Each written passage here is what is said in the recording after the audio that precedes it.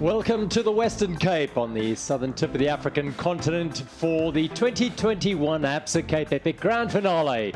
Stage number 7, day 8, Wellington to Val de Vie near Paarl in the Western Cape on a truly glorious morning.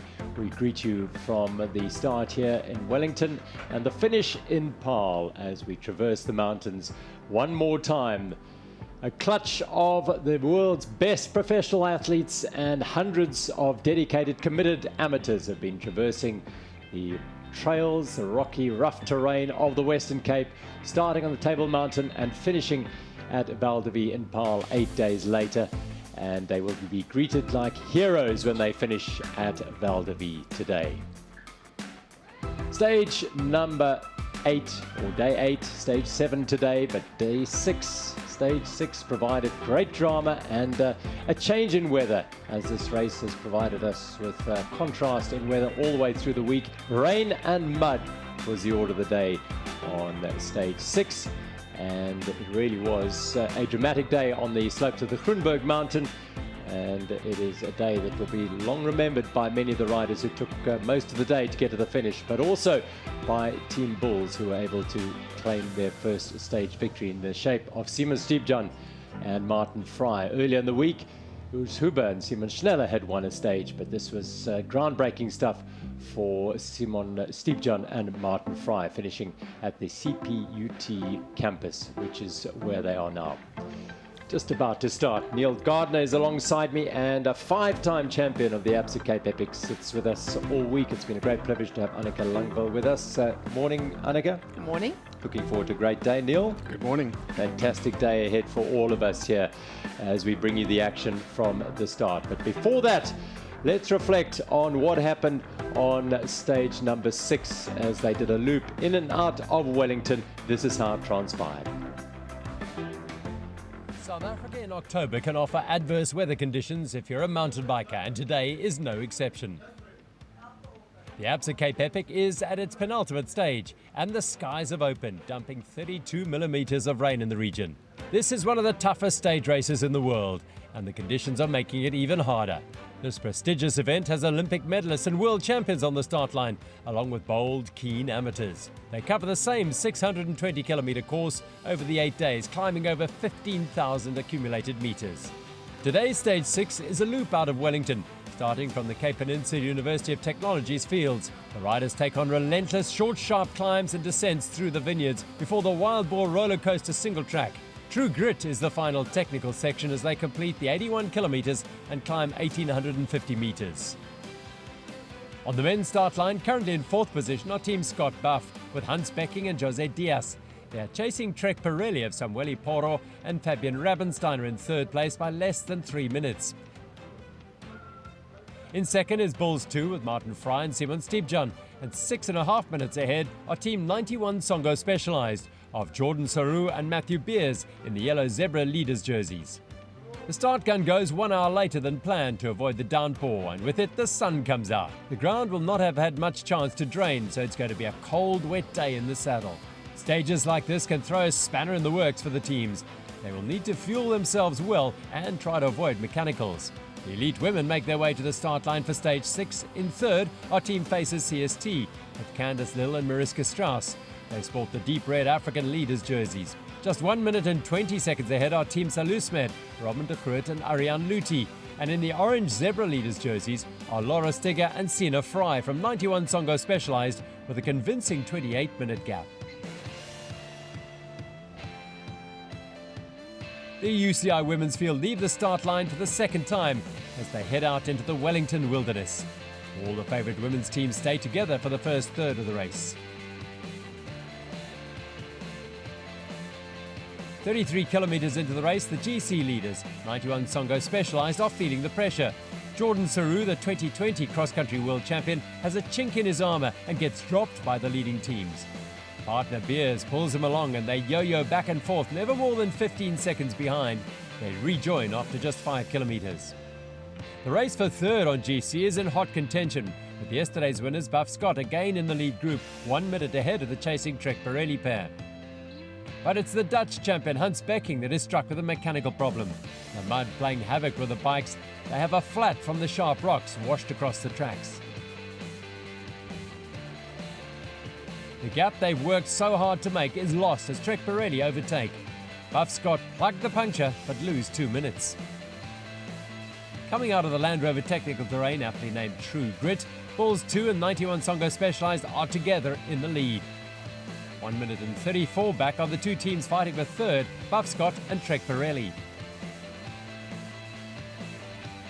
The all-German Bulls 2 pair and the overall leaders of 91 Songo Specialized close in on the finish line. Bulls 2 have positioned themselves well for the final stages, leading the group, but it is Saru attacking on the right-hand side and Beers on the left. The Germans manage to block them out and get away. They open a small window and claim their first ever Absa Cape Epic stage win. Team 91 Songo Specialized in second, just 1.5 seconds back.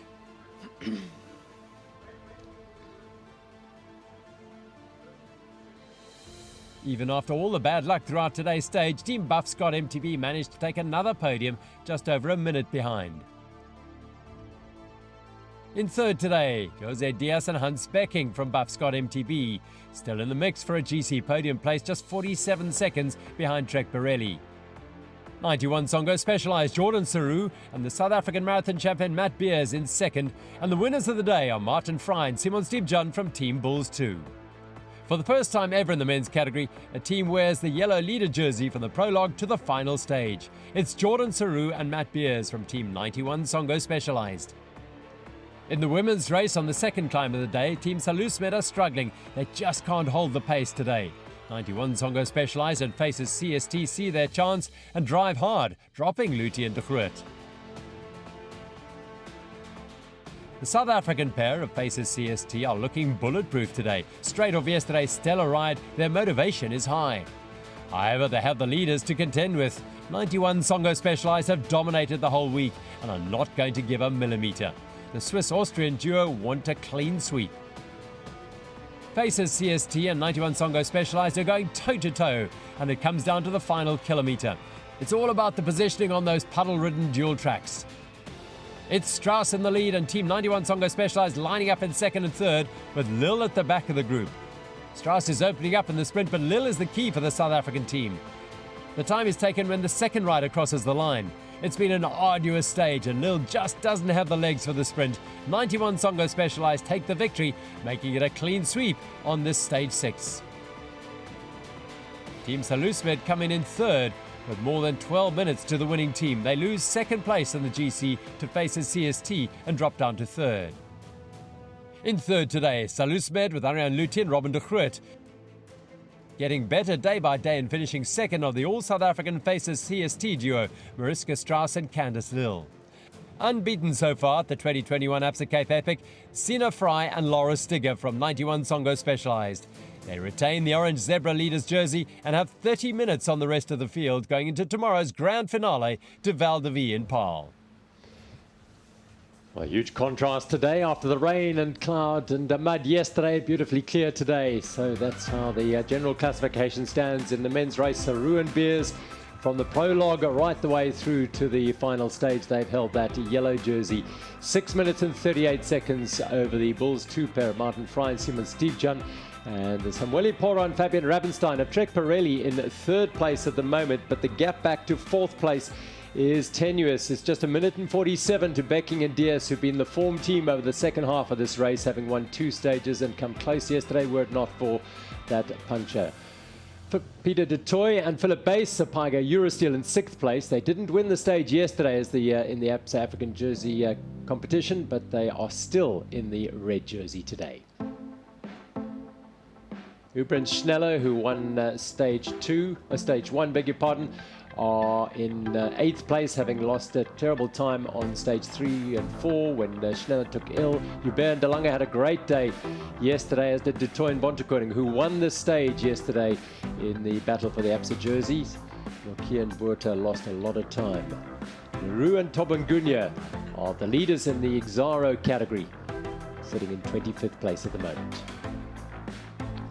In the women's race, the race has been dominated by 91 Songo Specialized. They've won every single stage, looking to make a clean sweep of the stages here at Val de Vie. They lead by over half an hour from Candice Lill and Mariska Strasser faces CST, who moved into second place yesterday, finally getting past Luthi and De Groot, as they have had a very strong second half of the race. Luthi and De Groot, by contrast, have gone the other way. So Loosmed now in third place, but comfortably so, well over an hour ahead of Stenhoff and McDougall of Fairtree in fourth.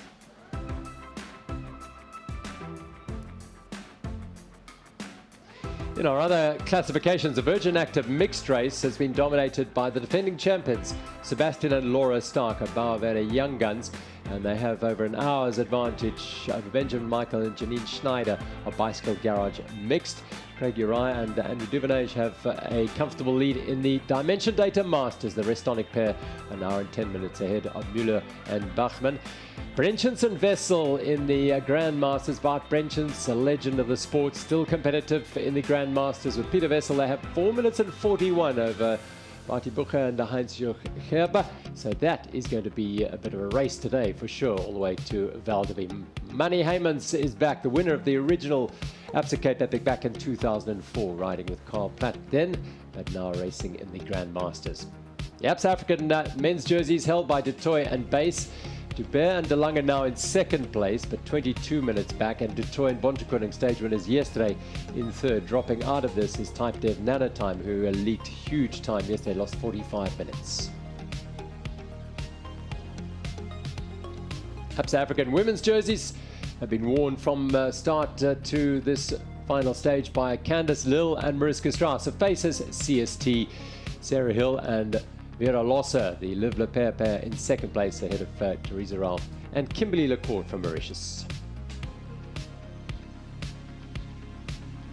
And Lorenzo Leroux and Luyanda Tobingunya won the prologue, and they managed to defend their lead in the Exaro jersey despite not winning two of the stages. Selala and Ndebele won stage 2 and Pewa and Ngidi won stage 3, but they are some way off the overall leaders in the Exaro category.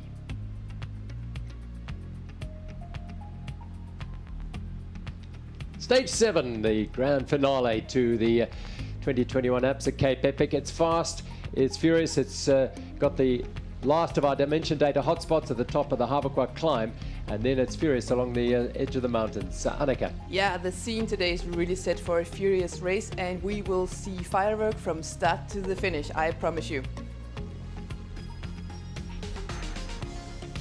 Yeah, today is going to be a real blast. It's a stage that everyone wants to win. The Bone Rattler is the Land Rover Technical Terrain, comes very late on in the stage, and then it's flat out for the finish here at the Val de Vie estate.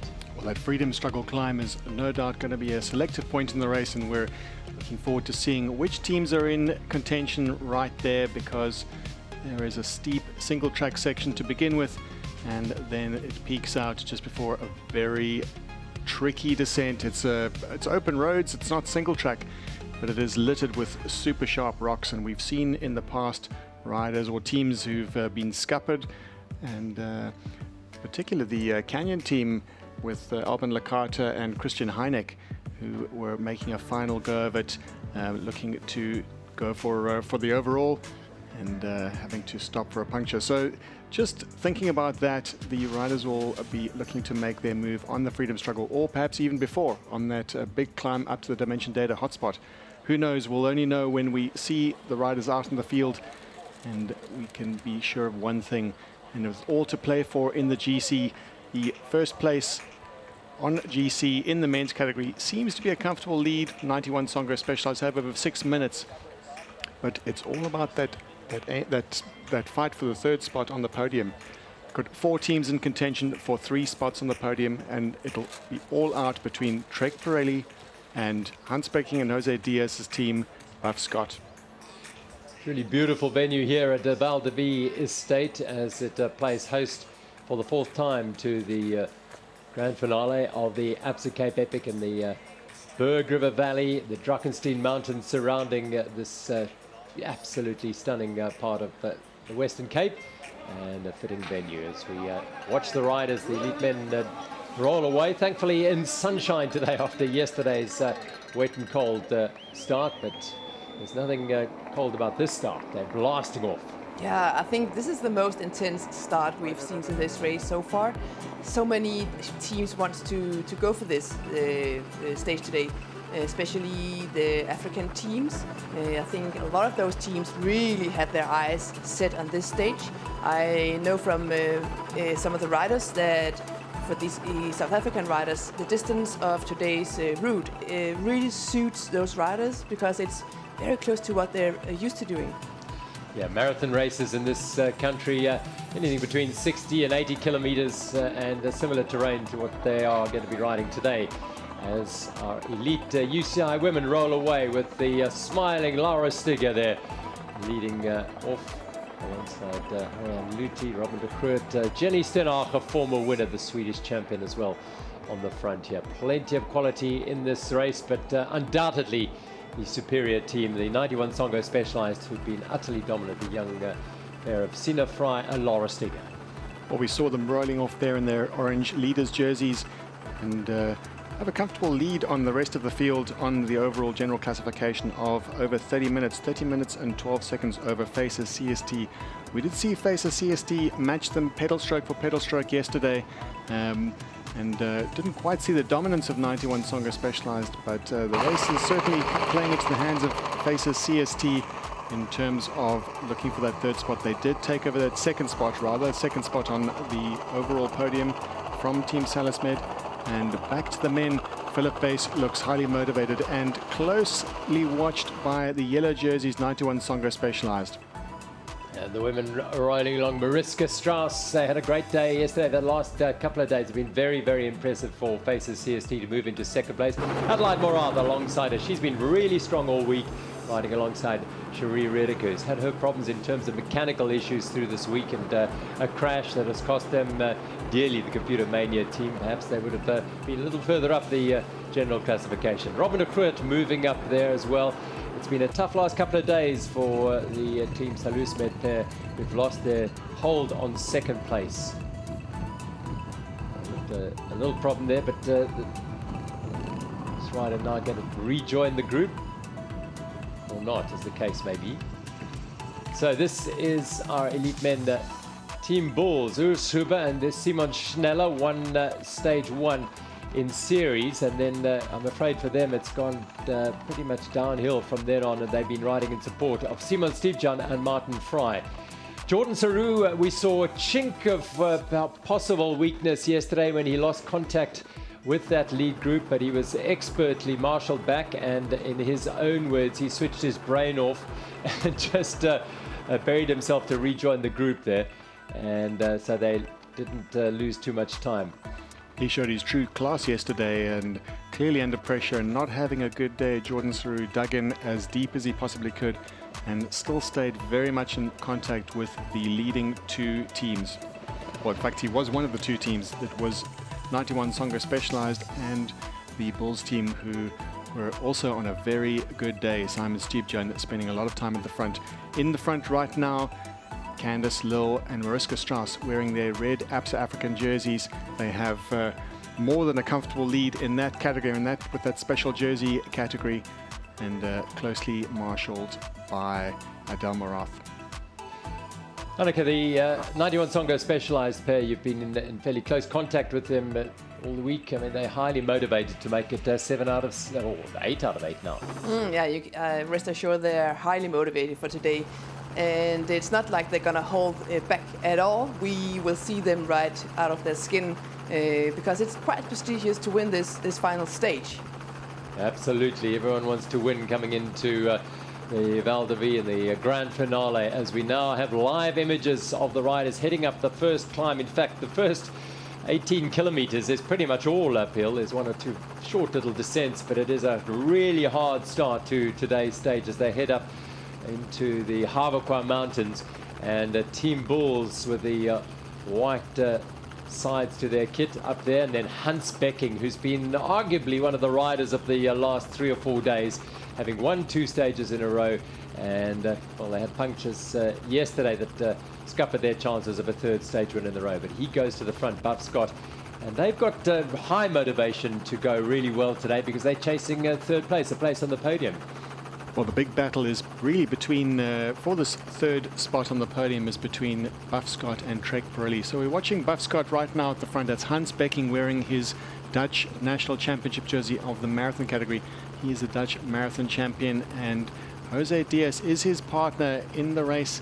And Jose Diaz was third in the World Marathon Championships this year, quite recently, in fact, almost 3 weeks ago.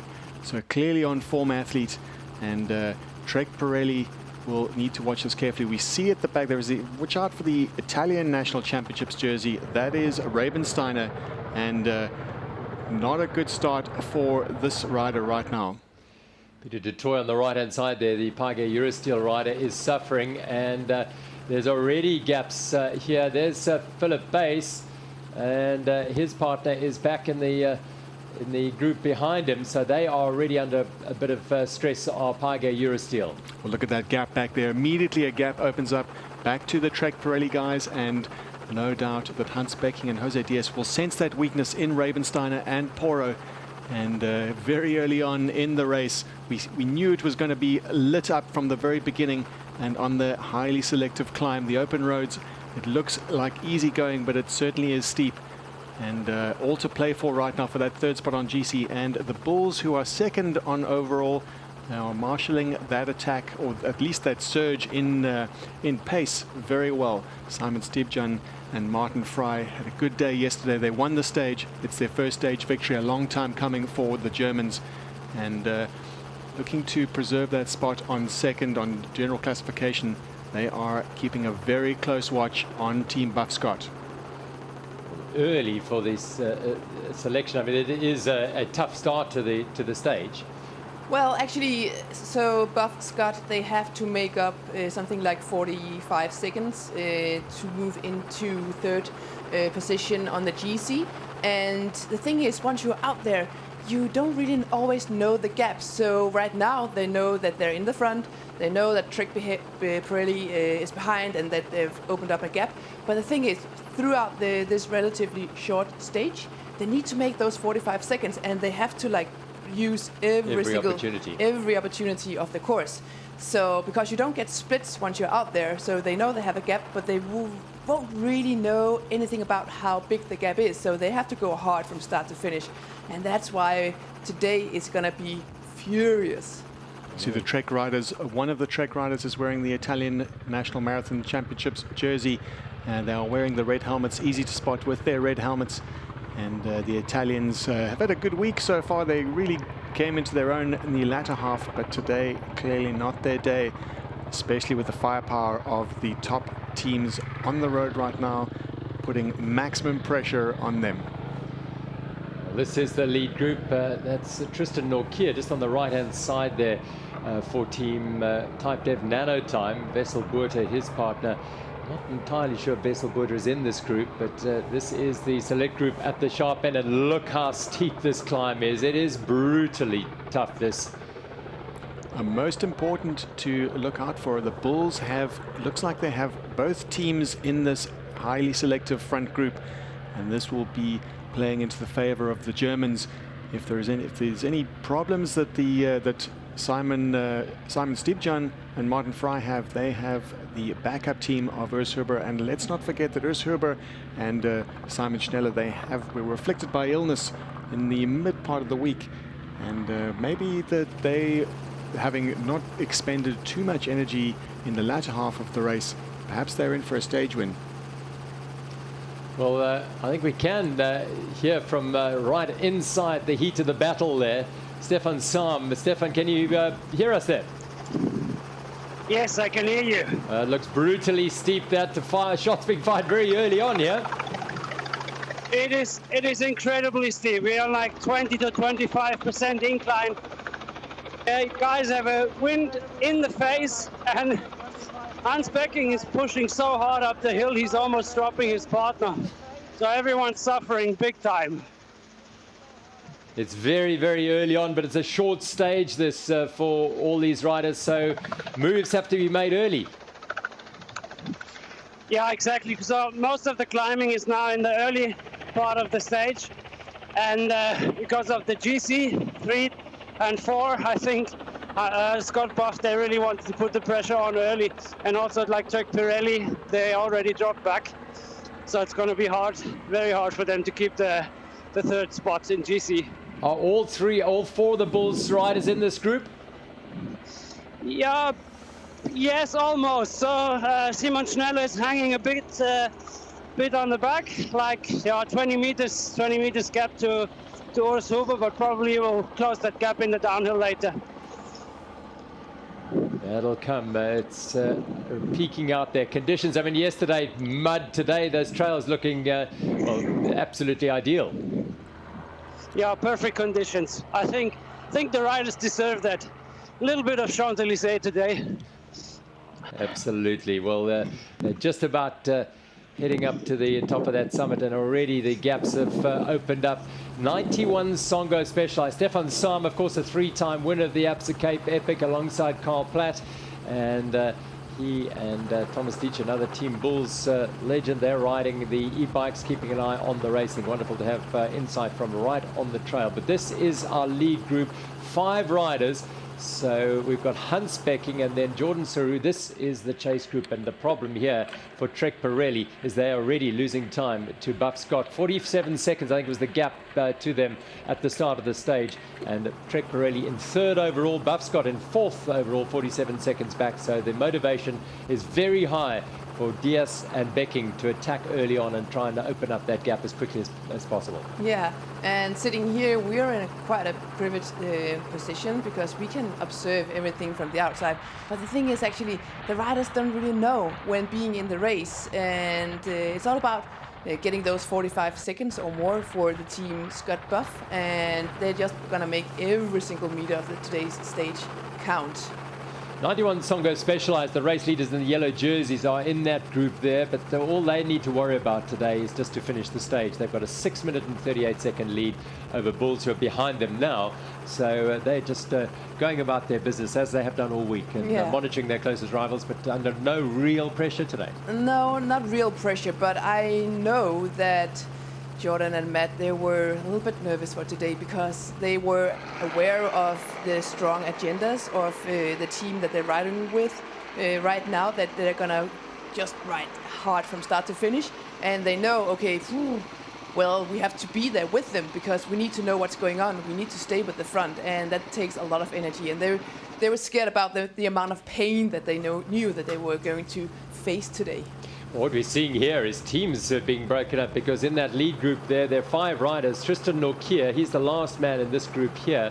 Wessel Beulah, his partner of Type Dead Nanotime, is some way further back down the trail. And we saw 3 Bulls riders there. Steve John and Fry from Bulls 2, 2nd overall.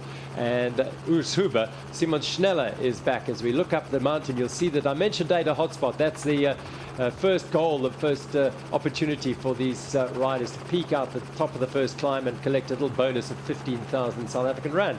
And that will be a little bit of a motivation, but the main drive here is for Becking and Diaz to put time into Trek Pirelli. The wind howling on the side of the Klein Drakenstein Mountains now. In fact, this is the Hawequa Mountains, just outside Wellington and near Patatskloof, the pass that cuts through or over the mountains here.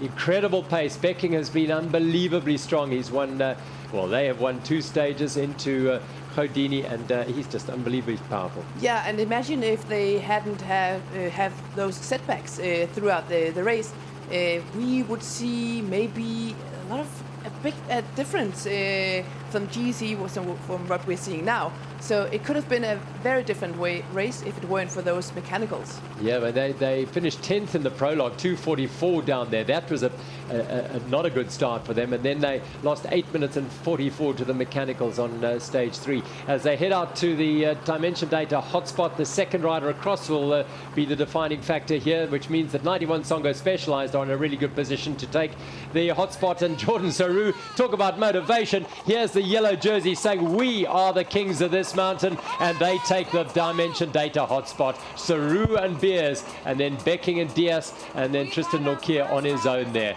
If ever you wanted to see a team determined to make things count today, it's this 91 Songo Specialized team. Indeed, indeed. And impressive timing from the Team 91 Sango Specialized, huh? Absolutely timed it perfectly, the attack from Jordan Saru, and it'll be three bullsmen riding up the mountain now on their own, at least in unison. But one man, Simon Schneller's back, and we've just been alerted that Wesselboerter has, we think, withdrawn from the race. We'll confirm that, but that maybe is an indication why Tristan Norkier is hanging with this group and not too worried about his partner. We have an idea that his partner sadly has had to withdraw, which would be a great disappointment for Type Dev Nano Time if it is true. We'll confirm it as the race progresses. He's the last man there, 20-year-old from Imbuko Giant team. We're based in Wellington, so this is a home trail for him. Becking is the man here. He is determined. Look at him go to the front again. Diaz digging deep to stay with him. Well, Becking has set the lion's share of the pace, spent time at the front really forcing that split, and Team 91 Songo Specialized just pipping them at the post just at the top of the Dimension Data Hotspot. And just looking back at the Bulls teams, we've got about a 30-second gap, and that would be the time taken would be the time of Simon Schneller. We saw the three Bulls riders together. That was Urs Huber accompanying the riders, Simon Stiepjan. And Martin Fry. And it was Martin Fry with Simon Stiepjan, yes. So I think the time would have been taken at Simon Schneller. And Schneller just ailing a little bit on the back there. He was about 20 seconds back, and we heard earlier from Stefan Sam that the Bulls teams were a little bit split up. So they'll play a tactical game here as to whether or not Urs Huber will stay in touch and risk that that penalty, that time penalty. The teams are, by the rules of the race, they have to stay within 2 minutes of each other. So they will look to play that tactical card. But it's most likely that Simon Schneller will catch up on this downhill section now. Not much single track in this day's stage today. A lot of rough jeep track and farm roads, but this is one of those sections of single track. So early action here on the final stage, the grand finale of the 2021 Absa Cape Epic. The racing is red hot as we head towards the finish at Val de Vie. So Bulls, three riders all together going through this little section of single track. We've had so much single track throughout this Absa Cape Epic. How it's transformed over the years from predominantly a dirt road ride from Nyasd on the Garden Route to the Western Cape to now a trail-laden exploration of these beautiful trails around the Western Cape. Yeah, and thanks to all the farmers that provide these trails to the riders. It is absolutely incredible the amount of trails that are now present. So we'll watch them fly through here, Becking, and then Saru, Diaz, and Beers, and Norkier. Well, if he is on his own, young 20-year-old Tristan Norkier, an opportunity to ride with the best in the world and test himself against the best riders in the world here. Fantastic. Well, the young riders have got a great future ahead of them, and South Africans fans will be buoyed, their spirits will be buoyed by the fact that Matt Beers looks very much in control of this race right now.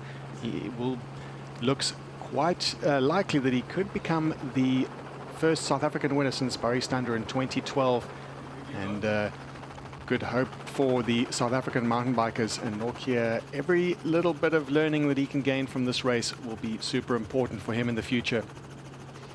Well, as they fly down the descent here, opportunity to the start of the day. These riders would have been highly motivated to go hard today.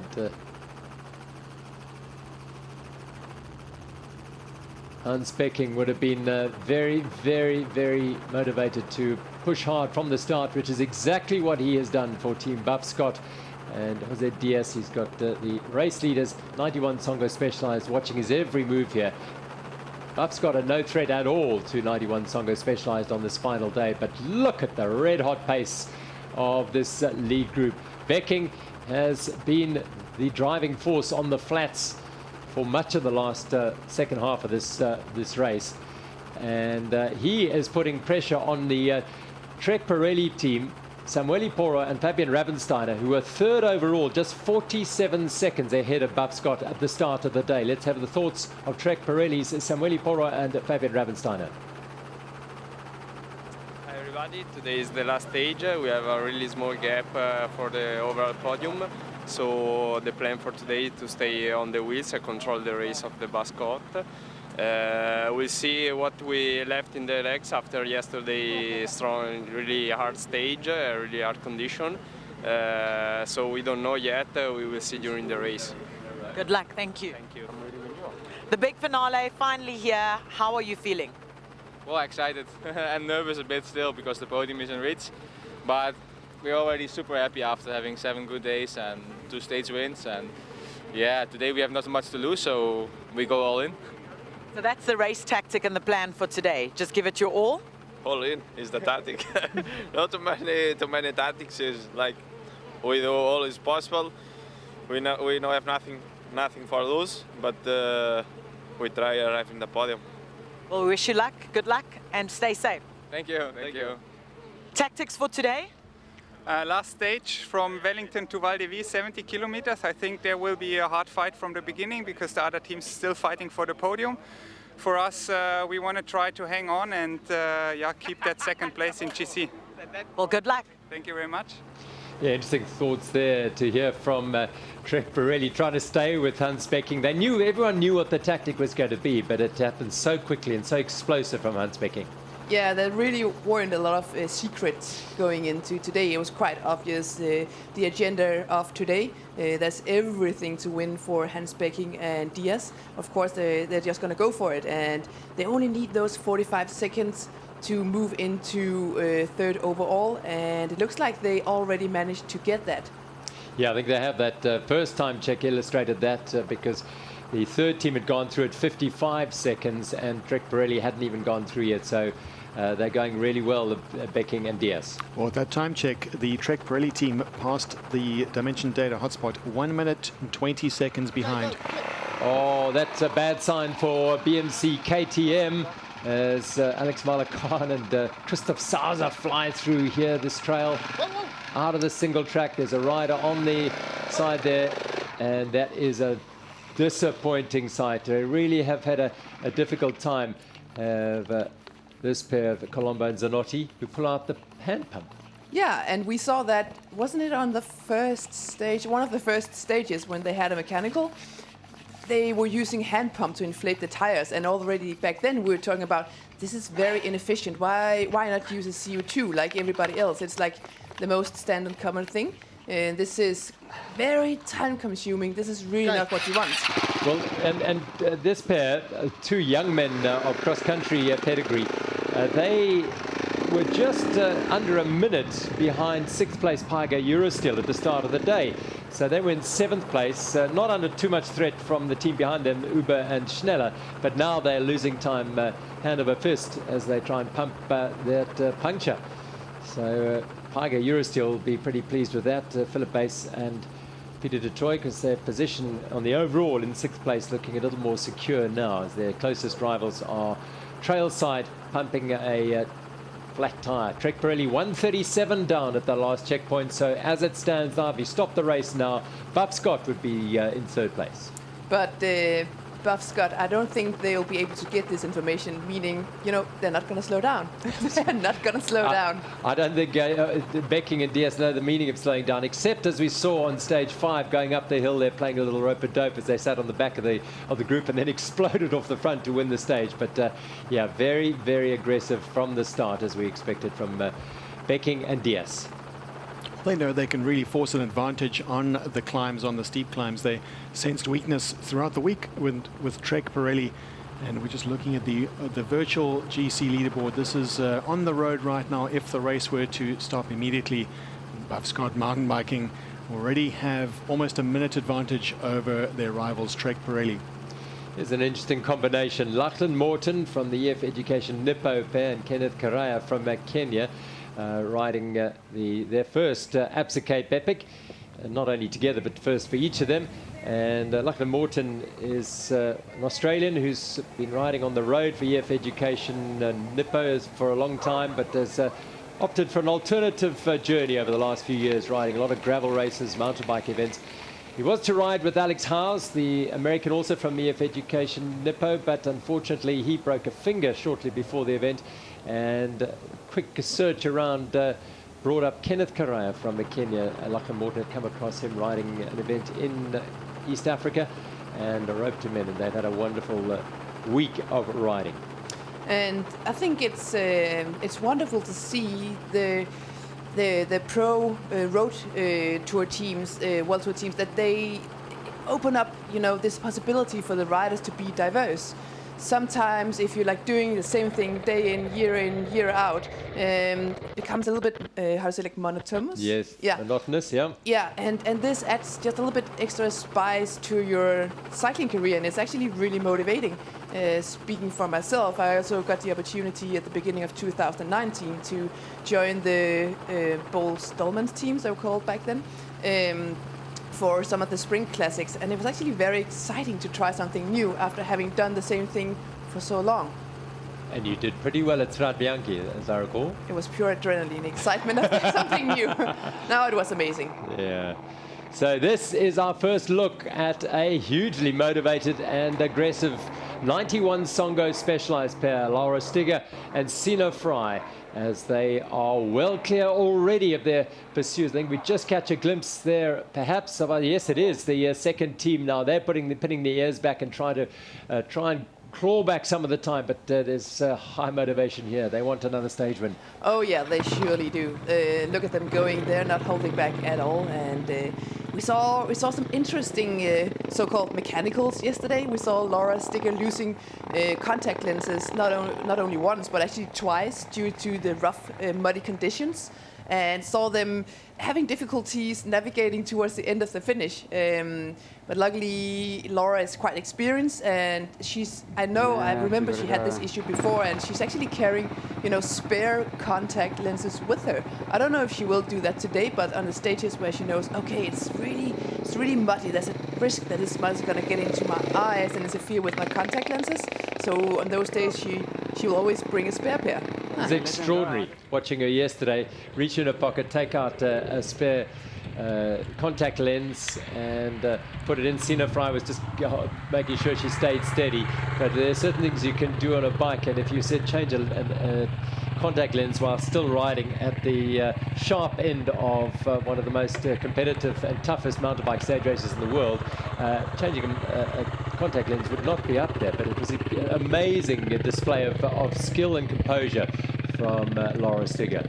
Remarkable to see the level of detail down to the preparation of what the riders carry with them. All those small details can make a big difference. And we've seen some interesting things being carried with some of the riders in the past. I know that we remember back to 2008, in fact, in the final stage, Jakob Fuglsang took with him a set of pedals.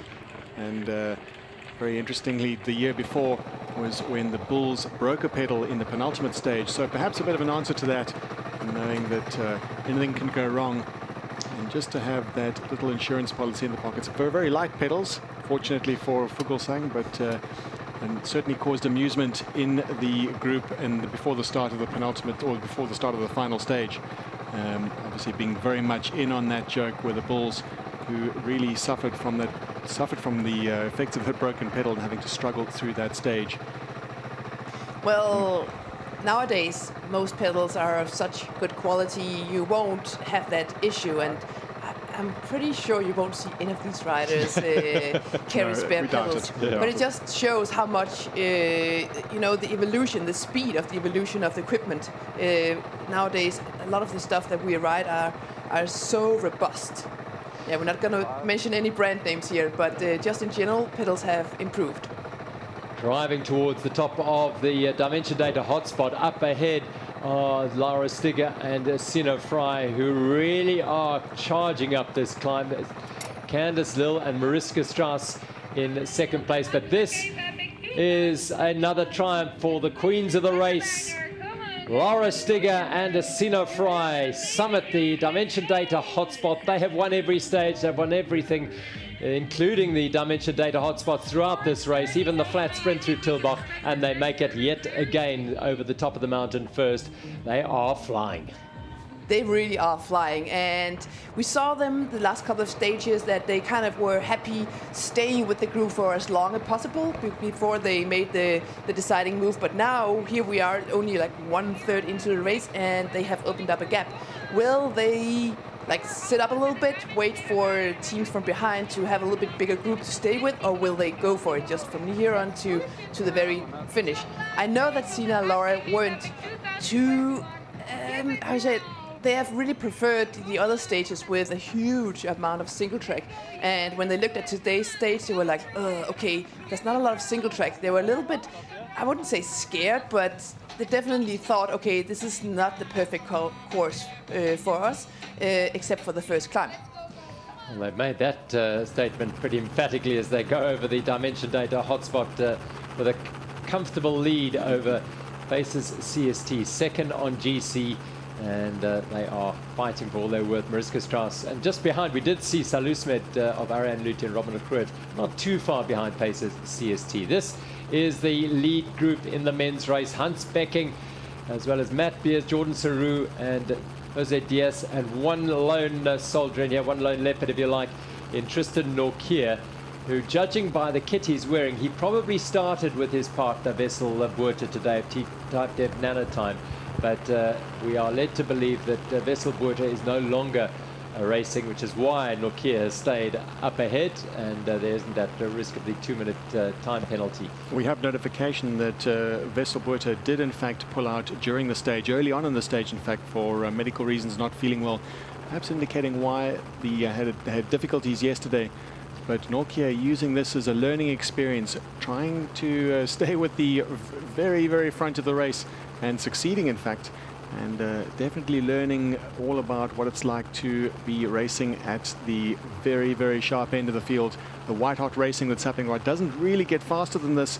This is all to play for. It's not common at the Absa Cape Epic that the grand finale is decided, or that the stage is decided by the GC leaders.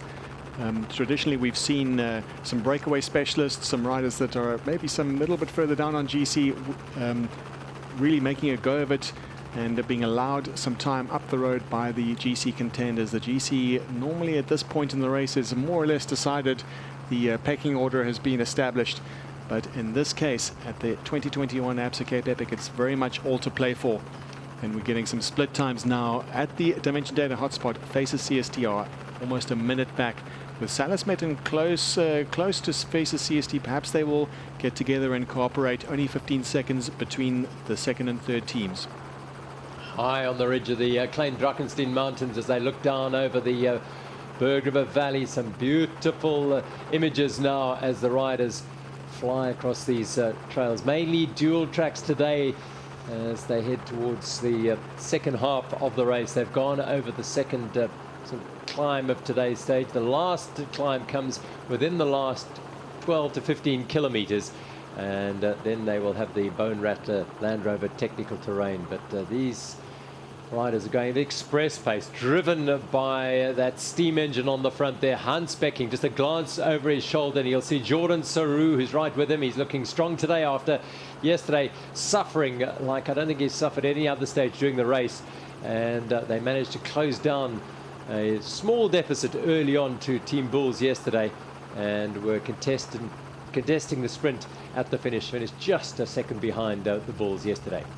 We're talking about the gap and the battle between Hans Becking and Jose Diaz and of course the team that were third overall at the beginning of the day. That was Trek Pirelli, and that seems to be more or less established. We've already looking at the time checks. We see that Trek Pirelli are 1 minute 37 back, and significantly they are with Trek. They're with Paga Eurosteel currently, so perhaps those teams will cooperate. But significantly, the Bulls are a few seconds off. That's Martin Fry and Simon Stibjan. And that gap could grow. And Buff Scott, mountain biking, and 91 Songo Specialized will cooperate. And who knows, perhaps Buff Scott have their eyes on that second spot overall as well. Bulls is Martin Fry and Simon Stibjan. Everything to defend there. They need to keep their power consistent and not panic. And hopefully they can catch up on the flatter sections of today's stage. just under 7 minutes between the bulls and third place on GC, so they would really have to ride out of their boots, and you would think that the bulls, something would have to go wrong if they were to lose that sort of time. They're not too far off this group. But if they managed, it would be quite something. Oh, really. It would be extraordinary. Yeah. And really, this is everything. Scott, Buff, Scott, they have everything to win today, like really nothing to lose. So that's why we see them just firing away, and they are not going to stop. I can tell you, they're not going to slow down. Well, Becking and Diaz, they've lost, I mean, if you were to take 8 minutes and 44 to a mechanical early on in the middle of the week before they won their stage. And, you really can only speculate as to if they hadn't have lost that time, would they have been as aggressive on the next couple of days when they knew they were perhaps out of the reckoning? It certainly would have affected the way perhaps 91 Songo Specialized went about their business, and indeed the Team Bulls, because they would have had another team to contend with in terms of the general classification. But 91 Songo Specialized, they won the prologue, they won stage 2, and they've held those yellow jerseys throughout. The Matt Beers, Jordan Saru combination, almost a hybrid combination. Saru, a superb cross-country specialist, a world champion last year, 9th in the Olympic Games this year. And, well, France are producing some really super talented and skilled riders across all manner of mountain biking at the moment, but Saru's right up there with them. And Matt Beers is a marathon specialist predominantly. He's the national marathon champion of South Africa. He did go to the cross-country world championships this year, finished well down the standings there, but chose not to go to the Marathon Worlds in preference to prepare for the Absa Cape Epic. And that decision certainly is looking like a really good one here, as he wears the yellow jersey as a proud South African heading towards the finish of South Africa's premier mountain bike stage race. Really taking it in their stride, the 91 Songo Specialized riders, staying in contention, staying in touch with the marauding Buff Scott team, who have everything to gain for this. And of course this puts them in a good position, because it means that there is a good chance at a stage win for the 91 Songo Specialized team. Chance to cap it off. Great week for them. And Buff Scott perhaps focusing more on the overall GC, hoping to leapfrog but they've certainly done a good job of distancing Trek Pirelli, but perhaps even looking to leapfrog the Bulls. So the GC is very much their target. 91 Songo Specialized can sit back and watch it all happen, and maybe capitalize on the end, and at the end for a sprint finish between these two teams. Yeah, we just briefly spoke about how Jordan and Matt is kind of a hybrid team, two riders with a little bit different background and stories going into this race. And speaking from experience, sometimes when your roles are clearly defined and your strengths and weaknesses are, it's quite obvious where you come from and what you bring to the team. It's sometimes almost easier, because you know that you're different. You know you have to be aware that you have different strengths, and then you're maybe more alert and pay more attention to it. So sometimes it can actually be even an advantage, because it's just much more clear and defined what's happening. Especially when they ride for one of the, well, we could possibly say the best trade team right now in terms of mountain bike stage racing. Certainly with the knowledge and and just the experience of dealing with all of those small details and leaving it all up to the racers. All they have to think about is racing and the dynamic and the trail in front of them. So indeed, on paper, the team didn't look like they were perfectly poised for overall what it takes to win the overall of the Absa Cape Epic. It takes obviously the firepower is a very important part of that, but the tactics, the maturity, the patience, and the ability to deal with adversity. And this team have certainly come into their own and shown that they have the mettle. Well, this is just extraordinary. Look at the speed they're flying along these vineyard roads. Tristan Nokia at the back here, just trying all he can to hang in with this Becking-driven power train at the front there. Look at it. He's just opening a gap just by easing through these trails. Phenomenal riding as Buff Scott nail it on this day. Really is phenomenal. They only slow to Concertina back when they go around the corner, and then Becking starts winding it up again. And today's course, we really see perfect conditions out there.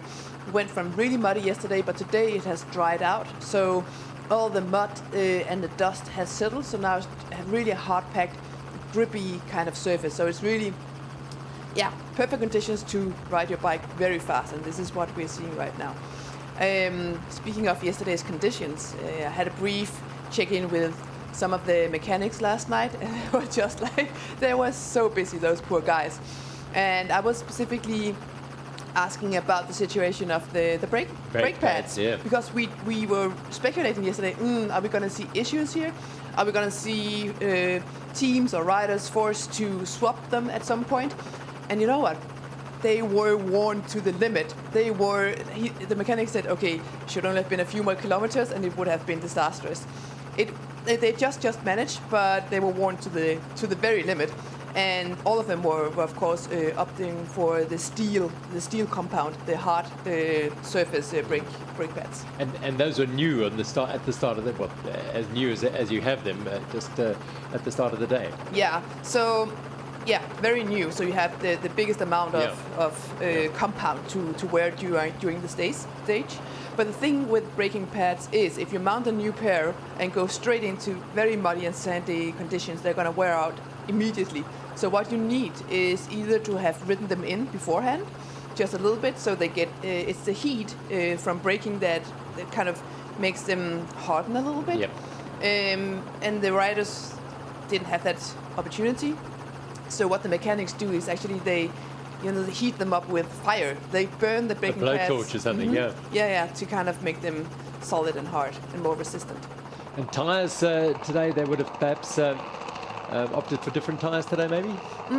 Yeah, I see some of the riders are now happy to wear the more mud kind of tire at the front, and maybe they'll swap the mud tire at the back for a fast rolling one. So I know that the riders within the specialized team, they were all on fast tracks yesterday, front and back, and now most of them they're back on Renegades, or at least on the rear wheel, they're back on Renegade. Well, that is looking to the National Road, the N1 here, that links the southern part of the country all the way up through to the north, all the way to Johannesburg, Pretoria and beyond. That is the N1. Meanwhile, this is the pair of Simon Stiepjan and Martin Fry, yesterday's stage winners, and they are a little bit off the back of that group, being driven by Becking and Diaz. Yeah, we have a time check at the Olsen one. It's a time check that's the 28-kilometer mark, more or less. And Martin Fry and Simon Stiepjan are 34 seconds back off the leading group. The leading group contains Buff Scott and 91 Songo Specialized.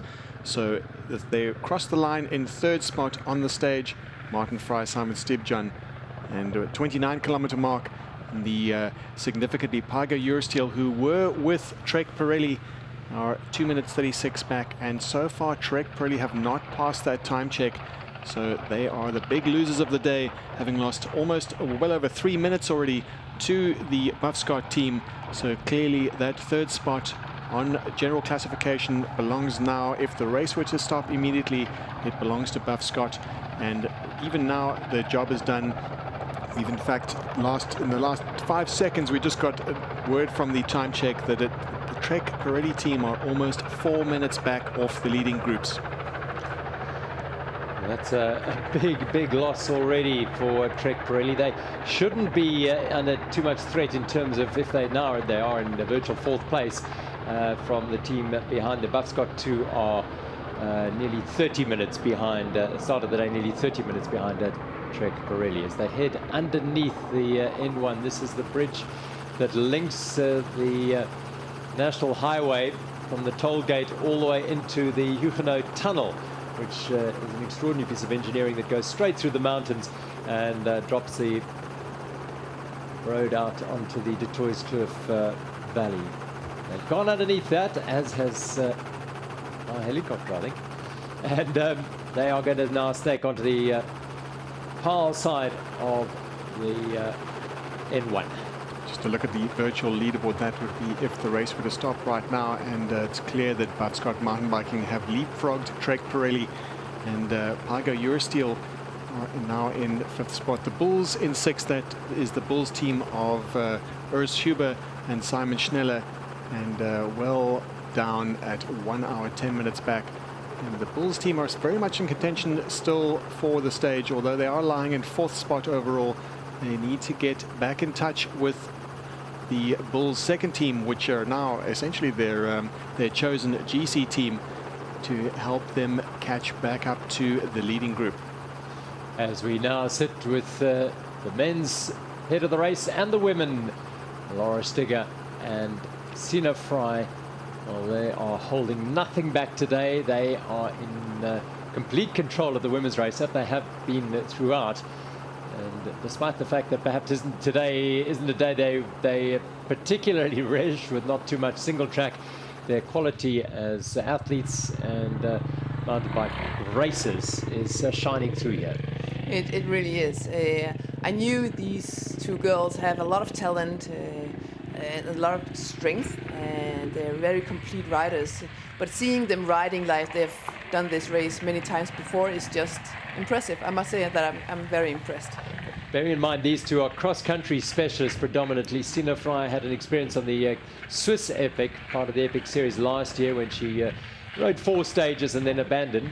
But this certainly has been a journey into the unknown for them. Over 4 hours comfortably every single day they've ridden by the prologue. So it's really been an exploration of their skills, their talents, their ability to suffer, to endure hardship and go through different terrains and different conditions, and they have shone through incredible. They really are super talented, and it's just wonderful to have them racing and bringing their best, their A game, to the Absa Cape Epic. And just what we've really been commenting on throughout the week is the remarkable cohesion between the teams. We've barely seen daylight between these two riders, and we've seen the other teams perhaps putting each other under a little bit of pressure. It always happens when the pace is high, when riders are on the limit. But it's clear from the way these two riders are cooperating, how they're gelling well together as a team, that they are completely in control. And also they understand fully the dynamics of team riding in a mountain bike stage race. And they have absolutely got it dialed completely. Almost everything. They've hardly put a foot wrong. And looking to just from the urgency of their pedal stroke and their body language, they are very much looking to win this stage. It's a prestigious win, the Champs-Élysées of mountain biking, we have called it. And is the final stage, the grand finale into the Val de Vie estate. And they'll be looking to get a hero's welcome. There are no spectators in the estate and in the grand finale finish this year, but no doubt their support team will be waiting for them with those bottles of sparkling wine. Absolutely, richly deserved. As they head up the Protea Climb, this is the second tough climb of today's stage, with a comfortable lead. This is Laura Stigger and her partner Sina Fry, 91 Songo Specialized. They are dominating the women's stage today and the entire race of the 2021 Absa Cape Epic.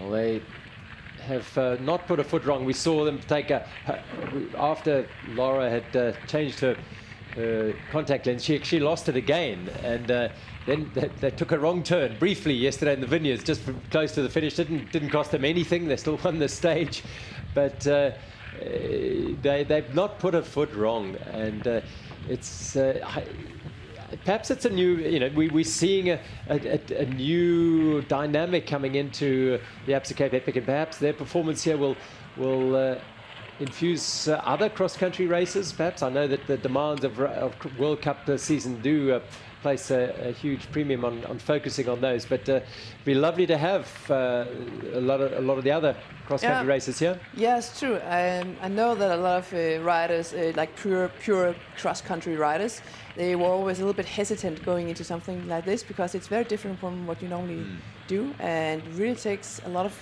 solid preparation to do this. And if you don't come out of the race well, it can be tricky. You need to really make sure you get in the needed recovery after this effort. For me personally, it always worked very well. First of all, it got me through the entire winter of base miles and training. I knew this race was coming up in March, And it was really what I was looking forward to all winter long. And then the race itself, always training, speaking from a purely physiologic point of view, really did the last little bit to my winter training, to my base training, because I was in such good shape entering this race, and I managed to recover well, meaning that early spring races I would be flying. Well, the World Cup next year starts a bit earlier in April next year in Brazil, so that may be a problem for some of those riders wanting to come out and race in March, but let's hope that we do see more and more come out in the years to come. Meanwhile, men on the left, women on the right, and it is absolutely sensational. We saw Sina Fry look back, perhaps to see where Faces CST was.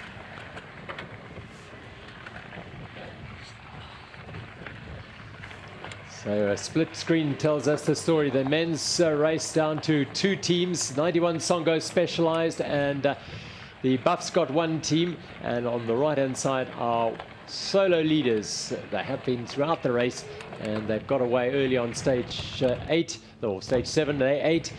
Sina Fry and Laura Stigger leading for 91 Songo Specialized in the women's race. Another steep ascent, and a lot of the climbing, most of the climbing coming in the first part of this day's relatively short stage. It's all relative, of course.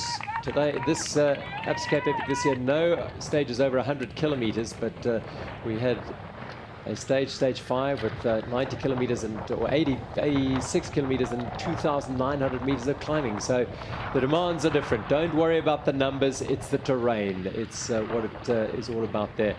So I think we're on board now with Stefan Sam. How far into the race are they, Stefan?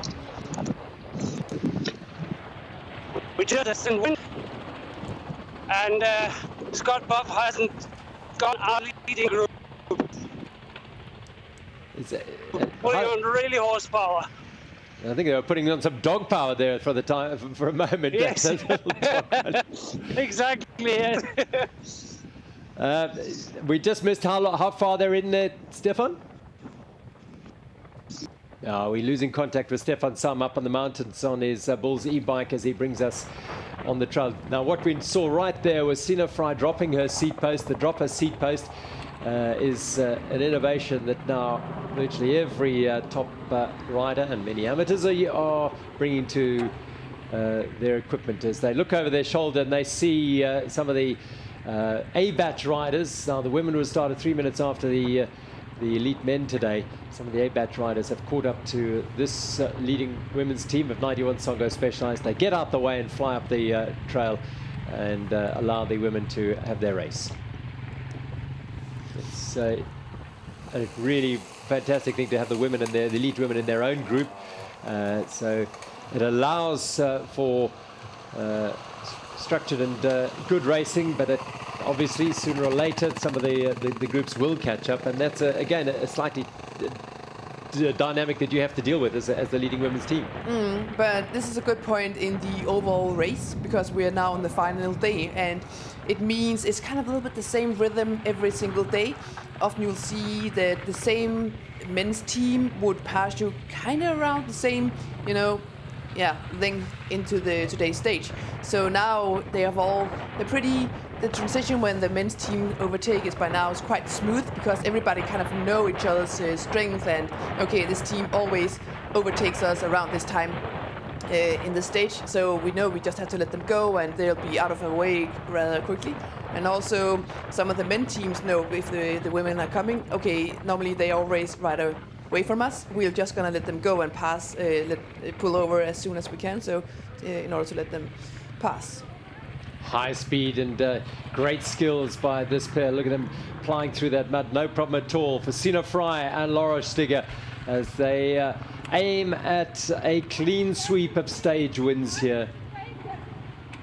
And you can hear them communicating. I couldn't hear exactly what they were saying, but it was quite clear that they were communicating some sort of important information to each other. Sometimes it can be like, I'm okay, I made it through. Especially we saw here a little bit of a mud puddle, and both riders are very focused on getting through that section smoothly and just checking in with your partner that everything is okay, it's all good. It's very important. Those of you who might be joining us now, that's the voice of Anneke Langveld, a 5-time winner of the Absa Cape Epic, of course a world cross-country champion, a multiple marathon world champion as well. And it's been an absolute privilege and delight to have Anneke sitting alongside us, bringing that insight from the rich experience you've had in racing. You just catch a glimpse of those trails. They're dark and quite tacky. Yeah, they look good, don't they? With all the rain coming down yesterday, you went from very loose and dusty conditions to now it's all starting to harden up a little bit and get very grippy. So it's really, even though on paper today we don't have a lot of single track, we still have a lot of routes and roads and trails with a lot of good riding. High speed descending here. We're on board with Thomas Dietsch, one of the Bulls team members over the years, and he's on one of the Bulls e-bikes following these two brilliant athletes. Especially down a fast descent like this, we can see what the rain has caused. Besides from making the trails really grippy, is all these ruts, and you can see the girls jumping over the ruts. Yeah, and it's at high speed. It's good riding, and they're very skilled. And it also, you need to be able to look really far ahead. So if you want to jump across or pick your line, you set yourselves up for it way in advance. And again, this is another aspect. These are trails. These women have never ridden. They do a cross-country race. You practice on it. You do lap after lap. You get to familiarize yourself with all the potential pitfalls. They are flying down here at incredibly high speeds and just flying over those little gaps, jumping over dangerous rocks, and making it look so easy. And that is just a perception, I can tell you that. Looking on the left-hand side, this is our men's group, the leading group, are climbing out, and a slight change at the front.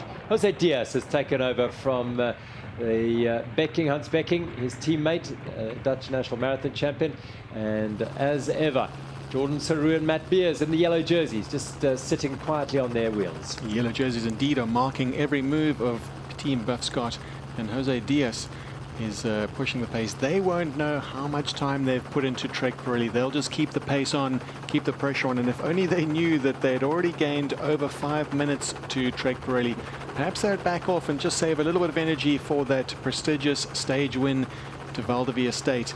And Jose Diaz would then become the first Portuguese rider, in fact, to win a stage, and that would win the grand finale stage. And Hans Becking would he would have some footsteps to follow, and been 2 Dutch winners at the grand finale. And we remember back to 2017 with Van der Heijden when he was riding with André Frischknecht, and of course to the Van Hoots and Hermida pairing. Rudy Van Hoots riding with Jose Hermida, also a great Dutch rider, and a great campaign at the Absa Cape Epic. Of course, the South African Matt Beers also maybe quite keen on winning a stage win himself. Oh, I think so. And the French rider Jordan Saru. Jordan Saru looks to become the first French rider to ever win the Absa Cape Epic. Never speak too soon, but the way things are going right now in the stage, 33 or over 33 kilometers in, almost 35 kilometers in at that time check, looking at where the other riders are currently, and it's clear. You can see in front of us, Buff Scott, a 91 Songa Specialized, very much in charge of the race.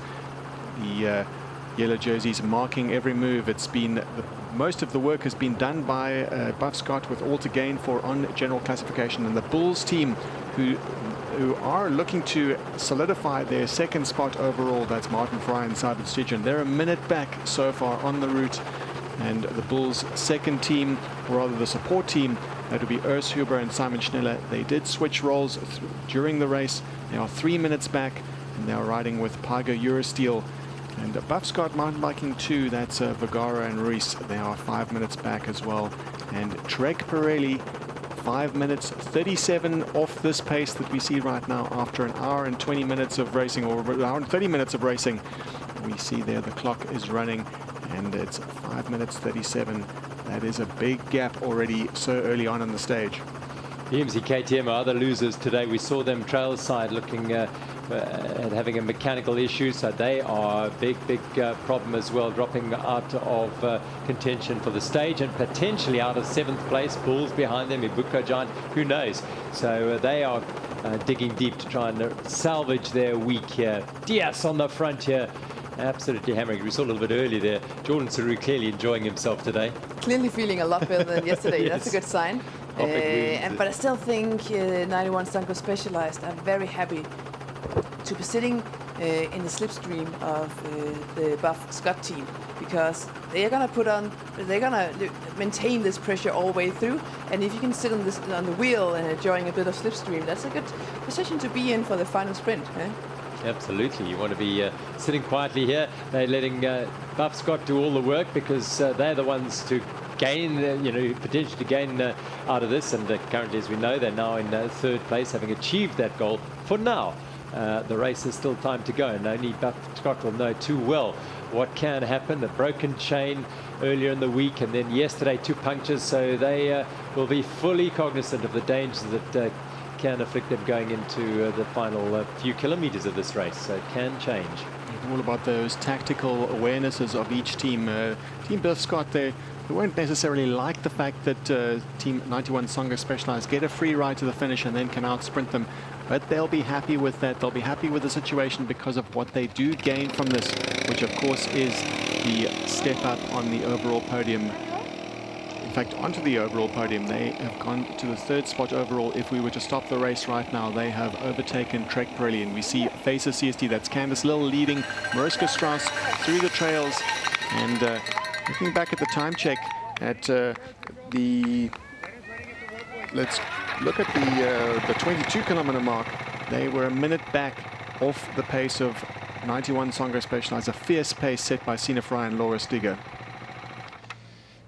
And this is indeed 91 Sanko Specialized, that fearsome combination of Stiger and Fry.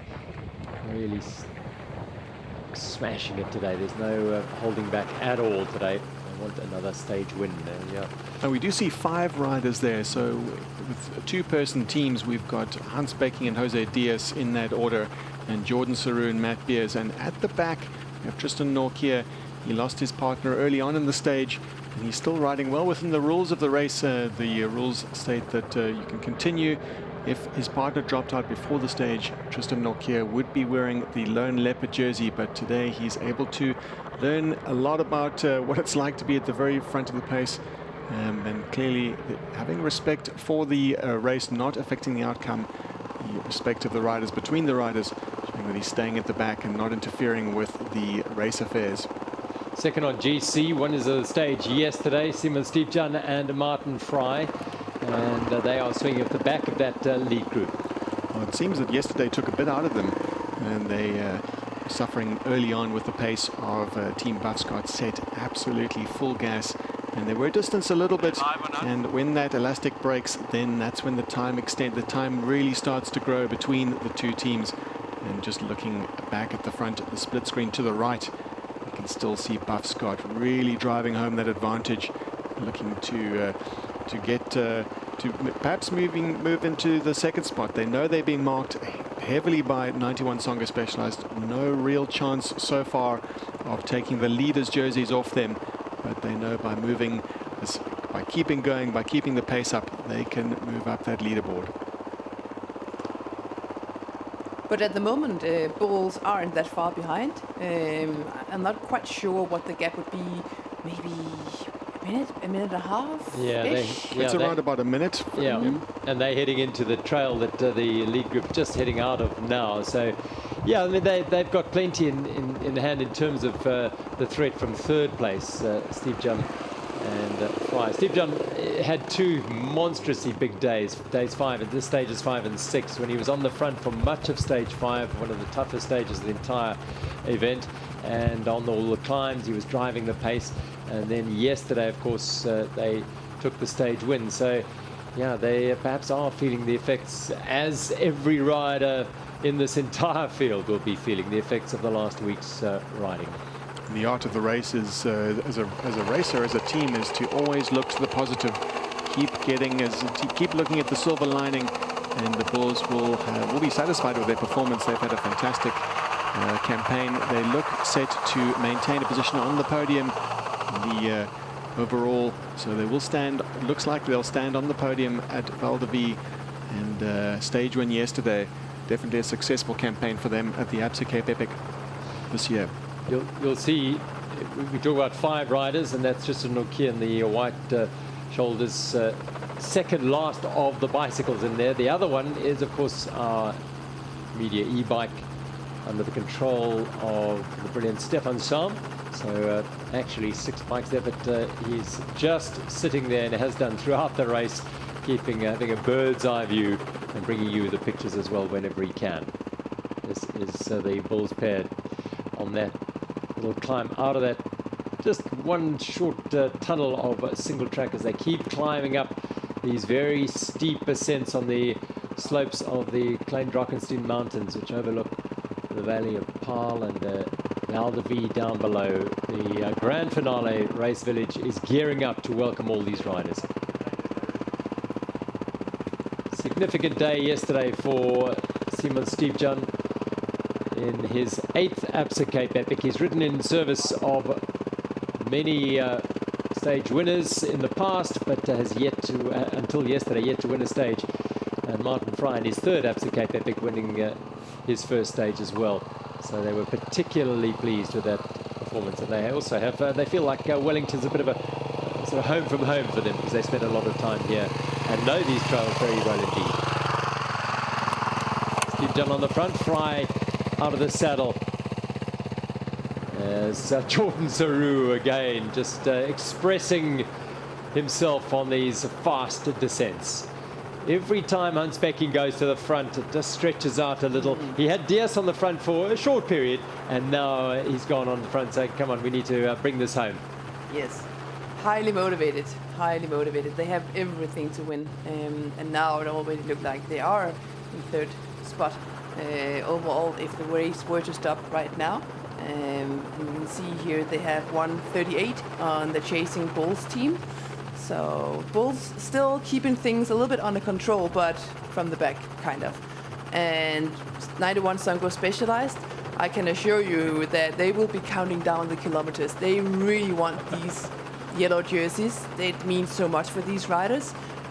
And the longer they can stay with the leaders and, yeah, sorry, and keep things safe, the better and the more comfortable and confident they'll feel, okay, we can bring this home. As a race leader, you're riding into the finish now, and you've put all the work in. You've got the yellow jerseys. You're in control of the race. You've only got a few more kilometers left. I mean, what's going through the mind here? Everything. What's not going through the mind, and at the same time, you're trying to not have a lot of things in your mind, because you want to keep things as simple as possible. The less you can focus on, the better, and the better you are at focusing on one thing. If you try to think too far ahead, that's when you start losing focus and making mistakes, and that's not really what you want. But these guys are professional. They know what it's all about, and I can rest assured you'll see them focused from now on until the finish line, and then you'll see them just exhausted and out of their skin, and just happy, like so happy about what they've conquered and what they've done, because it is really unique what they've done. Well, the athletes having to monitor every single aspect of stage racing, their calorie intake, and exactly what the racing's doing at the particular time. They've got to worry about the trail. They've got to also think quite carefully about what's to come, plan their efforts ahead, and looking ahead for the riders almost on behalf of them. They do have the Freedom Struggle Climb to go, and of course that dangerous Bone Rattler descent. And we say dangerous, not necessarily a dangerous trail in general as on the whole, but for dangerous meaning on overall GC, the fact that the surface is littered with some sharp rocks, and very easy. If you take too many risks down that descent, the rocks can play havoc with the tires. And they pull the front team, 91 Songo Specialized, the riders in front right now, pull into the water point. Very quick stop for them, wanting to keep going and keep their advantage over Faces CST.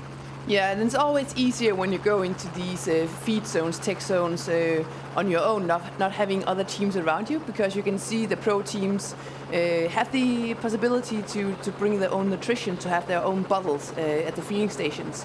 And it's a small area in the feed station where the bottles are placed, and you can see there were signs saying like team number 1 to and so on. But a lot of the teams coming into these feed zones would have to grab their bottles like at the exact same spot, meaning there could be sometimes a little bit of a fight going on to get there and to get out again.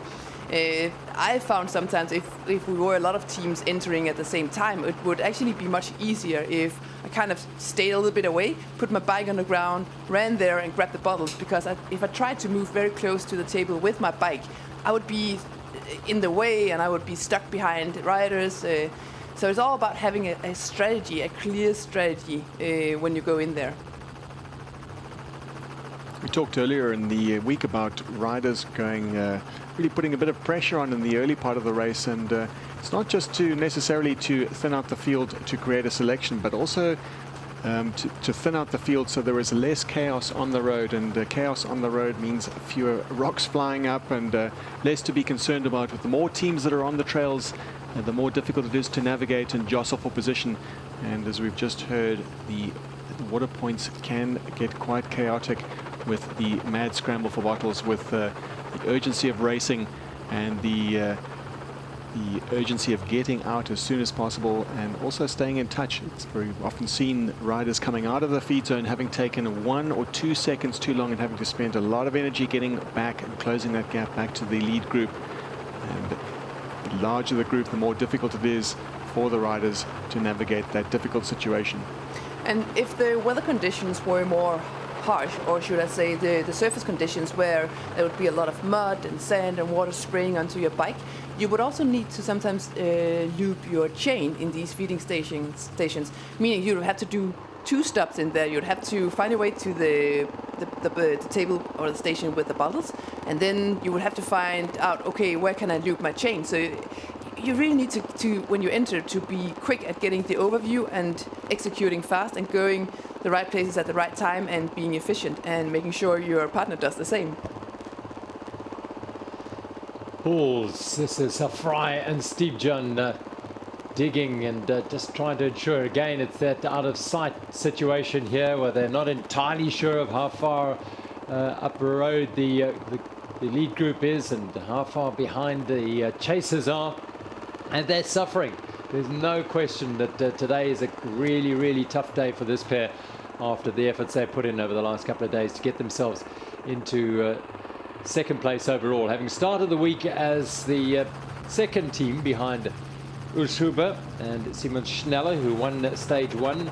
All the stage, in fact, these 2 teams in the lead group are the only 2 who have won 2 stages in the race. 91 Songo Specialized won the prologue and stage 2. Bulls, Uber and Schneller won stage 1. Then it was Canyon North Wave of Andres Sjöwald and Martin Storsek, who rode themselves right into contention in second overall, a minute and 40 behind the overall leaders. And then it all fell apart, sadly, for them. Martin Storsek took ill overnight and had to withdraw from the race. Sjöwald continued as a lonely leopard, so they were out of contention. Buff Scott then won stages 4 and 5 in hugely impressive fashion through Hans Becking and Jose Diaz after they had lost some 8 minutes and 44 seconds on stage 3, which gave them the chance to really be attacking on stages 4 and 5. And then Bulls won stage 6 yesterday, this pair of Steve John and Martin Fry. So the potential up front for one of those 2 teams to win a 3rd stage today. And I reckon both are very, very motivated to be first across the line at the Val de Vie estate in the grand finale. It is one of those prestigious of stages you want to win. Yeah, it clearly is, because, well, now this year the race is different, but it feels like everybody, the whole world has arrived at Val de Vie to celebrate when you cross the finish line for the very last time. It is really unique, because then that's when you start realizing, you know, what you've done and how tough the week it has been, and what of a team effort with your staff, your crew, with everybody around you. And it's the perfect moment to just celebrate. So it is quite prestigious to win this last stage, for sure. Those yellow jerseys they have worn all week, but they're not yet permanently theirs. Matt Beers and Jordan Saru, as they sit behind the Bupscott pair. 91 Songo Specialized in the pound seats at the moment, and they're heading towards the finish of the final stage of the 2021 Absa Cape Epic at Val de Vie Estate.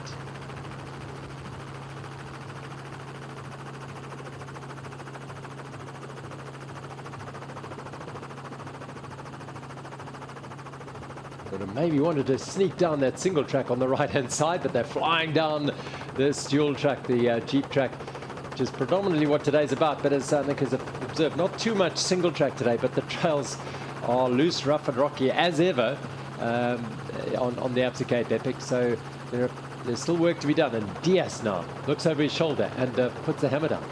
Yeah, it's good to see. The Buff Scott team here really doing an excellent job with their teamwork. It was quite clear to see that Hans Becking was really strong at the beginning of the stage. Whenever there was a flat part, he would go to the front and just pull. And now it looks like they've found the rhythm where they're kind of taking shifts at the front. So really just riding as effective as possible. And we're talking a little bit about the surface, and that there aren't a lot of single track on today's stage. But there are a lot of rough, not manicured Jeep tracks, and it means sometimes you have to be even more focused than when on a nice single track. Absolutely, it's all about keeping focus and right to the finish. The smallest little rock, stone or ditch can lead to a major disaster, and you do not want that happening at any stage, but it sort of magnifies as you get closer towards the finish here, and you can sense the glory and feel the jersey becoming a little more permanent.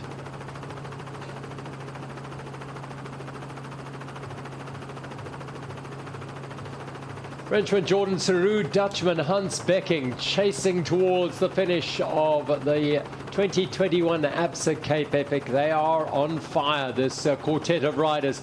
They broke away on the very first climb, and they are now heading towards the final climb of the day, the Freedom Hill climb, and that will be a challenge. And then the Bone Rattler Land Rover Technical descent, as Jose Diaz gets on the front, the Portuguese rider.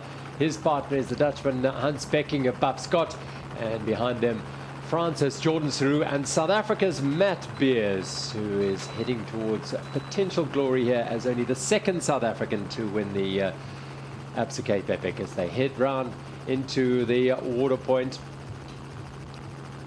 It's Bupscott and 91 Songo Specialized who sweep through. A little easing as they go through there. No one's stopping. No hydration packs to get rid of today. No. Today it's all about the shortest stage, and you can get by with a little bit less drinking. You don't have to carry as many bottles or pick up as many bottles on the go.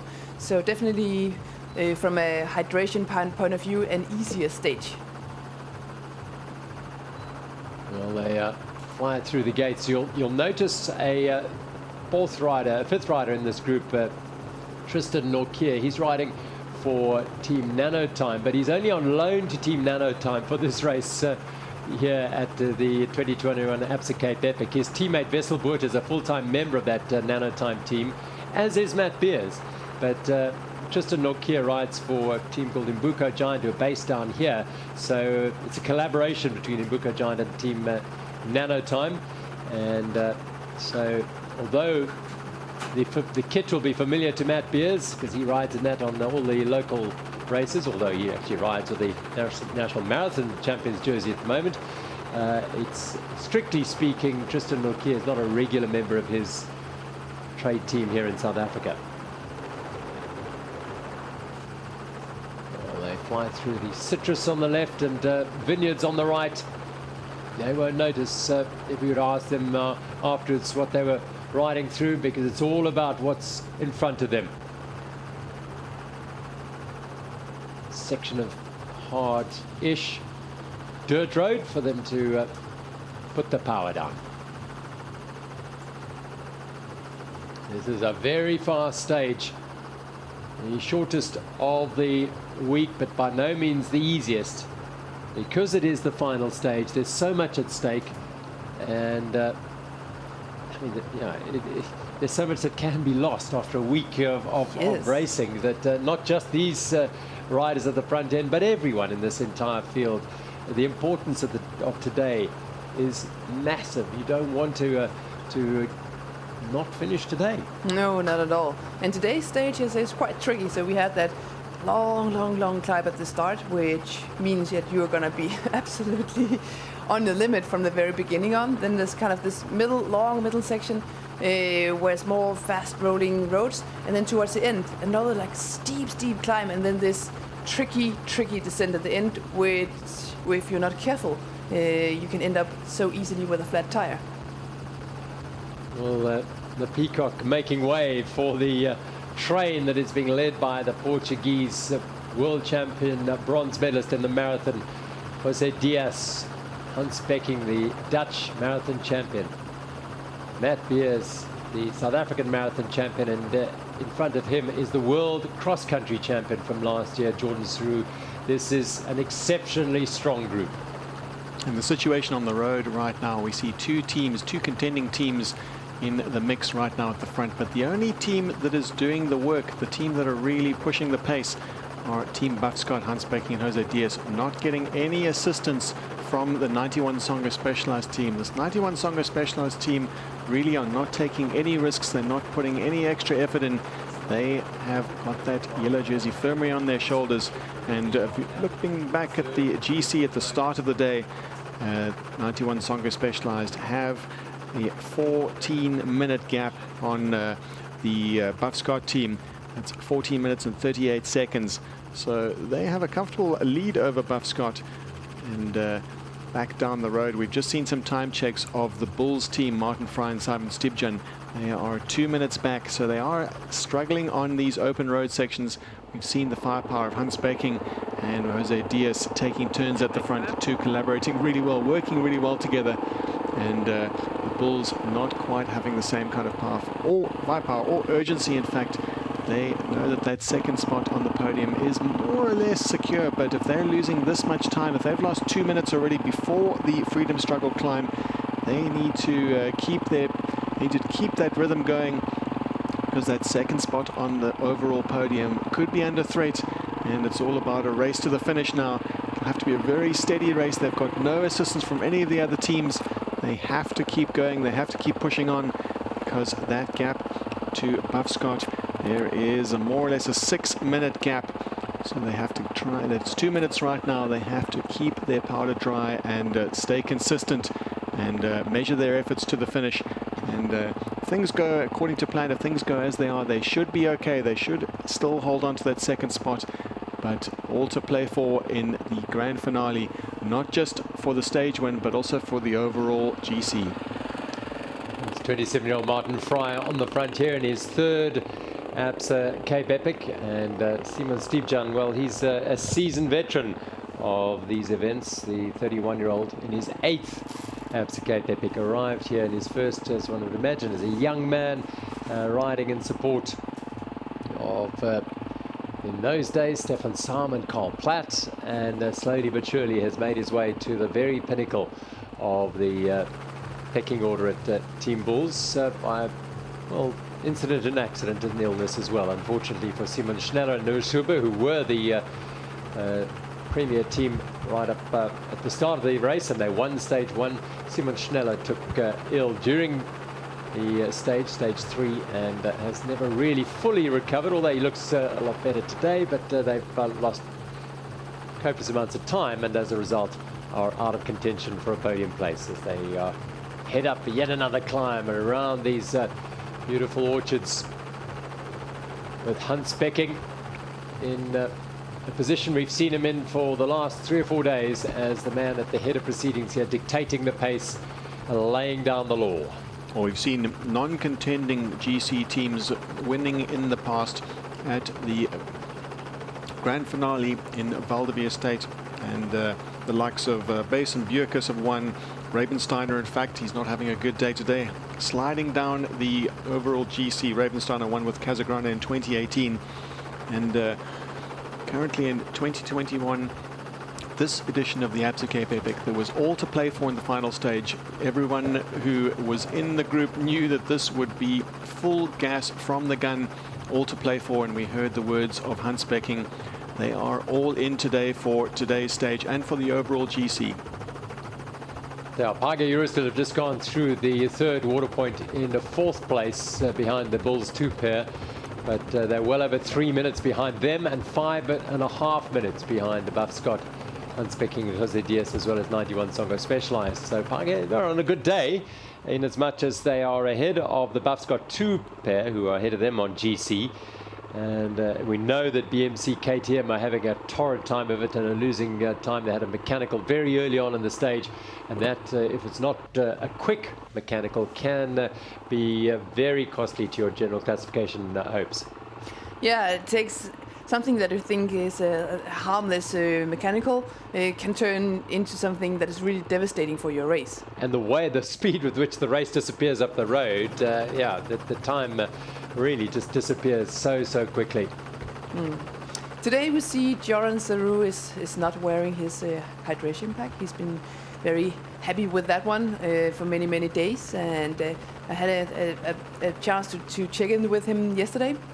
And actually the reason why he's been wearing his hydration pack is also that if he has too many heavy bottles on his bike, he feels that the feeling of his bike is very different from what he's used to.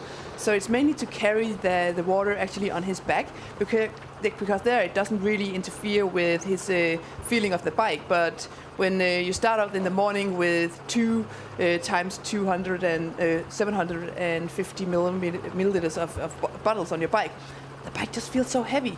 So yeah, that's actually the main reason why he was doing it. So, yeah, I mean, that's very interesting, because other teams and riders will wear it so that they don't have to stop and pick up bottles at 1 or 2 water points. We've seen them discarded early in previous races by the Cannondale Factory Racing pair before. But that's fascinating insight into why he's wearing it. Indeed, and the cross-country riders in the World Cup scene will be carrying a 500 milliliter bottle, and perhaps not completely full as well. Perhaps it'll just give them enough fluid for the lap. And of course, we've seen them as they go through each lap at the World Cup. They take another bottle, and like extra 1.5 kilos on the bike does make a difference to the feel. And the highly skilled riders, it really would affect the way they attack the single track. And it's all about morale. It's all about feel. It's all about those familiar feelings that you need to maintain as a rider in order to succeed. And we see here 91 Songo Specialized on the virtual leaderboard, very much in charge. They're putting more times into the Bulls, so they will be relieved that their next biggest threat on the leaderboard is Bulls 2, and they've put over 2 minutes into them. And Buff Scott Mountain Biking very much keeping an eye on them from the back, making sure that they keep them under control, no gaps develop. And all to play for the Buff Scott. They are looking, they've very much got the Bulls' second spot in their targets. They're not really sure if they'll be able to, they're going to run out of road to make up that deficit, and they'll be ruining the day that they had that broken chain where they lost over 8 minutes. And in fact, we look back to the prologue, we were quite surprised to see, in retrospect now, we look back to see where Hans Becking and Jose Diaz, they lost 2 minutes and 46 seconds to the leaders on the prologue. We really would have expected more for them, but being very much marathon racers, they might not have had the snap in the prologue, but certainly as the race went on, they fast became what seems like the strongest team in the race. And yesterday, punctures yesterday as well. That would have affected the dynamic at the sharp end in no certain terms. So very, yeah, and again, that's the perfect illustration of what this Absa Cape Epic is all about, is that every single team at some stage might have some mechanical issue, illness we've seen affecting teams. Ultimately, the team that wins the race has fewer issues. They all have issues, and 91 Songo Specialized seemingly haven't, because we haven't seen them have a mechanical. But yesterday, Jordan Sarou lost a bit of time, and he wasn't feeling perhaps quite as strong as he would like to. So yes, they managed that as best and better than anyone else. And this pair, they lost a contact lens yesterday, which for some teams may have been a devastating issue, but they managed it very, very efficiently and very, very professionally. And I think that's what we're seeing from 91 Songa Specialized across the board here. Yeah, that's true. I mean, when you're really strong, that allows you to ride way more within your limits, and then it's easier to deal with whatever this race throws at you, be it a mechanical, a flat tire, or a lost contact lens.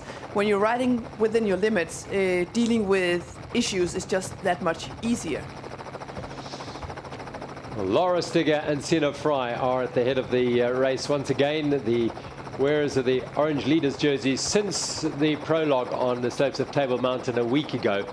They have been quite extraordinary. You know, waiting for them to see them at the next water point. That's the 45-kilometer mark. But at the 33-kilometer mark, we saw 91 Songa Specialized pass through. Oh, here's an issue. Easy. And this is Tristan Nokia, who was with that lead group. Well, he's not exactly racing because he doesn't have a partner any longer, but he doesn't want to lose touch with that group. No, he was enjoying spending some time with the very best in the world, and obviously talked about the learnings he'll gain, but also perhaps he'll be keeping an eye on his teammate, Matt Beers. Sort of teammate. Yeah, it's interesting. He's having an opportunity to ride amongst the best riders in the world, and it's that sort of experience really is so valuable for these young riders.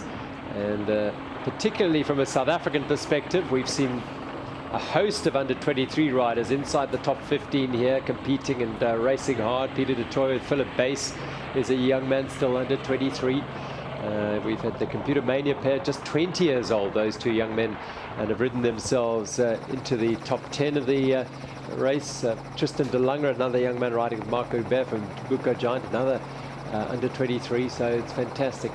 As you know, we talk about them riding with the experienced riders of the sharp end. These are two very young riders, 20 and 24, who are, well, they're setting the pace. They really are.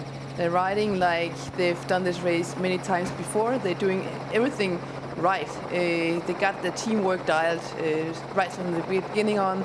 They've been smooth, they've avoided mechanicals. They've really done everything right. And I'm particularly impressed by the fact that these two riders had already such a long season and such a tight, busy schedule. So many highlights this year with Olympics, World Cups, World Champs, European Champs, everything, and still they have this eager to go out and race their hearts out. I find that's very impressive, very, very impressive. You had, I suppose, a similar year, 2016, with Absa Cape Epic, World Cup season, World Champs, Olympic Games. How do you manage to peak? Where do you aim at all of those potential peaks? How do you? You try to beforehand, before the season, to kind of plan, okay, I want to peak here and there, and then you shape the training and racing according to that. I always, looking back, I was always really good coming out of a winter, because that long time during the winter where I could just focus on my training, not having to travel all the time, living out of a suitcase in different accommodations and hotel rooms, and then always shifting base. Having that time in the winter to just really, become grounded again made me really strong when the season started. With the focus of the Absa Cape Epic as a motivation. Yeah, that as well. That was really what I was looking forward to during the whole winter. I knew this race was coming up, and I always had a lot of good experiences in the race, and so I was really looking forward to it. And it was a big part of why I was, just working so hard in the winter. At the Olympic Games, did this pair know they were coming here?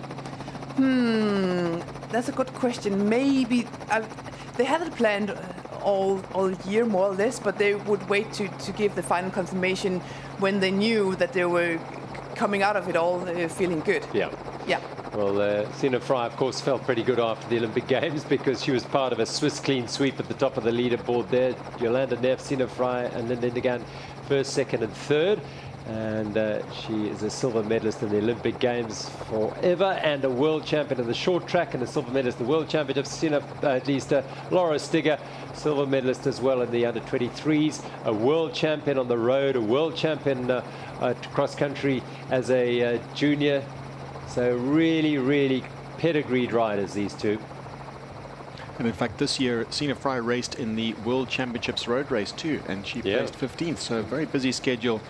Laura Stiga rode the European Championships in the under-23 category, still a 21-year-old, and placed 4th. So a hugely busy schedule. And in fact, even if you go further, before the Olympics, Sina Fry rode the Tour de Suisse and was 3rd in the youth classification, the young classification, and 10th on overall GC. So fantastic major output athletically from these two, and they are topping it off perfectly. No doubt they'll have a bit of a rest. Perhaps to take tomorrow off. What do you think, Annika? I was about to ask him to go for a ride tomorrow and see how that goes. Yeah, no, they really deserve a well-deserved rest, and it's actually also very important. But these two women are quite aware of it. I know they will still spend a few more days here in South Africa, just enjoying the weather, enjoying the nice restaurants, the coffee shop, the bite before they fly back home.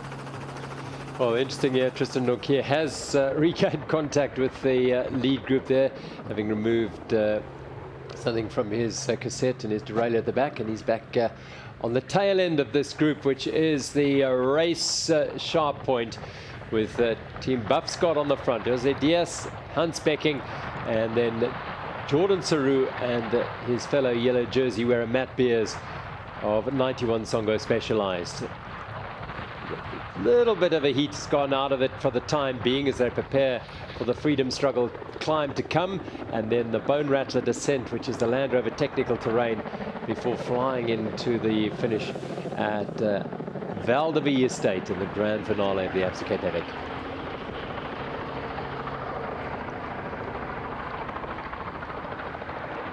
Keeping pace with them all is Stefan Sam and the Bull Z-bike behind here, keeping an eye on these riders as they snake through the farms and the orchards.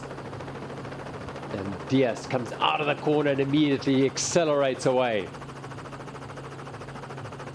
Yes, the Buff Scott team really hasn't left the front one single moment in today's stage.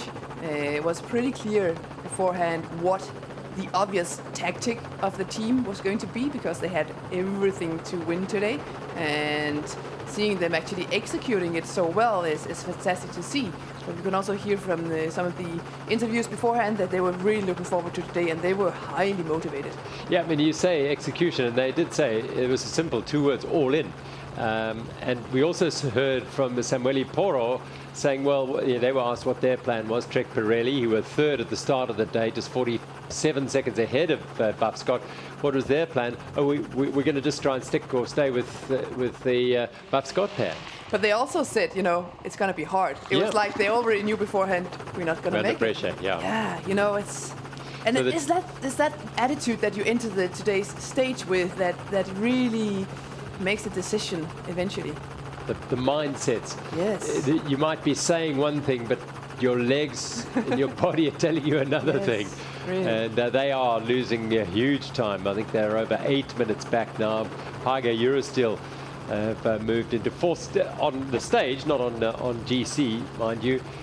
Buff Scott, then Trek Pirelli, as I said, almost 8 minutes back. So copious amounts of time lost by Porro and Ravensteiner, the Italian champion.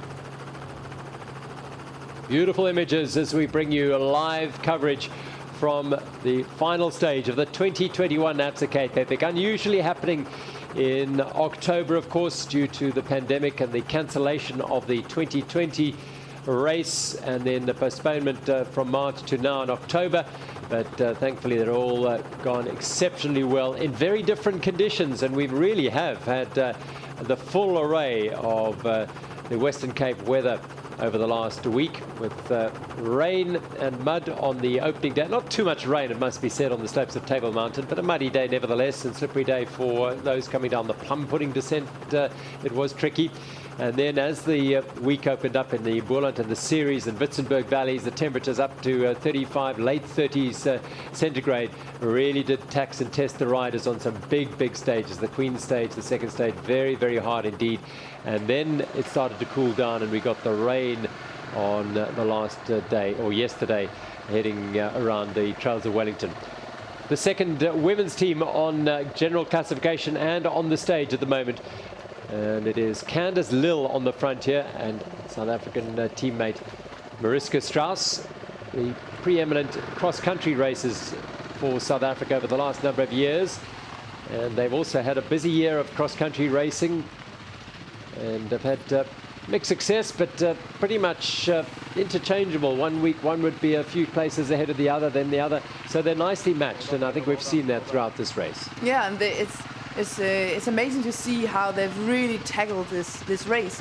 They were starting out having so much trouble, having to deal with so much setback and issues and difficulties, and being able to have the strength, the mental strength to keep believing and keep going and turning things around is just incredible to see. Impressive performance from this team here.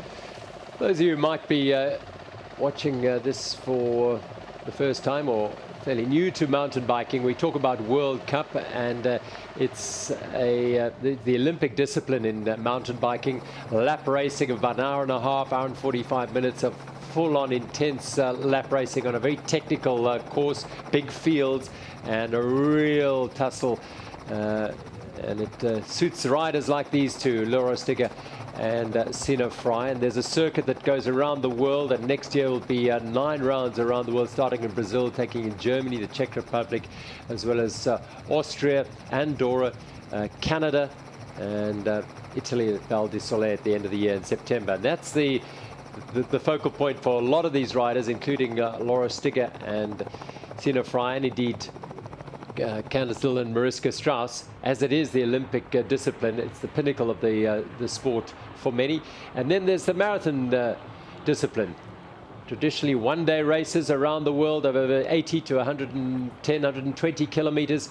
And then there are marathon stage races. And this Absa Cape Epic is the pinnacle of the marathon stage races, so that all the professional riders, all the amateur riders from around the world desire to finish. But it is a brutally hard 8-day journey around the Western Cape, and surviving it and thriving in it takes incredible dedication and commitment and focus. As we're seeing Team Buff Scott on the front here, Jose Diaz, and behind him Hans Becking, Jordan Saru and Matt Beers. They've been in that position pretty much all the way through. Beers sitting on Saru's wheel, and behind them is a young man called Tristan Norkier from South Africa, who's riding without his partner today, who started the stage and then abandoned, which means that Norkier can carry on riding in his trade team jersey, but he may not in any way influence the race. So if a team comes up behind him, for example, he must move aside, let that team go through, and then sit on the back of whatever group that he's with. He's definitely riding within the rules of the race, being there, and out of respect, he will, just as a rider, as a respectful mountain biker, he will move aside if he feels that he's interfering with the proceedings of the race itself. And just having passed that water point, that there's a hydro point, in fact, at the 52-kilometer mark. Just a refuel stop, and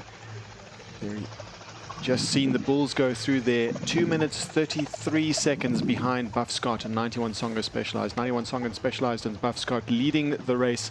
They're all together, and Team Bulls having lost another 30 seconds at the next water point. And it looks like from previous time checks that Trek Pirelli, the big losers of the day in terms of overall general classification, they are well over 8 minutes back and still have yet to go through that time check at the 52-kilometer mark.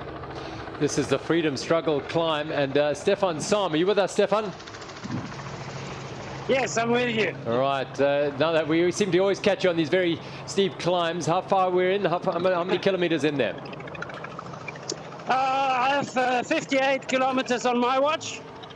Right. And but it's the same scenario for the last I don't know, since from the start. So Scott Buff hasn't moved a bit.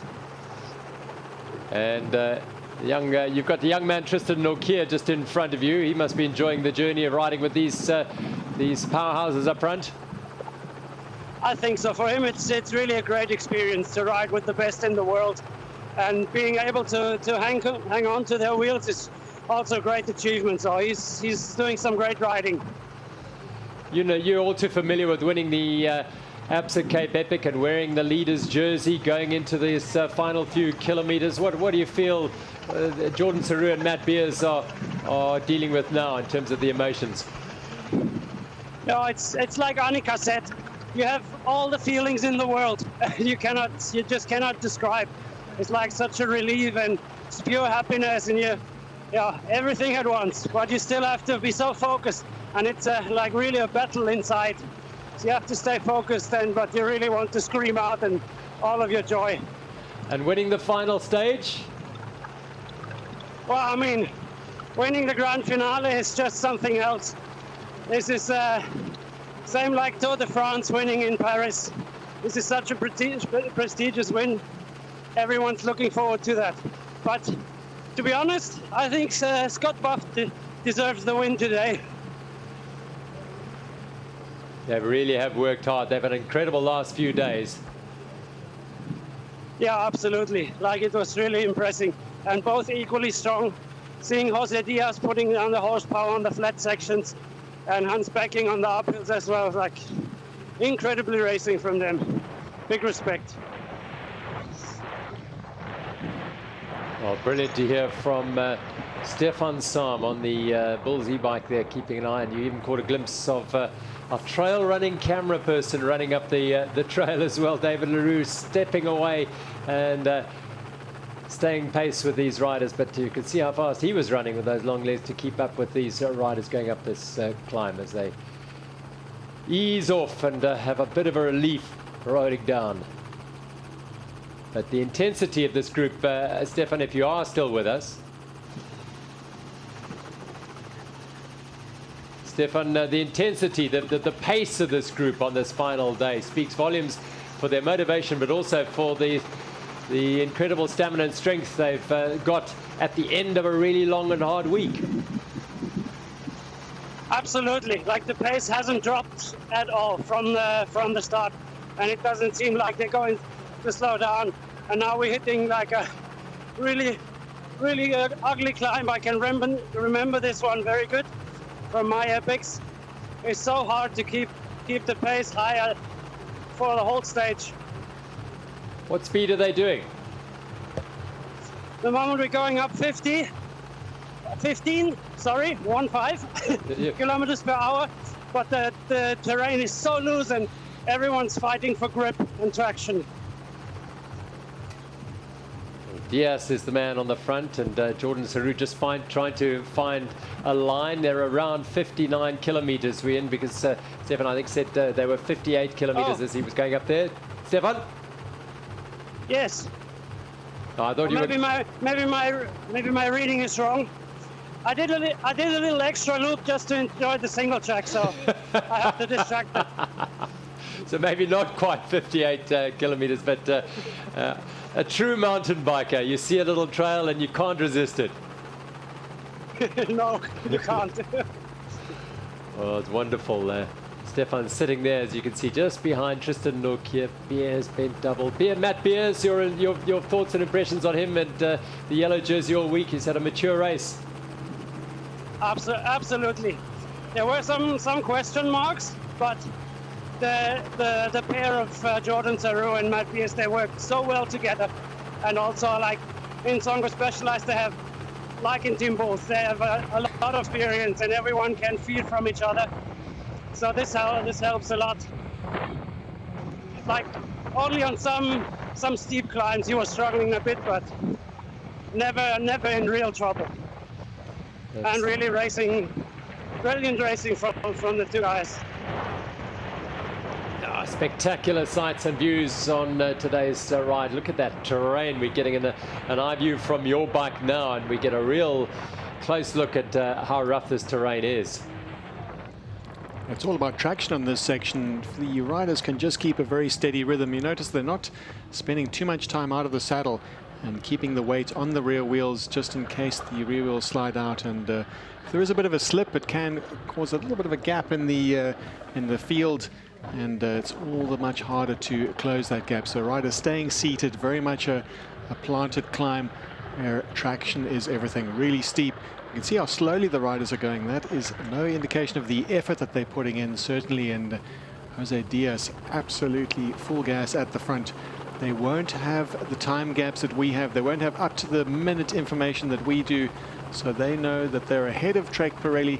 They don't know how much, and they'll be satisfied with the gap. They may have had a chance to look back, to glance back, and the furthest they can look back will be to the Team Bulls, who are at 2 minutes 33 back, and Pygo Eurosteel fourth on the trails right now at 8 minutes and 8 seconds back.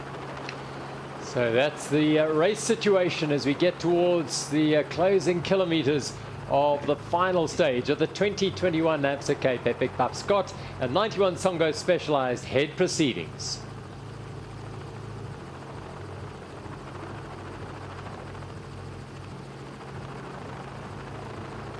And they still have the Land Rover Technical Terrain and the Bone Rattler, which will drop them very fast, but a very technical descent as well as they come down there.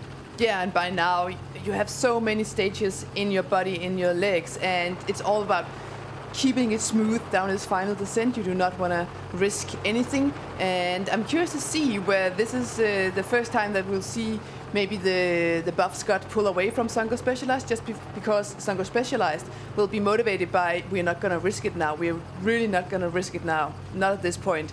So it will be interesting to see.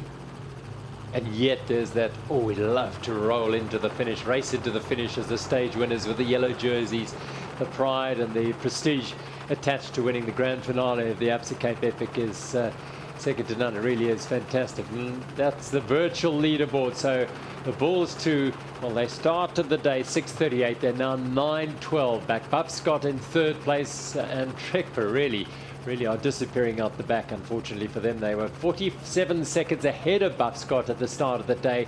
And look at that, nearly 10 minutes drift, and in fourth place. Going into that Hydra point at the 52-kilometer mark, we see that Trek Pirelli went through there 10 minutes back, and they happen to be riding at the moment with Buff Scott 2. That's Vergara and Ruiz, and they'll be getting no assistance whatsoever from the Buff Scott 2 team, because of course the Buff Scott 2 team have an alliance. They are the same trade team as Buff Scott up the road, and all part of the tactics playing, where they will get a free ride on the back of Trek Pirelli, and looking good for the rest of the day for Buff Scott. They are very much in contention now for a stage win, and having moved up the leaderboard comfortably and riding very well with 91 Songo Specialized in close attendance. Interesting to see what happens, how the jostling position will start to begin as they reach the finish in Val de Vie Estate.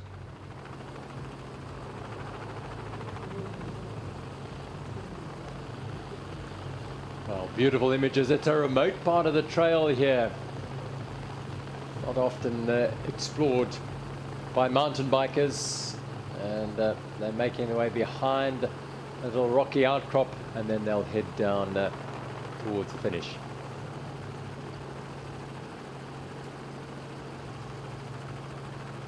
Well, the final stage of the 2021 Absa Cape Epic is reaching a climax point now with two teams in this lead group.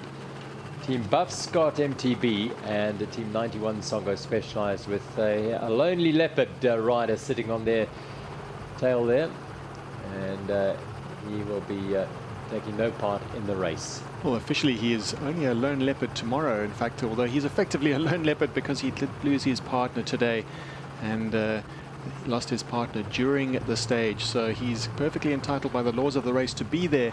But if there was to be another stage, stage 8, yes, he would get a chance to wear that leopard jersey, and it's become a bit of a thing where it's a jersey that nobody wants to ever wear, but certainly something that it's a beautiful jersey. Yeah, and quite coveted, in fact. If you do end up getting it, it's quite nice to have. but you really don't want to wear it. And the world marathon champion, Andres Seerwald, has one of those. Unfortunately for him, his partner, Martin Stosek.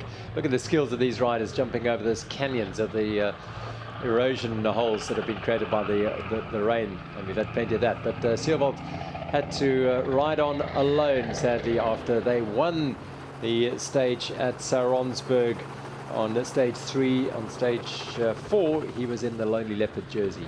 Great disappointment for the German. Really looked good for firepower, certainly. It was really on form and turning his race around. They didn't win the prologue. They had a result. They were 3rd in the prologue, and a fantastic performance to win the stage. And the highs and lows of mountain biking came to the fore. Highly just became so obvious to all of us how things can change so fast. The next morning, his teammate was not able to start. Stosek afflicted by a stomach bug.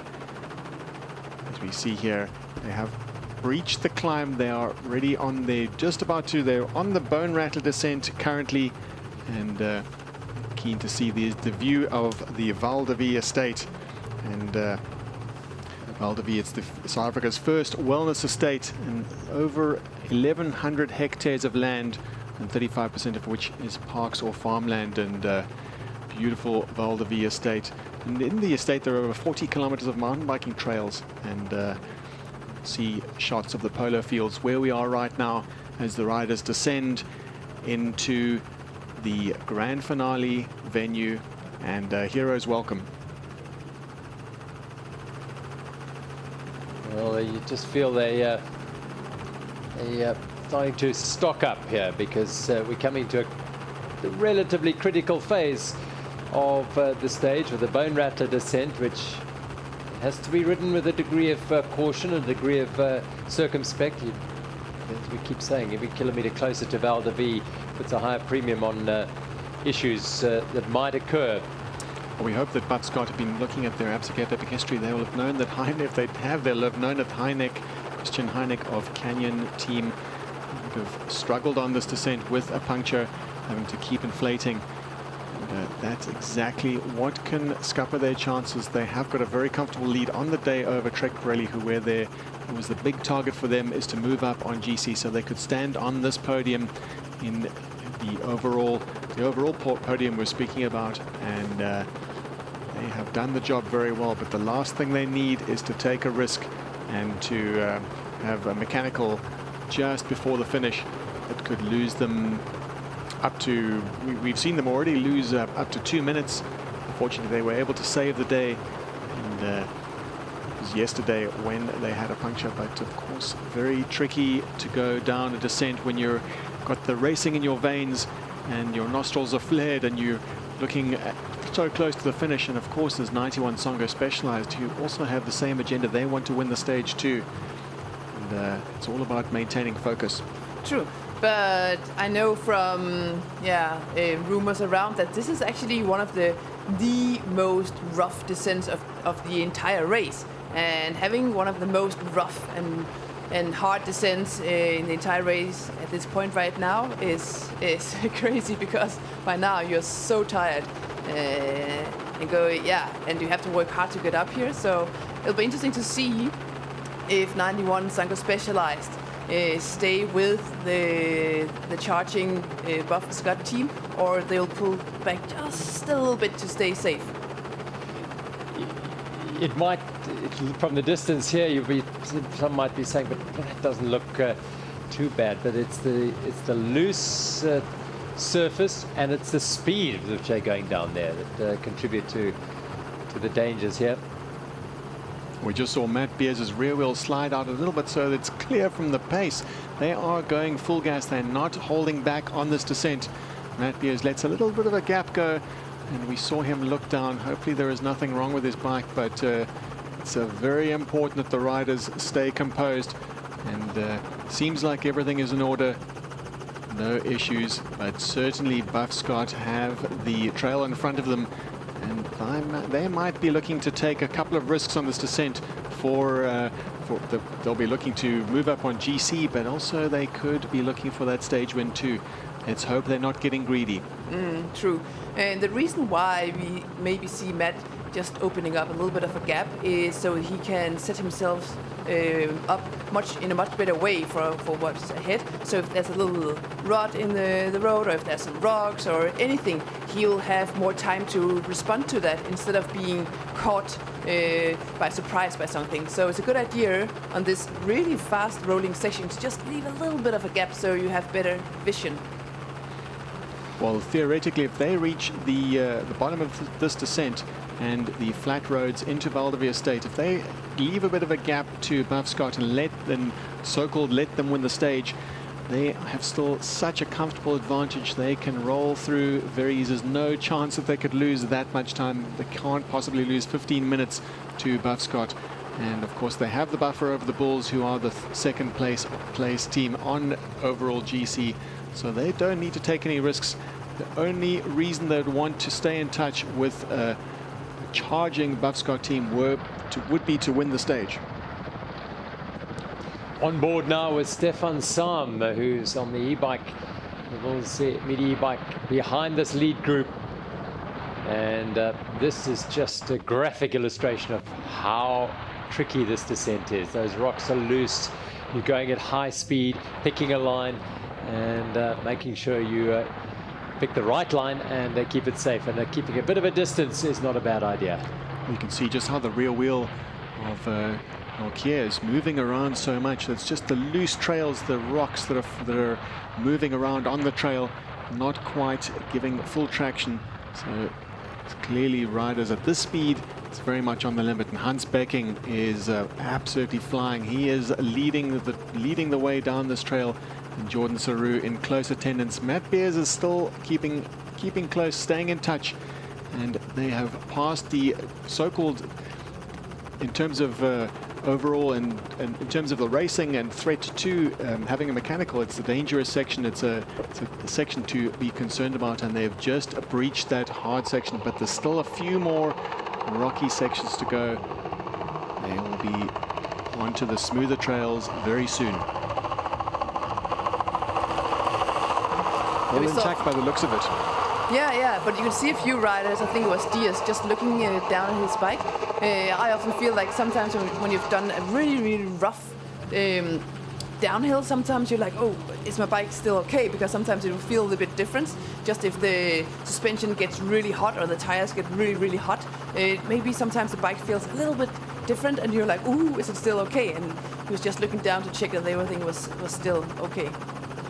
Well, now on to the smoothest section of the entire day for them, having come off that Bone Rattler on this tar road, and Becking is on the front. Jordan Saru in close attendance to Jose Diaz. So we could be looking at two scenarios here. The scenario number one is that Matt Beers is certainly, will have a conversation with Jordan Saru as to how to approach this finish. They both know that they have the overall absolutely sewn up. It all depends on, they're going to have a conversation with Beulah whether or not they sprint for it. Most likely they are racers. It's definitely they'll be looking to congratulate each other. They know they've done a good job. Let's see. We'll only know when they get to the finale, when they hit the grass at Val de Vie Estate, what the conversation was between these two teams. Mm-hmm. Interesting, huh? You would like to hear what they were saying. At some point it looked like Hans Becking was just about to give a fist bump to Jordan Saru, I think it was, meaning that maybe Team 91 Sango Specialized said, hey, you know what, guys, you've been working so hard, thank you, we're not going to sprint you for this one. Yeah. It could be. It could be out of respect, but of course it's all about bike racing and tactics, and those tactics will come from the previous days, and it's all about the tactics of Team 91 Sango Specialized. They put some really good early efforts in, and that affords them the luxury of this position that they're in right now. So it's all debatable, and as we said, we'll only know when they hit those fields, when they reach the polar fields in Val de Vie, as to what that conversation, what went down in that conversation. There is an honor in, and we've seen it in the past, of the overall GC winners to cross the line arm in arm and take it easy across the line so they can celebrate and savor that moment. And when they're in the middle of a sprint finish, there's no savoring a victory in that final finish straight. It'll be all-out racing. So let's see how it all transpires. Well, they enter the grounds of the facility voted the best leisure development in the world in 2020, Val de Vie, and they're now flying towards the finish. That also could have been, let's race this out. It and could have been. agreement, yeah, okay, let's have a go, guys. So that's the beauty of this racing. We don't know until they get to the end. Well, they need to stay absolutely focused, and we've seen from previous sprints that it's not like road sprints where it's all about whose wheel you're on. It's very much because it's the rough surfaces in the sprint finish, and very often they happen to be on grass.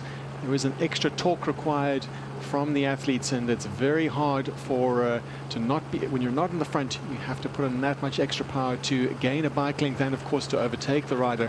There isn't as much slipstream as you see on the road, so being in the front, being in a very good position is super important for the teams that want to win the sprint. Yes, and we'll see teams start to position themselves shortly. It's really not long to go, and this is I remember this point in the race. It's amazing. You know that you've done all the hard work. Most of the hard work is behind you, and you're about to celebrate and just, you know, let go, because you've been staying so focused for so many days in a row, and that's really what's the toughest part about it. Not only the suffering, but just maintaining that focus, getting up in the morning, and your body is just like in so much pain, and it just increases throughout this race. So letting go after crossing the final finish line it's undescribable. They're on some of the trails around Val de Vie. There's some 40 kilometers of trail on the estate, and it's really close to some great trails in the Bannock and Franschhoek area as well. As Hans Becking lays it down here on the front. He has been the man of the match for the last couple of days for sure in the Absa Cape Epic. He's been the animator since stage 5, when he went up the mountain and just ripped the race apart and took the stage win with his partner. And he continues to do so here. As you heard Stefan Sam say a little bit earlier, he felt that the work that they've done deserves a stage win. Well, you don't get gifted a stage win, and we'll see what happens on the finish line here at Val de Vie, but they've worked incredibly hard for this. Well, perhaps the Buffscott team will need to wait for Christmas to get their gifts, because today it looks like that 91 Songo Specialized are very much staying in touch. Matt Beers, a little bit of a gap there, and Matt Beers will know at this point in his mind, and whether or not that plays an influence in how motivated he is for a sprint. He will know that he has all but won the 2021 Absa Cape Epic, the second South African rider to ever have done so. An extraordinary achievement by Matt Beers. He's ridden this event with Alan Hatherley before. Absa Africa jersey was on their shoulders, but this is a different thing altogether. Highly motivated Buffscott team, and very much in position. Jose Diaz is trying to do all he can not to leave a single chink of daylight between his wheel, his front wheel, and Hans Becking's back wheel. He's looking back carefully to see the position of the second place rider, and that is Matt Beers on the back. And it's all about the second rider that crosses the line. That's where the time is taken. So all Jose Diaz has to do is beat Matt Beers, assuming that Hans Becking goes into this finish line first. And be a mad all-out effort, and Jordan Seru looked like he was just going to try and take the inside line there as they course through the trail past the houses, heading, and they can hear the music by now, the music from the grand finale, from the venue. Hans Becking still on the front, powering away in a very good position, the best position to be in. If we look back at the history of the winners of sprint finishes, the best position to be in a sprint is very near the front. Being at the back means that they would have to gain extra bike lengths, and with the extra power required on the grass and the less draft effect that the riders get in mountain biking and a mountain bike stage finish, they really need to be. Matt Beers has hopes of a stage win. To go with the overall win, he'll need to get further up to the front. At this stage, he won't be able to do that on these trails as they snake along the river. And the opportunity to get there isn't going to happen. Great support for Matt Beers there, as the South African sits fourth wheel in this group of the premier riders in this stage. Buffscott, Hans Becking, and Jose Diaz, winners of 2 stages already. 91 Songo Specialized won the prologue and stage 2. They have the yellow jerseys. They've worn those since that first day on the slopes of Table Mountain. and they've gone about defending it and protecting that jersey in the most exemplary manner. They've not put a foot wrong, and now an opportunity to savour that moment.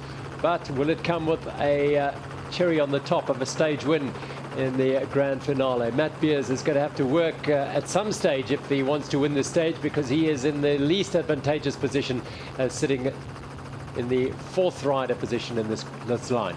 And what a stage we had today, huh? Oh. We were predicting fireworks, and did we get fireworks? I think we did. And it's going to be exciting here going into the finish line. We know they only have very, very few or very short to go, and we'll see that sprint to the finish line. Jordan Saru looks super motivated to get ahead of the Buffscott team. And Matt Beers sitting on the back, perhaps biding his time, picking his moment. He might not have the legs, but it's always hard to tell from this point of view. There is so much poker that goes on between the riders as they head very close to the finish right now. And Matt Beers, well, certainly he would have, during the week, he would have been believing, he would have started to believe that he has a chance of winning this race. Jordan Saru, of course, the first Frenchman looking to win this race. Jordan Saru has finished once, and Matthew Beers, having finished 4 Absa Cape Epics, steadily moving up. 2016 he was 21st, 2017 he was 20th, 2018 15th, and in 2019, the last Absa Cape Epic, he was 5th, so fast moving up to the very sharp end of the GC, and it's all but one for Matt Beers for the South African. Absolutely wonderful achievement. Still some trails to be conquered though, and he still sits behind Jordan Saru, who's looking highly motivated to be involved in a sprint finish here. We saw a little conversation between Saru and Becking, and they came to some form of agreement about how this might unfold, but that doesn't in any way mean that we know what's going to happen here as they weave through these wonderful Val de Vie trails, some 40 kilometres of mountain bike trails within the estate alone. That's not including the trails that are within a very short ride from here. Well, the big question is, how much energy have Buffscott expended in extending the GC position that they have over Trek Pirelli, and how much has that cost them? And versus how motivated Matt Beers and Jordan Saru are for the stage win.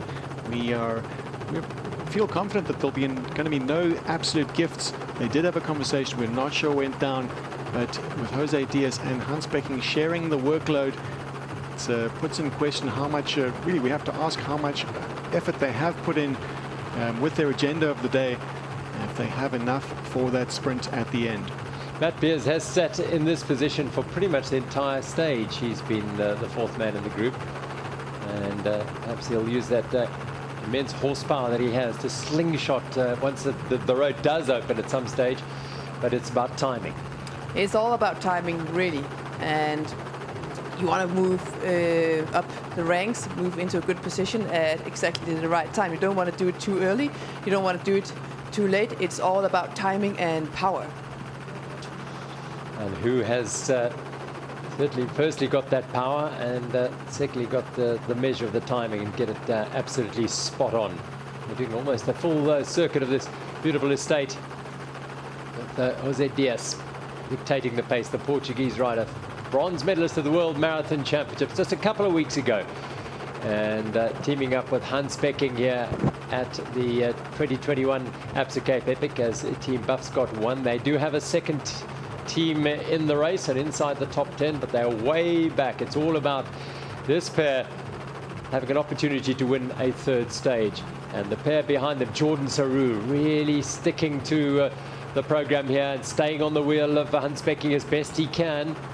He's highly concentrated, and maybe a bit of a tactical play here. The idea would be on these narrow trails where it's hard to overtake.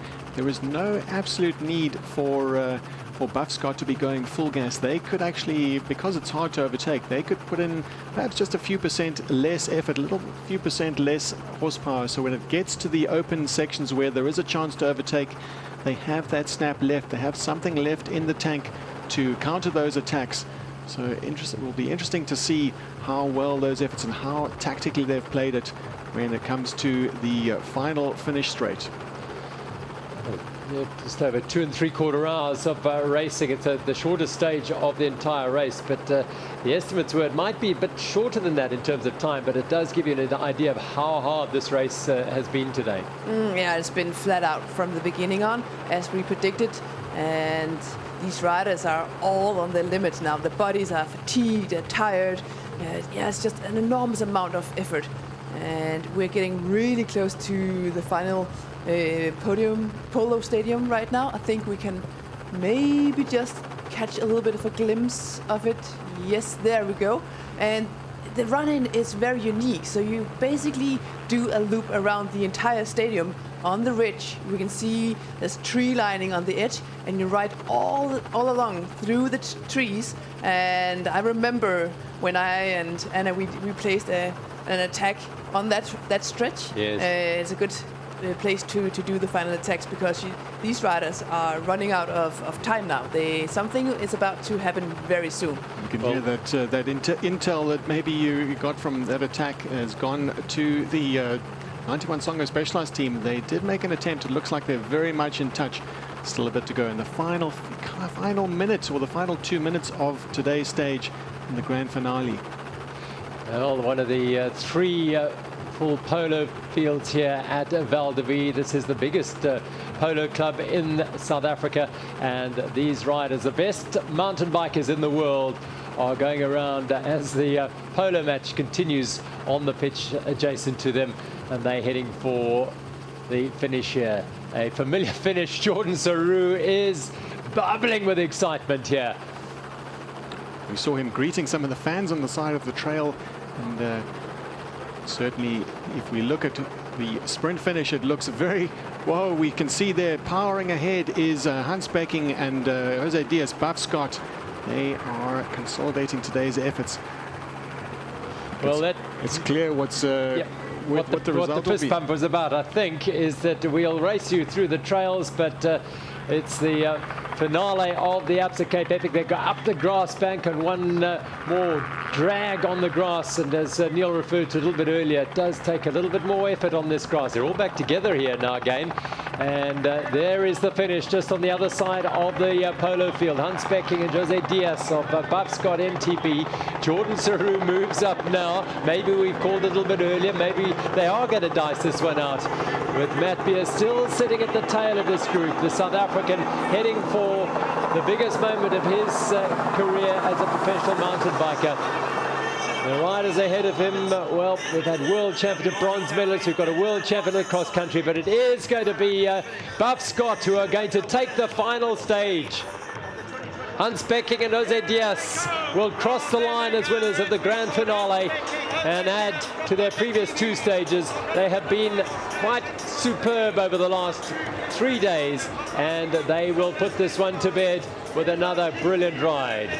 Well ridden, Hans Becking and Jose Diaz. And a few meters behind them, a moment of glory for 91 Songo Specialized, the first Frenchman to win the Absa Cape Epic in Jordan Saru, and South Africa's Matt Beers joins the late Barry Stander as the only South African to win the overall title here. He will not be able to believe it, but it is a dream come true for Matt Beers and for Jordan Saru, his partner, and 91 Songo Specialized.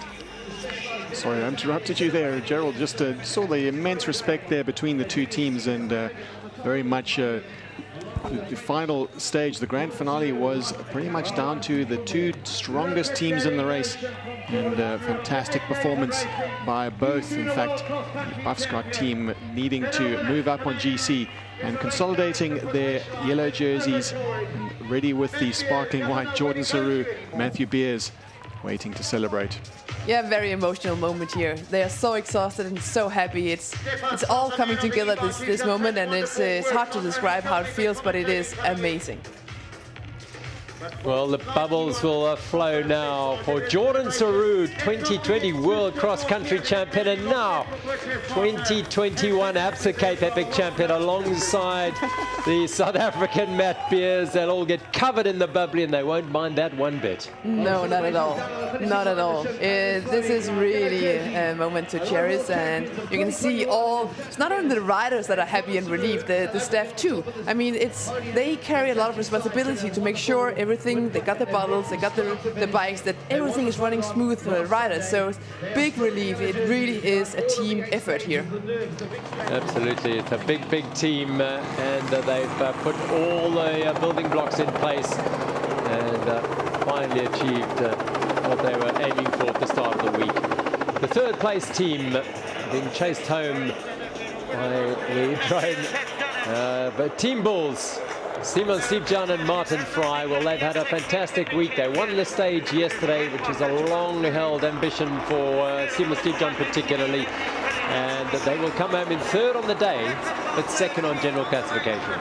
Fantastic effort from these two. Didn't quite have the snap to follow the leaders and follow the huge efforts and massive attack from the Hans Becking and Jose Diaz pairing, but holding their own and coming in well under, just under 3 minutes behind, and holding on to that second spot on overall general classification. A fantastic effort from the Bulls team.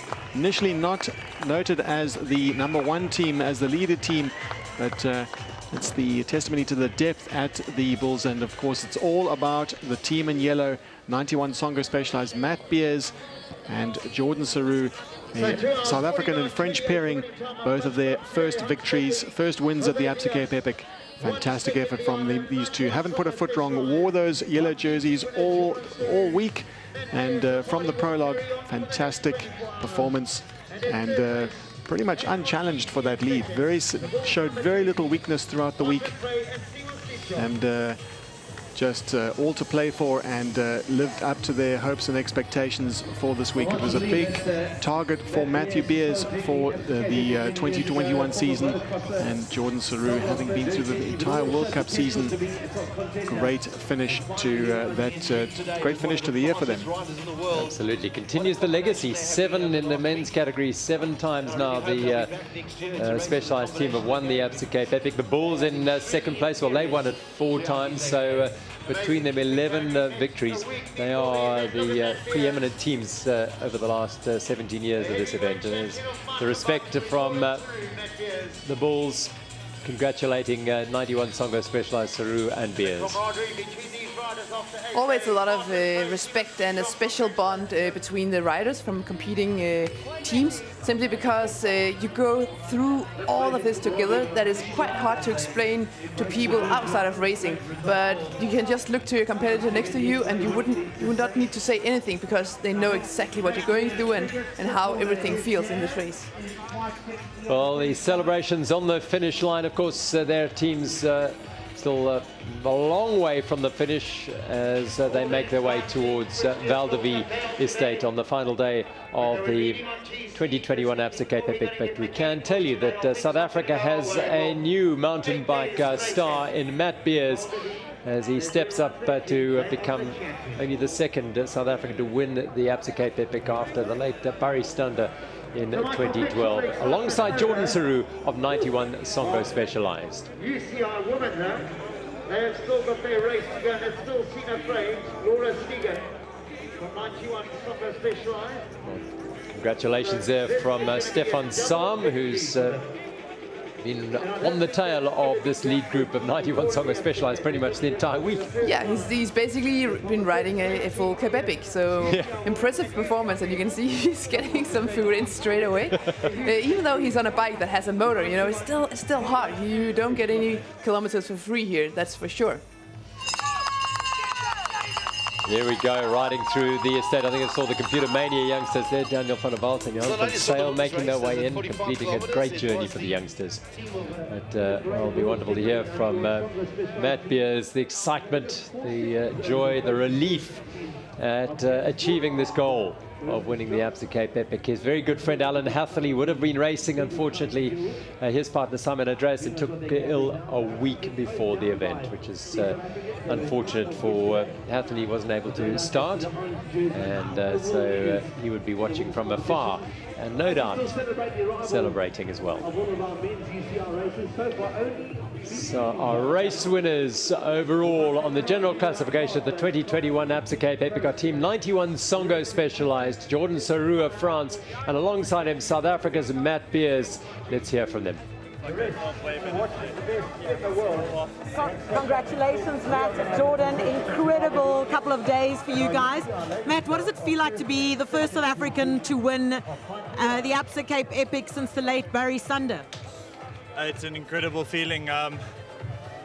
He was obviously set the standard really high, and I didn't think I could ever achieve this. And thank you for Jordan. He was an absolute hero of a partner, and we had such a great partnership. And to come in over the line as another South African winner is just, I didn't think it was possible, but here we are.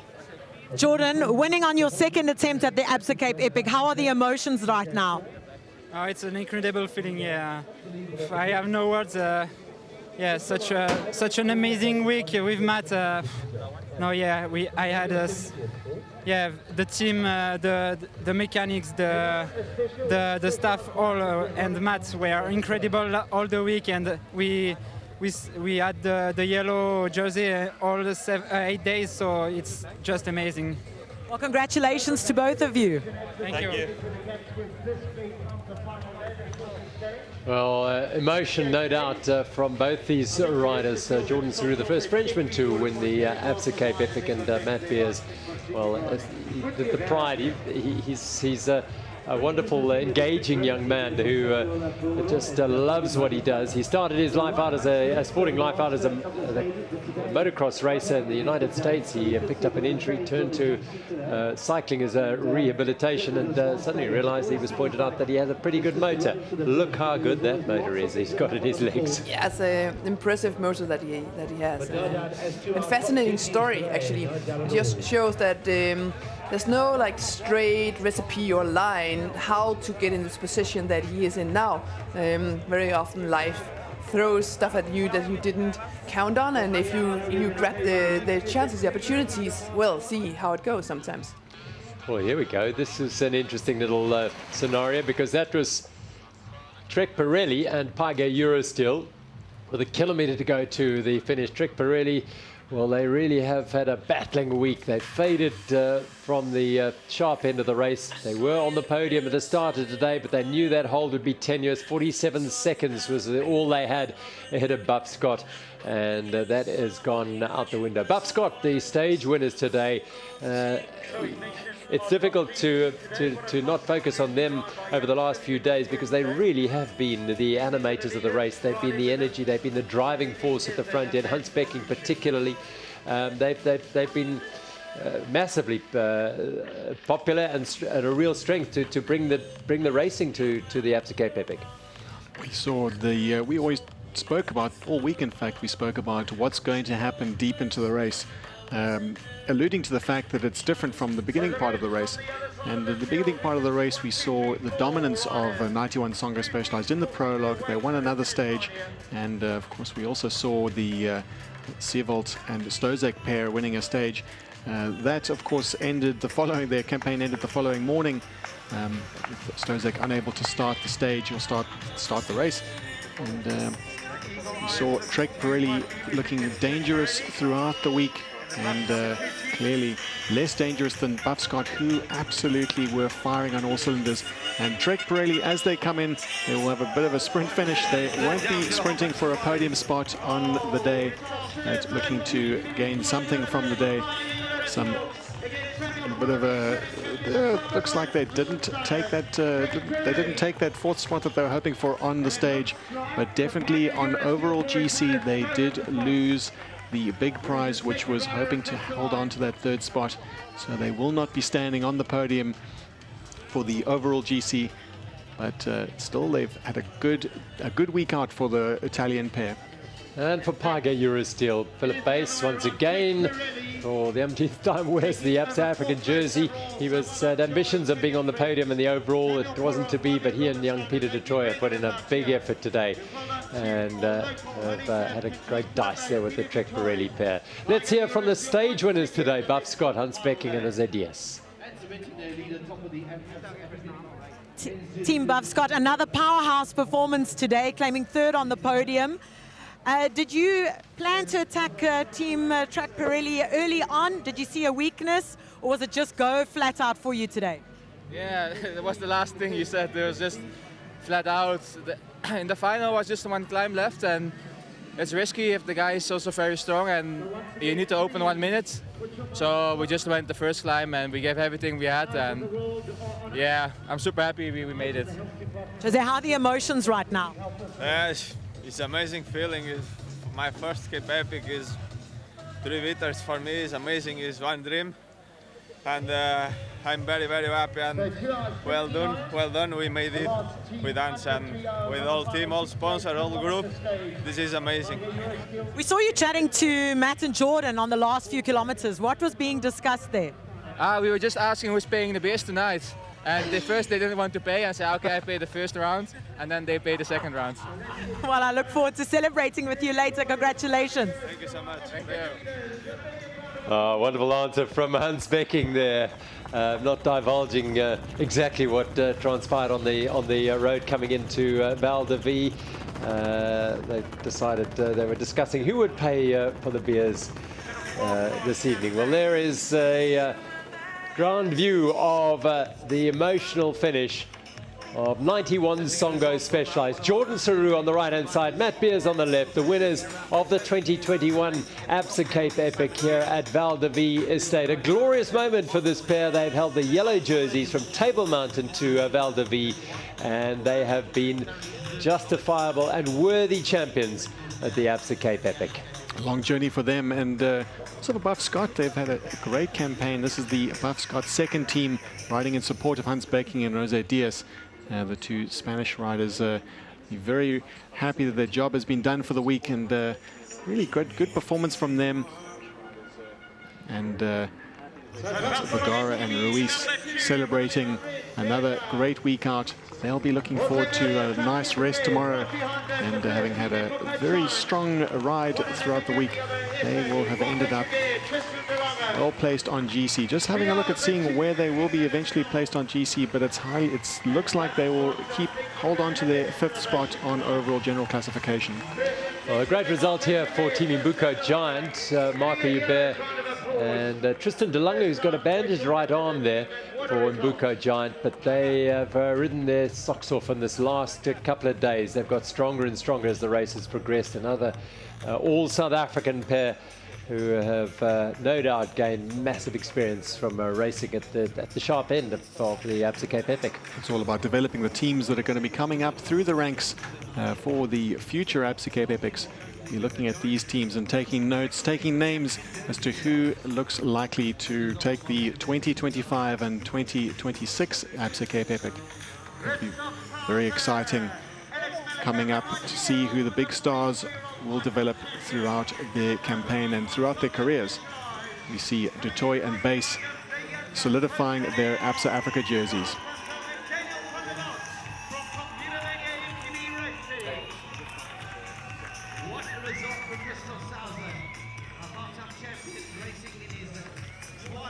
Team Pygo Euro Steel, tell me what happened those last few kilometers as you came in.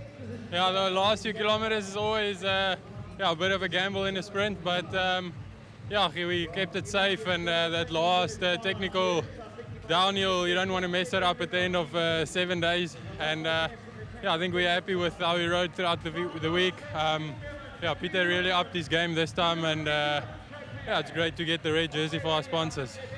Peter, that red jersey, first time you're wearing it throughout the event. What are the feelings and the emotions right now? Yeah, I must say it's really awesome. It was always a dream, and yeah, it's super awesome to get a red jersey with Philip. And yeah, it's an African jersey. We're an African team, and yeah, winning it on an African bike that's made in South Africa. Our Pygas is locally made. Just makes it even better. Well, congratulations. We look forward to seeing you on the start line next year. Yeah, definitely. Thank you. And back to the women's race, where we now see the Team 91 Songo Specialized on this final descent that we just heard talk about is very sketchy, very dangerous, because it's so high speed and it's so rough and loose. And the thing is, you need to be so focused because you don't want to put your wheels in the wrong place here, that's for sure. And you saw a high speed in those wheels. They're really picking their lines carefully here. But it's it's an interesting and highly challenging descent in that it hasn't got any major big rocks or jumps or anything that you're going to look out for. So you do let go a bit, and it is so fast downhill there. Yet there are so many little small rocks and stones that can really be the end of your race very, very quickly. Yeah, you have to be so light on your bike here. You really don't want to hit anything with a hard impact. You need to, if there's a little bit of a rock or something, you need to be so light and just kind of let the bike dance and flow over the terrain. Exactly what we're seeing here from Sino Fry and Laura Stiga. It's a fine balance, this descent, and having ridden it before, I can say that to ride it too fast is certainly one thing. There are some big risks with the sharp rocks and lying in wait to cut the tire, but also riding it too slowly can really go, it kind of stalls you, because it can in certain sections are so rough. But we can see from the pictures that 91 Songa Specialized are not hanging around on this. They're quite close to the finish of it, and they won't be taking big risks certainly, but they'll be riding steadily and smoothly. And you can see very carefully picking that slightly smoother line. Laura Stiga on the front, and Sina Fry riding conservatively behind, looking not to end their day with a puncture.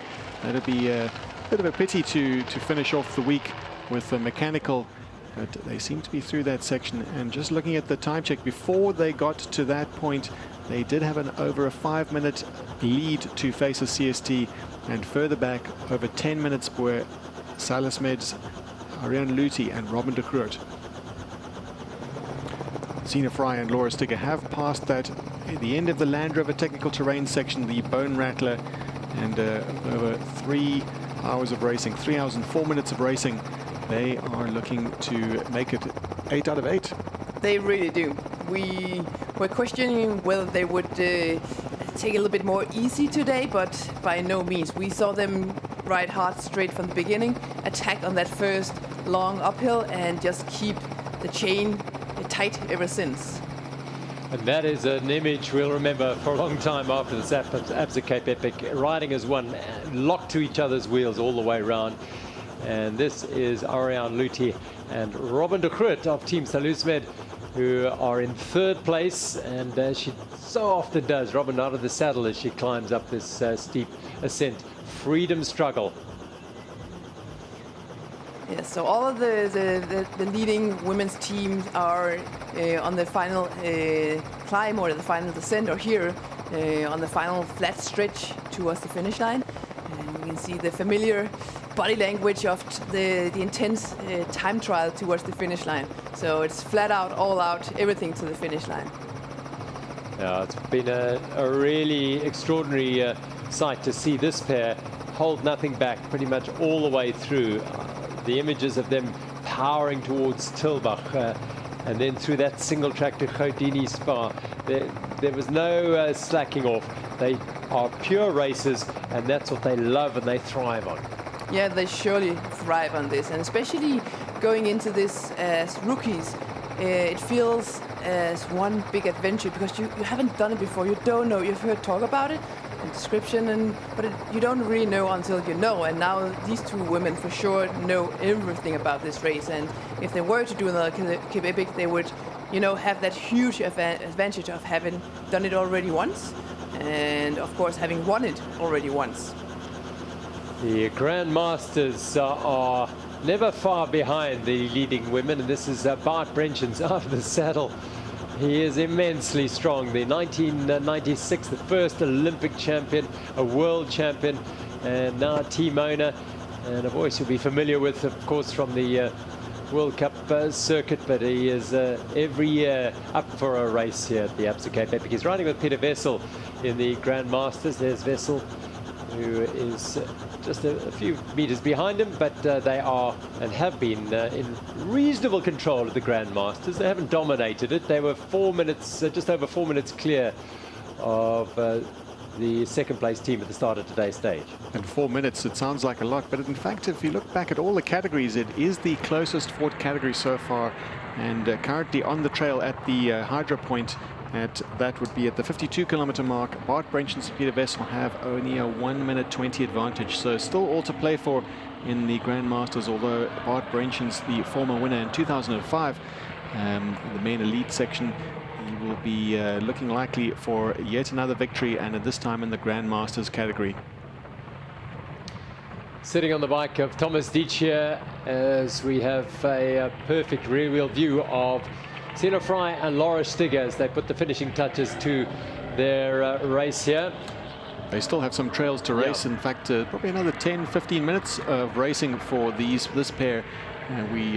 Many of the riders did see the pretty much the end of the Absa Cape Epic of the 8 days, ending at the bottom of the Bone Rattler, because that just happens to be the last major obstacle. But there's still a little way to go for the teams, and 91 Songo Specialized don't look like they're letting up. They are still putting maximum pressure. You can see the body language. They're keen. They're riding right now like they were riding in stage 1 and 2, as if it was still all to play for. Clearly they don't know what the time gap is, but they want to get still even more time on the overall, and making sure of that stage win. So let's go down to the finish and hear from the second place on GC Team Bulls.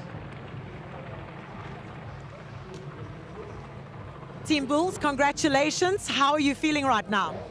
Just amazing. I mean, now crossing the finish line after 8 brutal days, the emotions just incredible. Yeah, feeling so good. What happened out there on that first climb? Yeah, flat out racing. Buff Scott, as expected, went on the attack quite hard.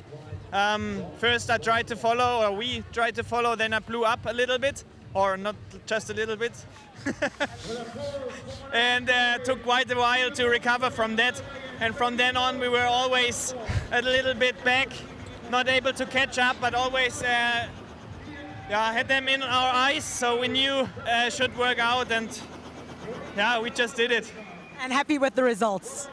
Yeah, extremely. I mean, we were hoping for an overall podium in the end, and now, like Martin said before, we were 5 times on the podium, and now second in GC. It was more than we expected, and we are just happy about that.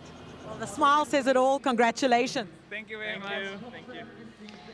Sima Stepjohn and Martin Fry second on GC. They're delighted with that performance. Again, rather like the Specialized setup, a very, very professional setup is Team Bulls. They've focused enormous amount of attention and preparation on achieving success at the Absa Cape Epic, and a second place finish is certainly success for them, having obviously won the event through Carl Platt and Stefan Sam over the years, but this is just an amazing performance by them. Talk about amazing. This is just amazing. Those two hold nothing back, putting their heads down and gunning for the finish. As we just caught a glimpse of a lonely leopard there. In fact, that was Gert Haynes, I think, still pedaling his way around the Absa Cape Epic. And this is a former professional rugby player, Jeremy Thompson, riding his way around the Absa Cape Epic for the 9th time, with Shane Poplett, his partner, doing it for the first time. There is Gert Haynes of Team Paga Eurosteel. Teamed up with another lonely leopard.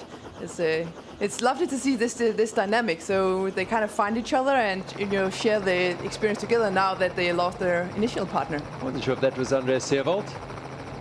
Probably not, but an opportunity. I mean, he's riding amongst the amateurs, the masters, and the grandmasters, for a lot of those riders to not just watch and observe and see how they ride. It's fantastic. Team Orbea, they've been great characters, are rolling into the finish. They'll be hugely emotional as they get across the finish line. Yvonne Zugasti and Oliver Gilabert. The Spaniard Zugasti, at the age of 49, crosses the finish line here to complete the Absa Cape Epic for the 5th time. And he guides Oliver Gilabert, his teammate, over the finish line for his first Absa Cape Epic finish. Well done, this pair. They really are. Look at the emotion they will share here. They've got terrific support from all over Spain and all over the world. Zugasti is something of a character, and he will certainly be loving this. So as usual, we're always looking forward to the interview of Yvonne Zugasti and Olivier Gilabert. it's a great achievement to finish the Absa Cape Epic. And regardless, we've seen it from the top professional riders who do this for a living. It means so much to them. So you can imagine when you are not a professional rider and you're just an amateur who have all the other distractions or parts of life that you have to deal with. And yeah, that's true. And also you have to like get ready for the next day all by yourself. It's not like you get a huge amount of support. You need to make sure that you got your rebuttals, the bike is ready, everything is. It's not like you can just go straight into recovery once you cross the finish line. You have to get ready for the next day. So enormous achievement to have done this race. Yes, for everybody out there. Not to mention, I'm sure, a large degree of commitment, financial commitment to getting your equipment right, and yeah, you break things, you've got to be replaced, and you don't want to not finish the race. So yeah, all that. Here, this is Team 91 Songo Specialized, absolutely in unison. Sina Fry and Laura Stigger closing in on the finish at Val de Vie, putting finishing touches to a quite remarkable week of racing. Well, relatively young pairing, a 21 and 24-year-old of Laura Stigger and Sina Fry respectively. And of course, an untested partnership and an untested team in the race going in for 91 Songo Specialized. There were question marks, but if there were any gaps in their know-how and their ability as stage racers, it was certainly filled in by, we've talked about the strength of the trade team that they ride for.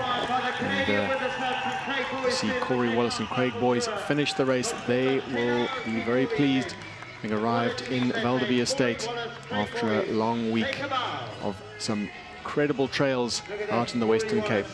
Craig on the left there, local from Stellenbosch. And Corey Wallace from Canada is a bit of a legend, a 24-hour racer. He's won the World 24-Hour Championships a number of times. So here's a first journey around the Absa Cape Epic for Corey in company with Craig, who's done it 3 times before.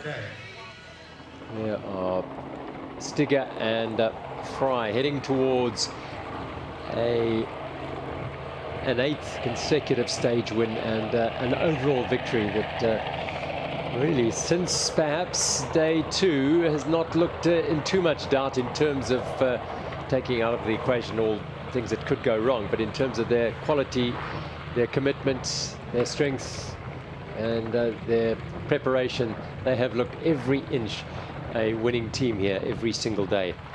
And they will join Anke Erlank and Jolande de Villiers, who won all 8 stages in 2007.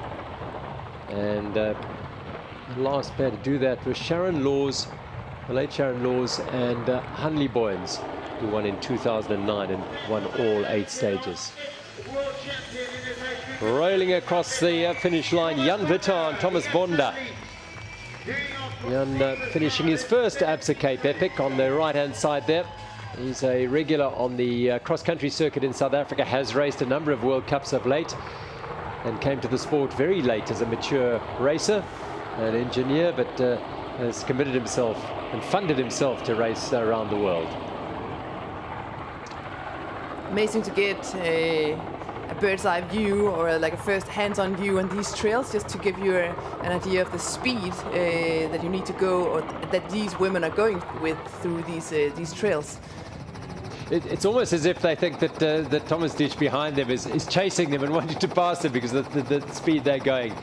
They are absolutely emptying themselves as true racers, true competitors, and true professionals. Well, they do know that they don't know what the time checks are behind them, although they are extensive and they have put a big gap into that. Here we have the Bora Hansgrohe team.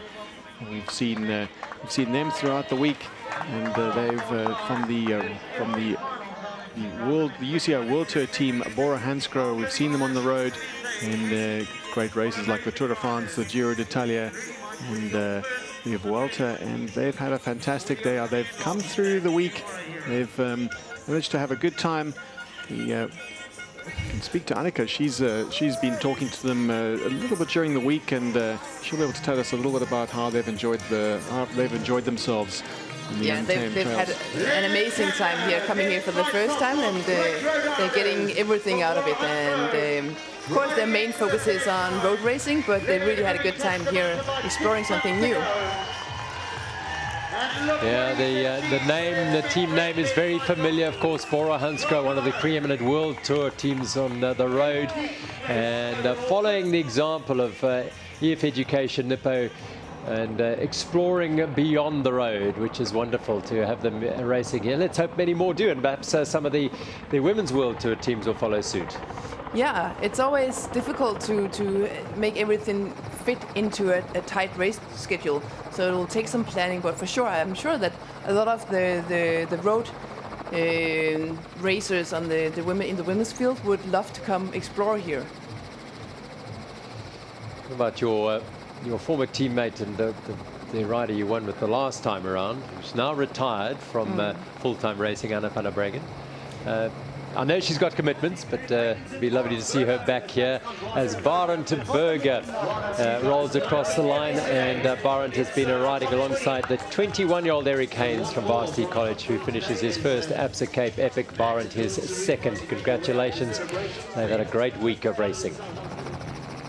But yeah, be lovely to see in the future those stars of the road. Yes, very, very welcome. Come and join us here on the Absa Cape Epic. As you're seeing now, the journey is one for the lifetime.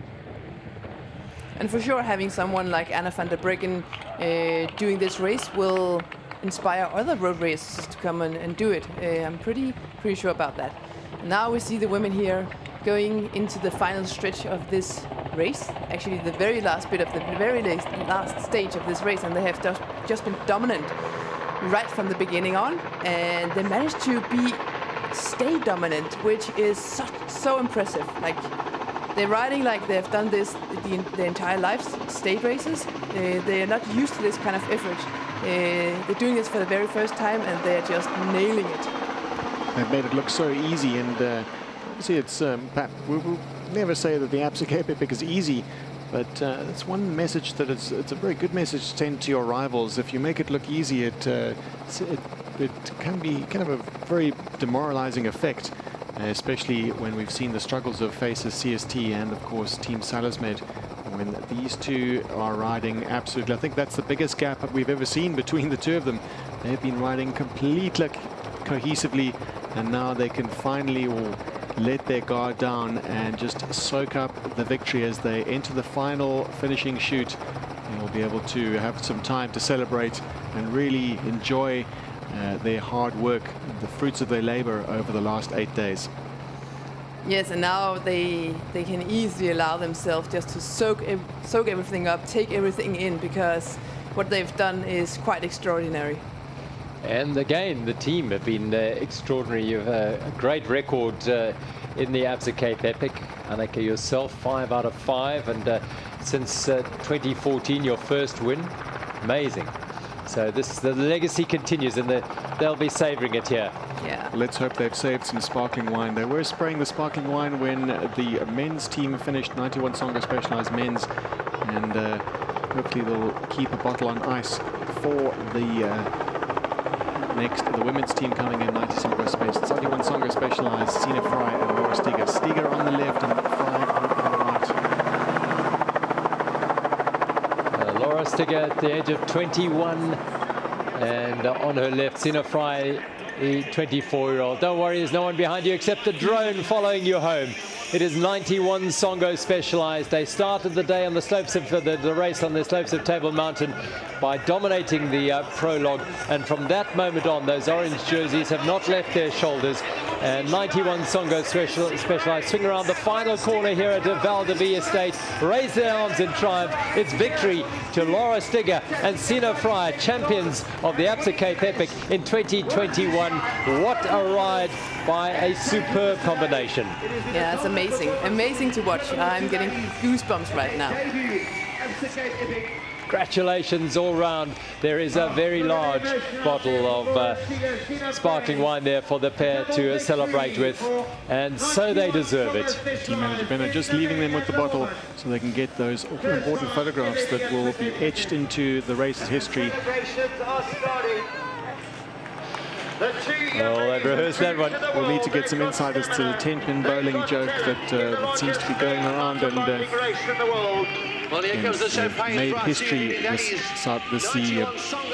Austrian and the Swiss pairing, Laura Steger and Sina Fry. Well, they've done this a few times in other races, but never before here at the Absa Cape Epic. First timers, and they've won it for the first time, and they have won every single stage. Laura Steger and Sina Fry, world champions as juniors and under 23s, and now, very early on in their careers, Absa Cape Epic champions.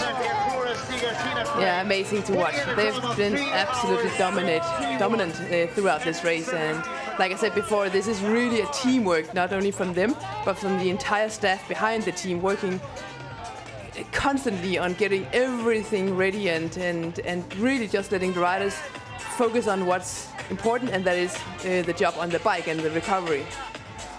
What a job by the trade team, one of the two dominant trade teams, and teams that have really forged the progress of support.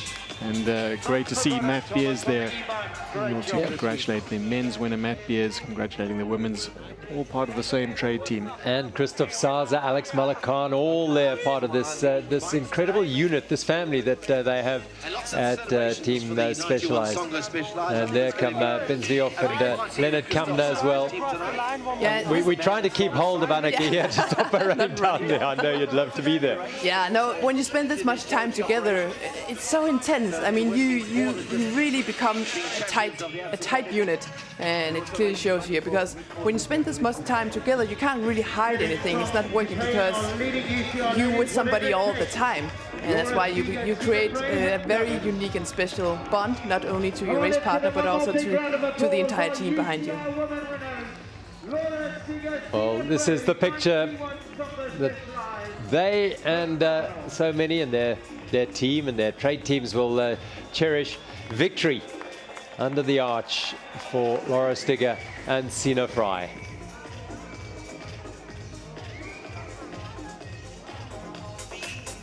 What a delight to have these two young ladies coming. They're the youngest pair to win the Absa Cape Epic, and perhaps ushering in a new era of a new generation of riders. Perhaps they'll inspire the young riders to come and race the Absa Cape Epic, as Matt Kaiser and Jacques-Jans van Rensburg of Team DSV put the finishing touches to their ride here.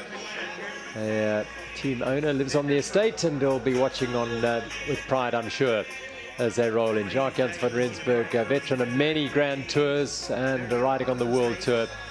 And Matthew Kaiser, who filled in for Nicole Carstens, who would have been riding the race but for about tick bite fever.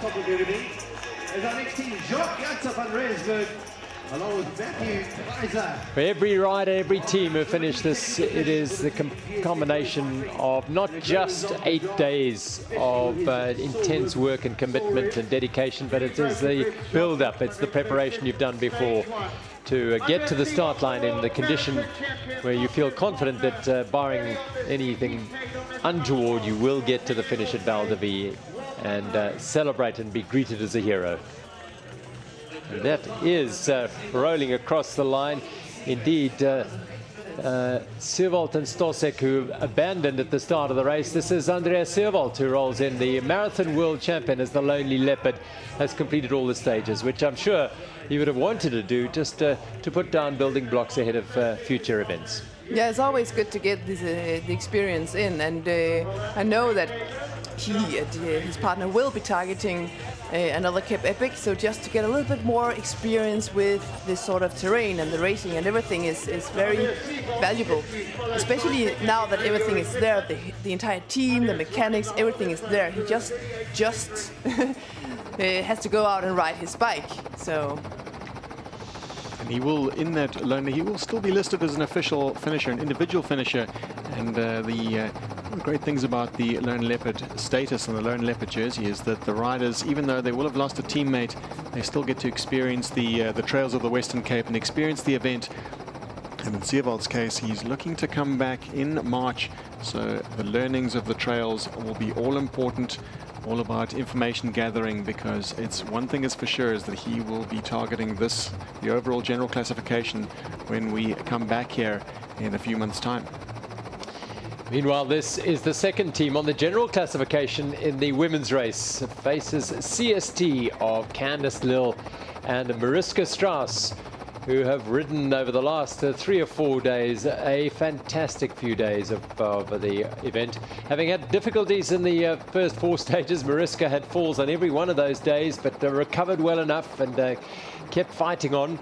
And they've been a very, very strong combination to bump the Team Salusmed, Ariane Luthi, Robin de Groot combination off second place, which they did yesterday, and to take over as the second place team on GC.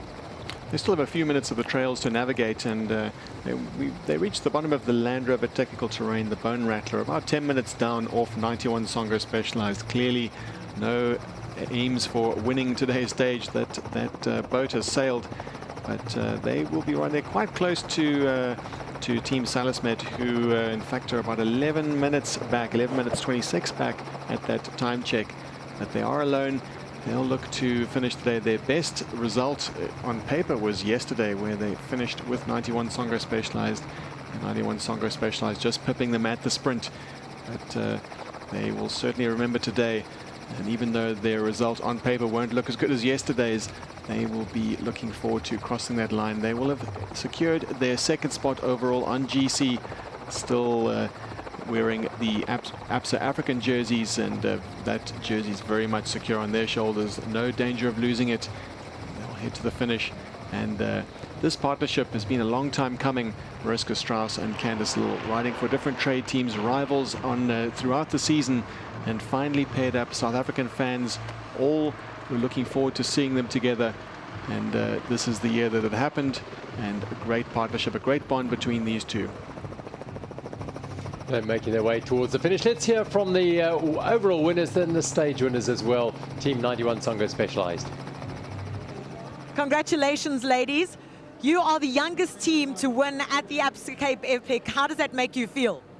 Yeah, it's unbelievable. Like, we had a super good teamwork, and it's just like we never expected to win this race, and now to stay on the podium, like, yeah, it's unbelievable, and we're super happy. How are the emotions right now? I can't describe it. It's so cool because the success is not just only us, it's the whole team around us, and that's so special. And yeah, thank you very much, and every single person who is standing behind us. Now, it was a tough couple of days, 8 days of riding so hard. What was the key to your success, and how are you feeling? Yeah, I think we have a really good friendship, and like we respect each other really well, and like we had a perfect teamwork, and also our team behind, they give always 200%, and yeah, they make it just like they help us every day, like, and that's just unbelievable. And it's like the whole team who worked so hard, and that makes it so special, and that's the key. Congratulations once again. Thank you very much. Yeah, again, just emphasizing the team that is behind the 91 Songo Specialized. Yeah, it really makes a big difference, and for these two young riders to actually live up to the expectations, because Specialized team always target this race with a great deal of importance. And you know, even though the team are supporting them, they also, you know, they're told like this is an important race for us, and you know, they just executed that to perfection, living up to the pressure, living up to the role, and just really, yeah, they did it really well. Created a great environment in the team, and we talk about pressure. The riders might not feel the pressure unless, of course, it is self-inflicted. But to the trade teams, all of the trade teams, in fact, from the 91 Songo Specialized, the Specialized Factory Racing team, and of course the Bulls team, who have been so instrumental in driving the team support aspect, and going from just the professionalism at which the teams approach the race. And we're seeing team faces CST, the partnership between Candice Lill and Mariska Strauss, the all South African pair, as they head to the finish. No doubt in good spirits. They've been in good spirits all week despite their difficulties, and learning the art of stage racing, always to stay optimistic. And there's everything to be optimistic about, having finished the Absa Cape Epic, the 2021 edition. Going to be delighted when they hit the finish and can finally breathe a sigh of relief that it's all over, and their achievements have been remarkable. They've ridden a fantastic race, great bond between them, and we look forward to seeing them back at the race in the future. Absolutely. Both has finished second before with different partners, but as a combination, an all South African team rolls across the line in the women's overall standings. In second place, Candice Lill and Mariska Strauss. And doesn't take long for those bottles of sparkling wine to be opened. Candice was second in 2019 with Adelaide Morath, and Mariska in 2017 with Annie Last. But this, as Neil has said, a combination that's been long in the making, and finally they get it done here. And although they didn't win a stage, they pushed hard yesterday, but didn't quite achieve. And a strong day today from Team Salusmed. And the great Ariane Luthi and Robin de Groot combination have had their trials and tribulations, but they've put them aside and created an incredible bond in this team. And they will finish in third on the stage and third overall. Team Salusmed, Ariane Luthi, the Swiss champion, and a three-time winner of the race here as well, with Annika Langfeld sitting alongside us, and Robin de Groot, third on the stage and third on GC. And such a great partnership. You could really feel that they had their share of struggles to deal with, and it looks like they overcome a lot of it. And yeah, the bond between them had just grown stronger. Well, a combination who didn't know each other at all really ahead of the race, but rolled across the line there. Lachlan Morton and Kenneth Karaya of the EF Education Nippo team have completed their journey around the Absa Cape Epic. Wonderful to have new riders coming into the Absa Cape Epic family, and a very high percentage of this year's field were first-timers, which is in a reduced size field a really encouraging sign. We saw Kenneth Karaya in the interview during the weekend saying that he is inspired to come back and target this race. He's targeting the Absa Africa jersey, and using this year as a learning year. Certainly riding with Lachlan Morton, the firepower of the Australian. Fantastic. Little dice for the line here. Now, this is not the overall leaders in Exaro. This is Totlos Hilala and Hlalisani Ndebele, who are going to win the stage here for Exaro PWC. They win the final stage in the Exaro category. And hard work by this pair, and they've done a great job ahead of the Change Your Life Academy pair, Nkululeko Pewa and Kusalilihle Ngidi from the Valley of 1,000 Hills under the Martin Dreyer Change Your Life program. But Exaro have won their second stage here, and rolling across the finish line is the CPUT pair of Etnard Lowe and Siraj Abrams, completing their second Absa Cape Epics, and behind them the Grandmaster winners, Peter Wessel and Bart Brenchens. Congratulations, they've done the job today by completing this stage safe and sound to take the Grandmasters. Let's head down to the finish line, Aliso. Team Faces CST, what was the right plan this morning as you left the start line? Yeah, we decided to kind of attack and dictate the pace from the front, and then realized that our legs are pretty sore from the last 7 days. But we managed to just keep second most of the day. We had a bit of a panic well, not a panic, we stayed pretty calm. Mariska had a triple puncture going up the last climb, or just before. So we just we managed to fix that and still come home second, so we're happy. Now, last week we've been watching you. Both of you look like you always have so much fun out on the trails. Now that this is all over, do you think you'll ever be able to compete against each other? I think when the time comes, we probably will, but I think this friendship has been solidified through this journey, and Candice is an amazing human being, and so honored to call her my partner, and looking forward to more stage races to come. Congratulations, ladies. Thanks so much, Liesel. Thanks, guys. Well, interesting there, that dynamic of they race against each other all year, and then you partner up, and it takes a while. to, things happen in races as individuals, and then you've got to put all things aside and bond together. And as they've said there, as Mariska said there, they've all solidified that. The Grandmasters all finishing pretty much together there. Manny Heymans and Carsten Bresser, two former winners of the overall, rolling in third place in the Absa Grandmasters team.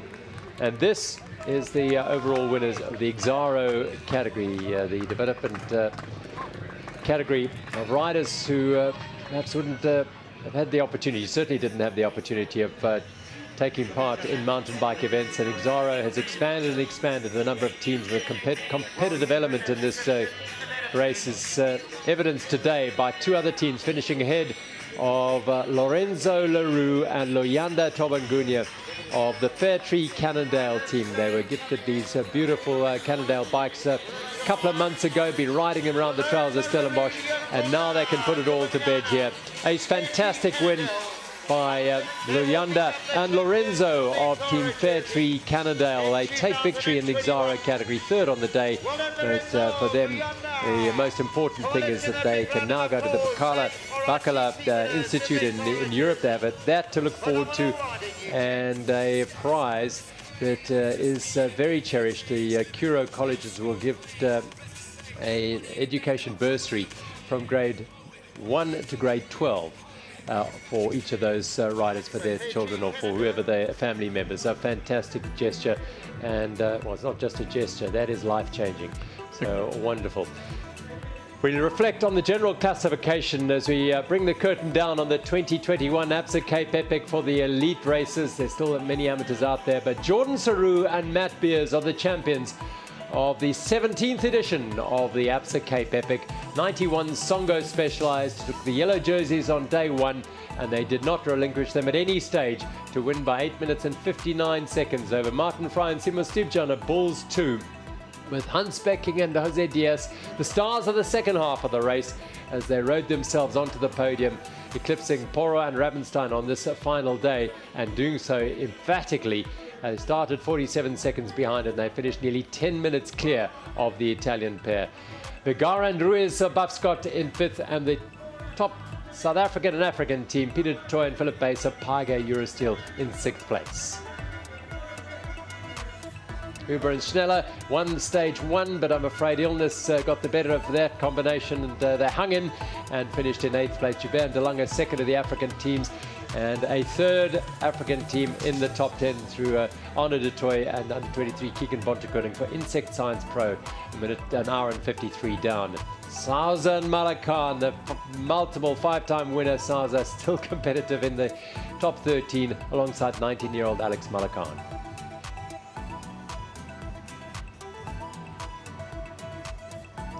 The women's race delivered emphatic victory for first-timers at the Absa Cape Epic. The 24-year-old Sina Fry and her 21-year-old Austrian partner Laura Stigger of 91 Songo Specialized. They won every single stage and finished 40 minutes and 58 seconds ahead of Candice Dill and Mariska Strauss of South Africa, the Faces CST pair, who got the better of Luti and de Groot over the last few days of Team Salusmed.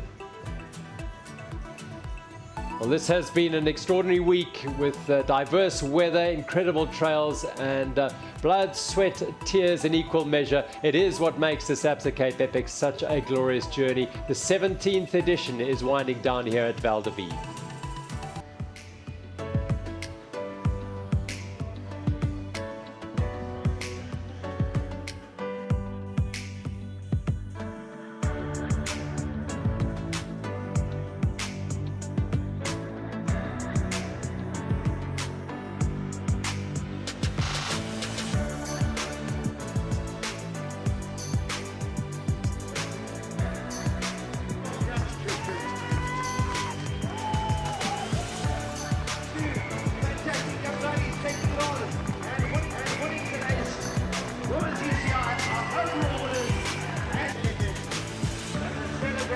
Are starting.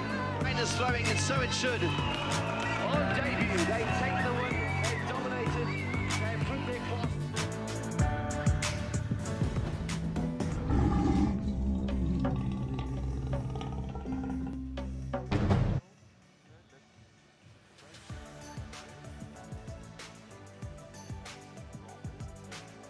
Side, I must convey our awe at riders who have just finished a week of cycling in what is truly an epic ordeal.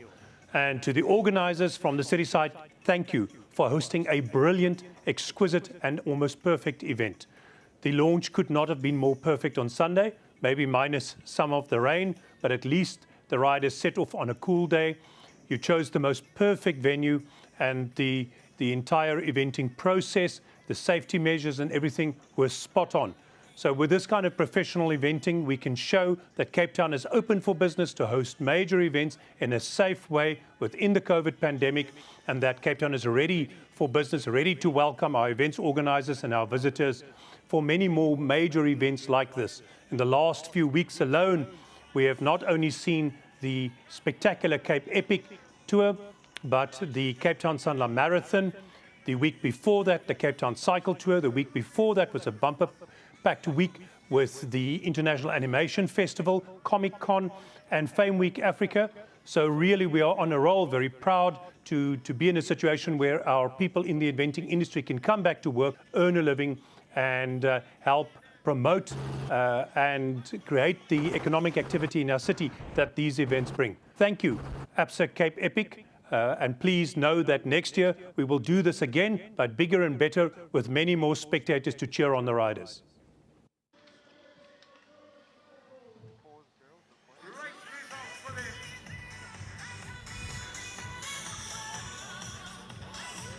Well, it is a truly glorious day here in the Beulah, in the Berg River Valley, the Drakenstein Mountains, crystal clear skies overhead at Val de Vie Estate as we welcome in the riders. These are the mixed winners defending their title, Laura and Sebastian Stark. What a journey this week has been for them, because not only are they the Virgin Active mixed champions once again, but each of Laura and Sebastian's fathers are riding together as well further back in the field.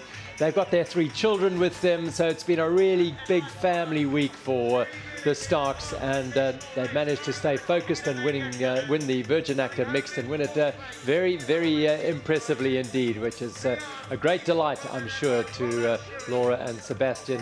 Germans they are, but strong links here in South Africa as Rob Jankelson and Philip finish. Twins they are. What a journey in their first Absa Cape Epic. Yeah. I guess the bond they have has just grown even stronger throughout the week like this. The ultimate team. The ultimate team. Absolutely. Well done, Rob and Phil Jankelson finishing the Absa Cape Epic for the first time. It doesn't matter how many times you finish it, it's a very special feeling. It is. I mean, also especially coming from overseas, coming here, unknown terrain, new adventure, and yeah, making it through is truly unique and special. It's Ignacio de Blas and Pablo Morales both finishing their first Absa Cape Epics from Spain. And yet again, one of our Exaro category racing teams flying in from the Change of Life Academy in the Valley of 1,000 Hills.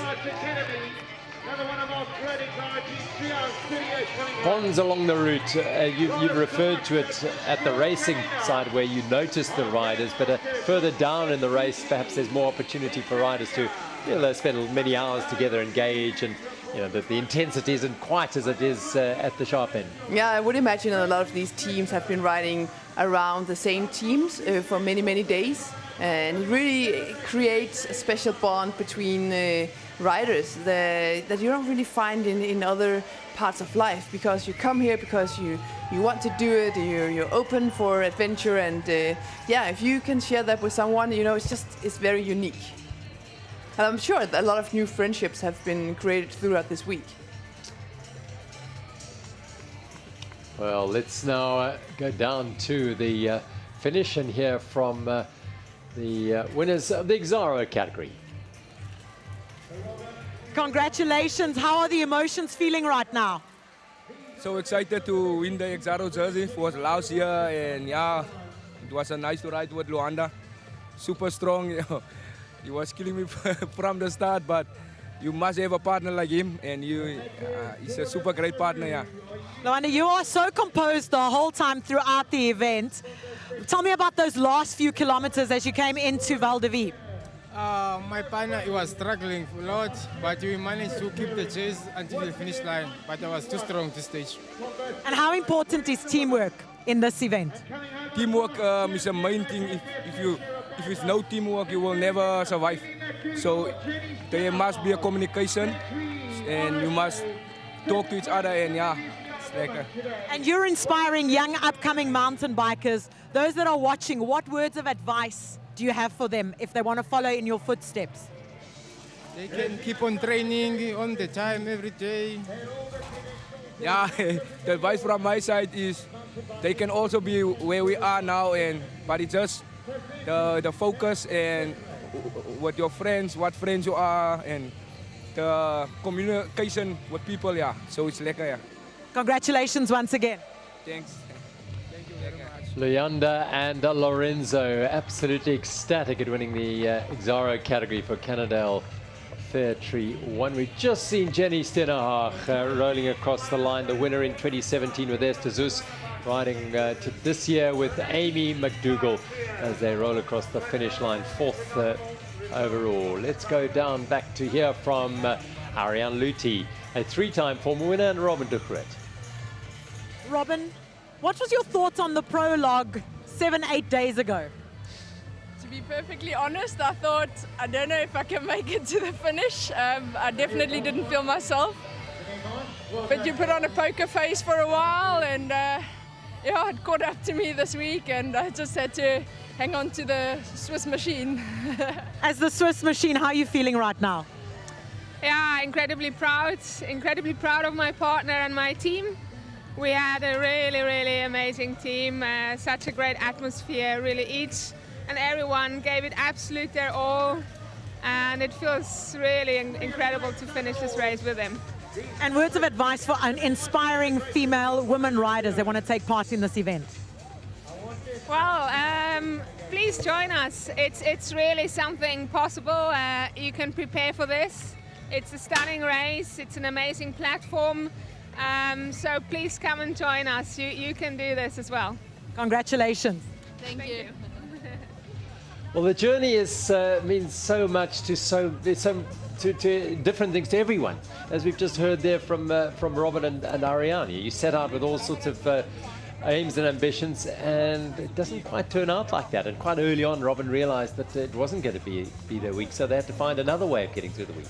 Yeah, but they did incredible here. I mean, not feeling 100 herself and still managing to pull off this performance is not easy. Incredible. So yeah, huge respect to her. I've raced her myself many times, and she was always like a fierce competitor and a really good human being as well. It's wonderful to hear. Now we in the avenue along the polo fields here. There are 3 big polo fields around the beautiful Val de Vie estate, and this is going to be a finish rolling in towards the finish for we just saw René Hasselbacher and Johnny Hoogland heading through there, and the Austrian pairing just having had a good Absa Cape Epic together. They seem to really enjoy the African terrain. René Hasselbacher being here, former professional road cyclist and designated sprinter, in fact, on many teams on the World Tour stage. So clearly having enjoyed his time in Africa. Johnny Hoogland, a multiple national champion and Tour de France rider as well. Yeah, and a man who you may remember. Yeah, he was involved in one of the most famous incidents on the Tour de France when he was knocked off his bike by a television camera vehicle. Javi Combrink and Gerrit de Vries, Uncle Fish Mozambique, finishing the ride. Well, Javi, a former pro, of course, and a racer in the top 10 of the race. I think an Absa Africa jersey winner as well at some stage in his history here, riding with an amateur rider, Gerrit de Vries here. Javi based in Nelspruit, and contributing back to riding by guiding Gerrit through the journey. We've seen Javi Combrink riding really well in support of Christoph Sauser, in fact, and Nico Bell. Excellent campaign by the South African. And knowing a lot about the Absa Cape Epic, certainly a great partner to have. Spaniards Santi Coronado and Felix Castillo have finished the Absa Cape Epic in the Masters category very strong as they roll in to Val de Vie here on this beautiful lush green lawn. Congratulations, Santi finishing his second and guiding Felix through his first finish here. Here's Johnny Hugeland and René Hasselbacher. René, a resident here. Johnny from the Netherlands, but a resident in Austria, where he runs a guest house and guides riders around the trails. And on his first Absa Cape Epic, and René, I think in his fifth Absa Cape Epic, he's done it with Robert Hunter before. But congratulations to René Hasselbacher and Johnny Hugeland, who finishes his first Absa Cape Epic. Clearly had a good time, the Austrian and the Dutch rider. And René Hasselbacher is married to a South African, so he is very familiar with South Africa, loves it here, and spent a lot of time out on the trails. And just an amazing achievement to have finished yet another Absa Cape Epic. James Ross Marsh and Daniel Manweiler also roll across the line. They know these trails intimately as well, and the bonds are deep. The camaraderie around an event like this is extraordinary. You are an Absa Cape Epic legend. You cross the line, you have finished the Absa Cape Epic, and that bonds you with similar heroes around the world. What's a unique thing to have said that you've completed this race, and every now and again you see an Absa Cape Epic bag at an airport and going through security, or just on the conveyor belt you see one, and there's often a little knowing nod that goes on between two people who've probably never met each other, and knowing that it is the race that measures all, and to have finished the Absa Cape Epic is a great achievement. And certainly anyone who's done it knows exactly what every other rider has gone through, whether they're riding at the front or the back. Still have to conquer some monumental climbs, some tricky trails, some tricky descents, and of course 8 days of riding, and grueling riding indeed, going through over 600 kilometers. Always have to be careful of those victory salutes. We've seen victory salutes or finishing salutes ending badly, and we're still waiting to hear from the team Songo Specialized, 91 Songo Specialized, what the bowling victory salute really meant. Maybe Annika, do you know something about that? I'm not sure, but it's something to do with like almost, you know, like when you do bowling. Yeah, I think it was the joke of the day yesterday, and now they just took it with them to the finish line today. Well, this is a wonderful sight. Smiles all round for Sarah Hill on the left-hand side and Vera Losa from Namibia as Team Live Lapierre, third in the Absa African jersey category, roll across the finish line here, and a celebration of a job well done by Team Live Lapierre. Sarah rides for Team Live, and well, Vera's been riding on the road in Europe a lot, but a former Namibian champion, and they've done a great job in finishing fifth, I think it is today, and fifth overall. Sarah Hill is a former Absa African wearer, jersey wearer, and Vera Losa having a great campaign on the road. We would have seen her at the Tokyo Olympics, and big relief and joy at having finished their Absa Cape Epic campaign together.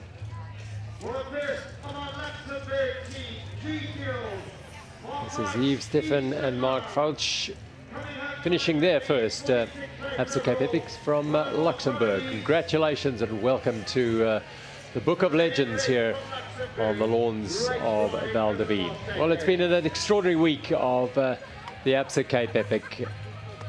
The journey starting on Table Mountain in cloudy conditions.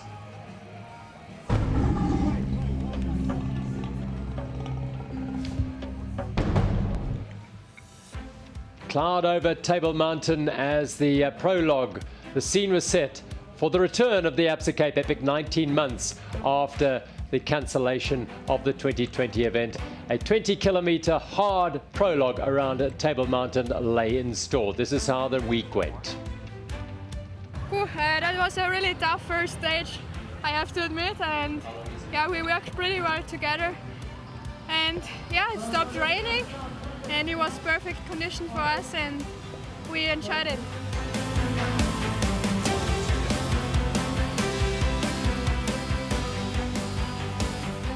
Yeah, we are super happy with our stage win, and we had a really good teamwork. We speak a lot together, and we could make a good pace for us. And yeah, it was a lot of fun, and yeah, like the conditions were on point today.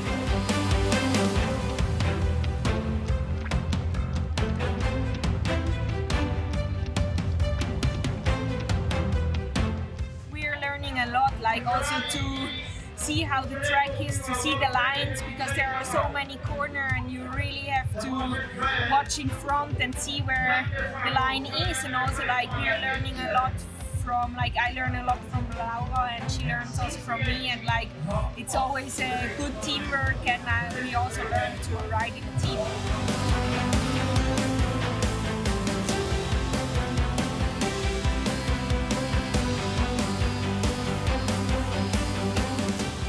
It was quite tough because in the beginning it was also cold, and like it's always super hard also to get in a good rhythm.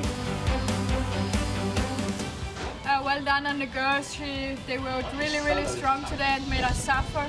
So yeah, really strong today.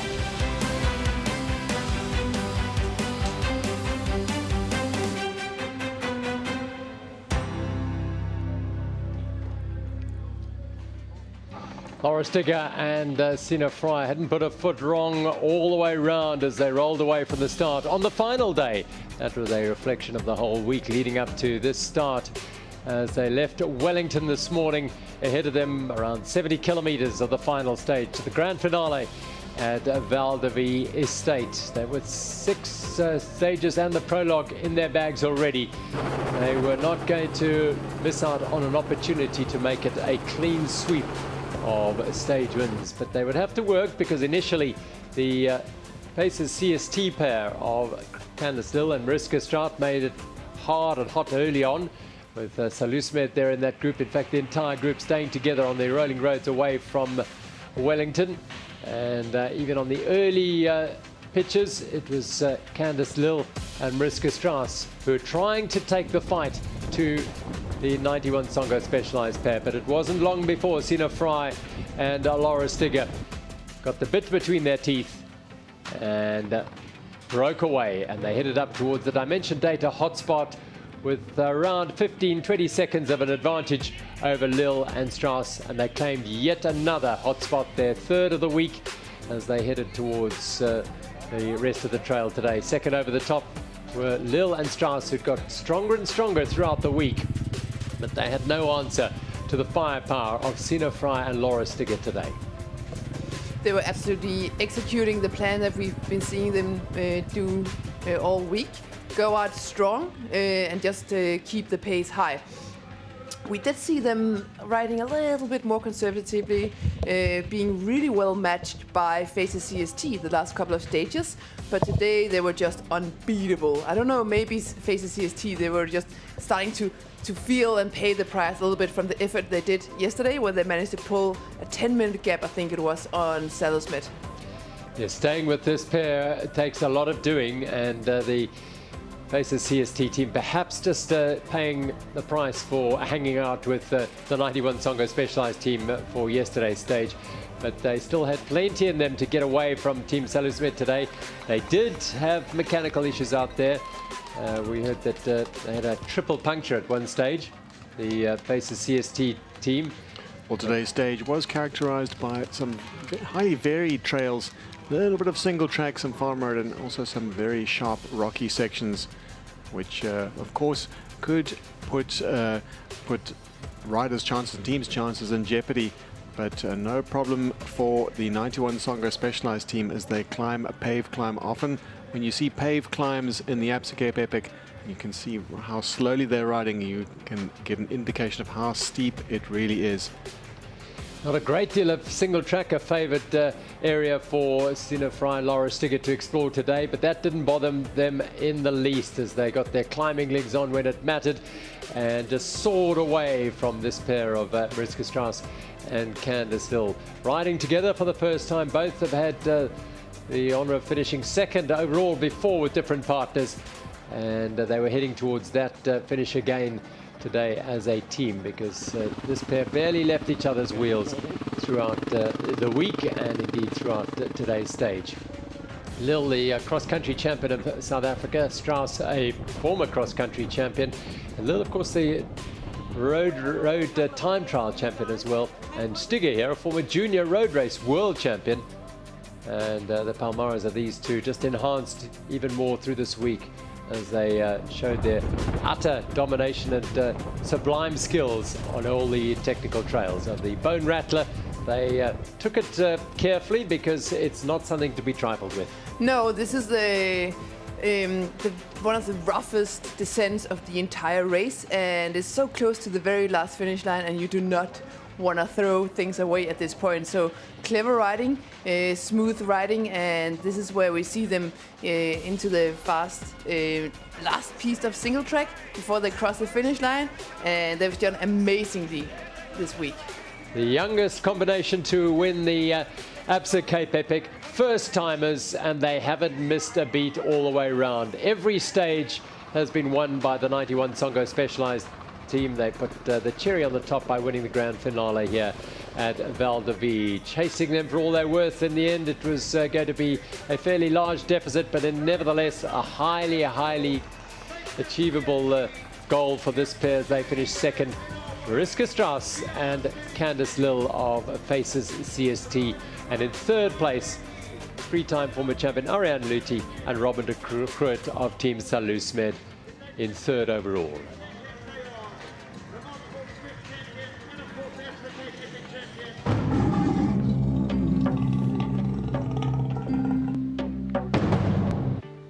"32 UCI registered men's teams on the start line for the 20-kilometre prologue, and among the favourites were the 91 Songo Specialised pair of 2020 world champion Jordan Saru and Matt Beers, also there, the world marathon champion and his partner. It was a race to savour. I mean, it's incredible. It's something that I can't even fathom it, really.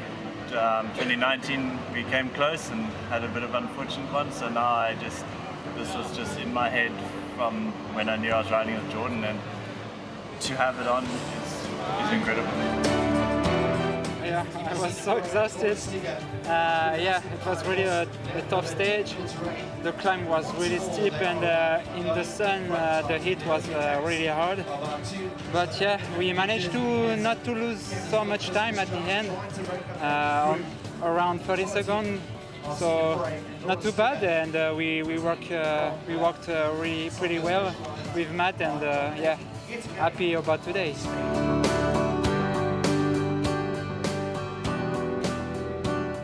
Yeah, I knew that super steep climb was going to be a real nasty one, and then afterwards it was actually super hard. I was on the limit, and then near the end here we were just trying to close the gap, but yeah, we gave it everything to minimize the losses, but the Kenyan guys rode a good race, and the Czech ready guys too.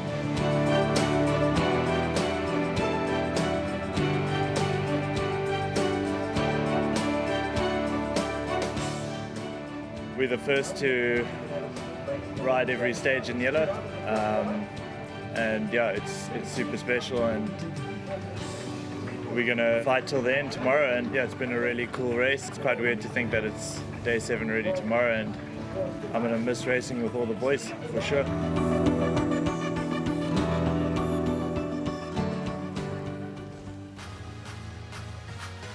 Two stage wins for the 91 Songo Specialized team on their way to the grand finale stage. They had a 6 minute and 38 second lead over Bulls of Simon Steepjan and Martin Fry. Trek Pirelli were in third place, 13 minutes and 51 down, but under real threat from the fourth place Buff Scott pair. Just 47 seconds between those two, and therein was the storyline for today's final stage. Well, it was all about the race for GC, and traditionally we've seen in the grand finale the general classification is more or less established, and definitely not today with all to play for that third spot. Early on, the climb was very steep. The first section was pretty much climbing all the way. Team Bulls on the front trying to make something of today. Steepjan and Fry, Ursube, although Simon Schneller was the man missing from their quartet of riders. But the yellow jerseys very prominent at the sharp end. Italian champion Ravensteiner, he and Samuele Porro were the team under pressure today, trying to defend their third place against the marauding Buff Scott team of Hunspecking and Jose Diaz. The group was quite compact up until the first major climb of the day, and then the pressure went down. Hunspecking and Jose Diaz putting maximum power down on the trails and distancing the contenders. The third place on overall GC, Trek Pirelli, and desperate situation for the Italians, losing the touch with the leaders so early on. Now that gap would grow, continue growing all the way through the stage. Bulls just hung on there and held on to third place. The fifth rider in that group is a solo rider whose partner, Wessel Boerter, dropped out at the start. But an attack at the top of the Dimension Data Hotspot by Jordan Saru, and then Matt Beers followed him over the line. They picked up the bonus at the top of the third of the week's Dimension Data Hotspots as Hunspecking continued to lay down the law of the climbs. And we saw Jose Diaz looking back. He won't have got the time checks to Trek Pirelli, but just looking down the trail, he will have known the vulnerability of the Italians and knowing that they're on a good day. And if they've distanced the Trek Pirelli team this early on, now's the time to really make it count. And looking at this group here, very small select group, it's just two teams on the road. 91 Songa Specialized defending their overall position on GC, which is the yellow jersey, and Hunspecking and Jose Diaz looking to unseat Trek Pirelli, and not really a lot of cooperation between those two teams, as 91 Songa Specialized knowing full well that it's all about defending that position on GC.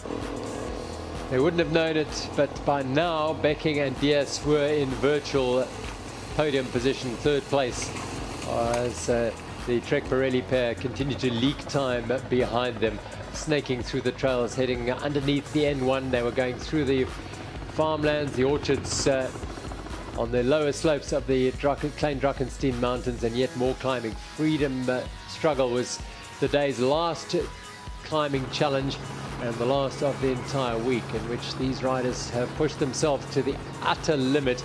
And for Hunspecking and Jose Diaz, the week might have been very, very different had they not have experienced a major mechanical on stage 3. A broken chain cost them, well, they finished 8 minutes and 44 adrift of the stage winners on that day, and they were 10th, 2:44 down in the prologue. Take those, change those numbers around, and it could have been a very different challenge for 91 Songa Specialized, and that's the beauty and the vagaries of riding the Absa Cape Epic. You might just get a peacock in the road. Well, that's what one hopes for. Amazing performance here from Hunspecking and Jose Diaz. Hunspecking and Jose Diaz taking turns at the front, and seemed from the reports on the trails that they were both equally matched. We've seen and heard reports from the riders, in fact, saying that Hunspecking is on fire this week, and no doubt that the teams fearing this resurgent Buff Scott on the road, but only one team able to keep control of the race and stay in touch with the leaders, and that is the 91 Songa Specialized team. It was all about who is prepared to take risks on this descent, and it has everyone held their breath as both teams hurtled down this super rocky with sharp surfaces, and at the end it turned out to be the day of Buff Scott, and celebrating across the line their general classification win, Jordan Saru and Matthew Beers. A wonderful achievement for Beers and Saru ahead of Becking and Diaz, and second overall, Team Bulls. city side, I must convey our awe at riders who have just finished a week of cycling in what is truly an epic ordeal. And to the organizers from the city side, thank you for hosting a brilliant, exquisite and almost perfect event. The launch could not have been more perfect on Sunday, maybe minus some of the rain, but at least the riders set off on a cool day. You chose the most perfect venue, and the entire eventing process, the safety measures and everything were spot on. So with this kind of professional eventing, we can show that Cape Town is open for business to host major events in a safe way within the COVID pandemic, and that Cape Town is ready for business, ready to welcome our events organizers and our visitors for many more major events like this. In the last few weeks alone, we have not only seen the spectacular Cape Epic tour, but the Cape Town Sunla Marathon. The week before that, the Cape Town Cycle Tour. The week before that was a bumper-packed week with the International Animation Festival, Comic-Con, and Fame Week Africa. So really, we are on a roll, very proud to be in a situation where our people in the eventing industry can come back to work, earn a living, and help promote and create the economic activity in our city that these events bring. Thank you, Absa Cape Epic. And please know that next year we will do this again, but bigger and better with many more spectators to cheer on the riders.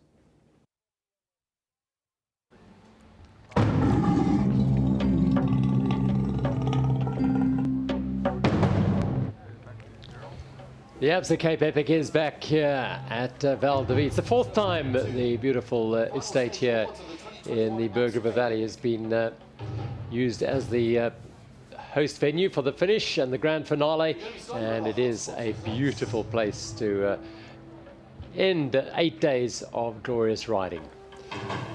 There we go, the Dimension Data Hotspot winners today. They've won every single one as well. Sina Fry and Laura Stigger summiting the top of that Hawequa Climb ahead of Candice Dill and Mariska Strauss. Well, they made a clean sweep of all the stages. They made a clean sweep of all the hotspots as well. And moving into our men's hotspot results and on stage 7. The men's hotspot was in the end quite contested because Hans Becking and Jose Diaz were leading the field there, but Jordan Saru and Matt Beers, as befits the pride of the yellow jersey, decided they wanted to snatch that little bonus, and they put a little acceleration. Yeah, it was good to see. The racing spirit was very much on. There were no presents given out at this point, and everybody was really going for the sprint. Oh, fantastic. Dimension Data bringing an extra element to 3 of the stages. We even had a hotspot on the historic Church Street of Tulbach earlier this week, which was really, really special. That was taken, in fact, by Phil Bass and Peter de Toy of Paiga Eurosteel. Results of the women's UCI competition. In third place, the team from Saluspen. It is Ariane Lutti and Robin de Groot. Ariane Lutti and Robin de Groot step up onto the third step on the podium. The team from Faces CST, Candice Dill and Mariska Strauss. Lovely as ever, and the combination has worked a treat this week. Stage 7 at the 2021 Absa Cape Epic in the women's UCI competition. 91 Songo Specialized, Sina Frey and Laura Stigger. It's a fairy tale. They've never ridden a stage race together. Here they are, their first 8 days in a stage race. They have not lost a stage, and they have won the overall by a comfortable margin. Team 91 Songo Specialized, Laura Stigger and Sina Frey. Yeah, they have been absolute dominant. A young pairing, but riding with the experience of a very seasoned stage racer indeed.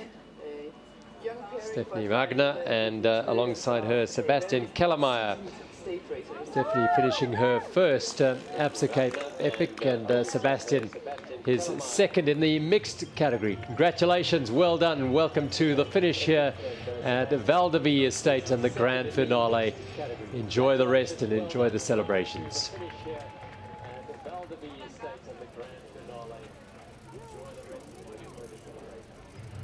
Now to our overall results of the women's UCI competition. Welcome to the stage, Mr. Kim Kumar, founder of the Absa Cape Epic. We'll be handing over our winner's trophy today.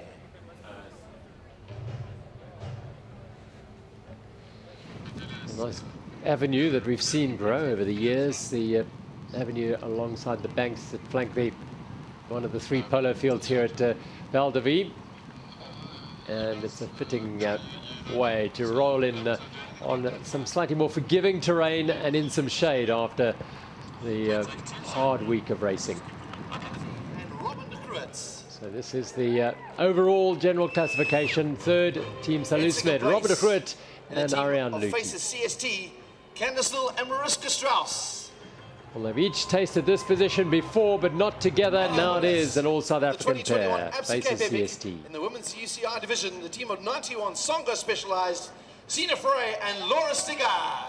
Well, we've seen them only in orange jerseys after the prologue, and they have been emphatic in the way they have defended that jersey. Yeah, such a dominant performance and fierce racing every single day, just going for it flat out. Race founder Kevin Vermaak presents the trophy, and it is Sina Frey and Laura Stiga who raised what is a considerable trophy, and then the sparkling wine will spray around the podium. Congratulations to these top 3 performers in the overall. Yeah. And we can see Sina and Laura here realizing how heavy this trophy is. I know, I can tell you, it's not something you want to lose from above your head. So, yeah. Do you get a miniature of that? Yeah, you get to bring one home. And also, it comes in this box that is absolutely beautiful. So the whole thing is quite unique. It's one of the most beautiful trophies I had in my entire life. Fantastic, and Laura and Sina will get one of those as well as we reflect again on their triumph on this final day, rolling across the finish line here. Beautiful moments for 2 young women of exceptional talent, dedication, and professional focus. 7 of the 2021 Absa Cape Epic. In 3rd place, it is the team of Bulls 2, Martin Frey and Simon Stibian. Stage 7. And they step up to 3rd place, Martin Frey and Simon Stibian. Jordan Saru and Matt Beers. Content to settle for 2nd place, the yellow jerseys today, having had a little discussion on their way into the estate, Beers and Saru. Buffscott, MTV, Hans Becking and Jose Diaz. Well, 3 stage wins out of the last 4 by Buffscott's Becking and Diaz. A quite phenomenal end to the week for them. It could have been very different, but that therein is the beauty of the Absa Cape Epic, that anything can and quite often does go wrong, and you've got to manage that. And here is a look at them finishing. Absolute delight for the World Marathon Champion bronze medalist Diaz and the Dutch Marathon Champion Becking alongside him. He's been the firecracker in this combination, lighting the fuse on most occasions when they escaped. And certainly made it count today for the stage win. And, knowing what they had their work cut out for them, they had to distance trek really early on, knowing they didn't want to wait until the last climb where they could only perhaps gain a minute or so. They looked to gain that time and to get that gap really early on, and proved to be a good move for their overall hopes. So we come to the presentation of the overall general classification. Grand finale awards are GC and the men's UCIs. Welcome back on stage, Mr. Kim Vermaak, the founder of the Absa Cape Epic.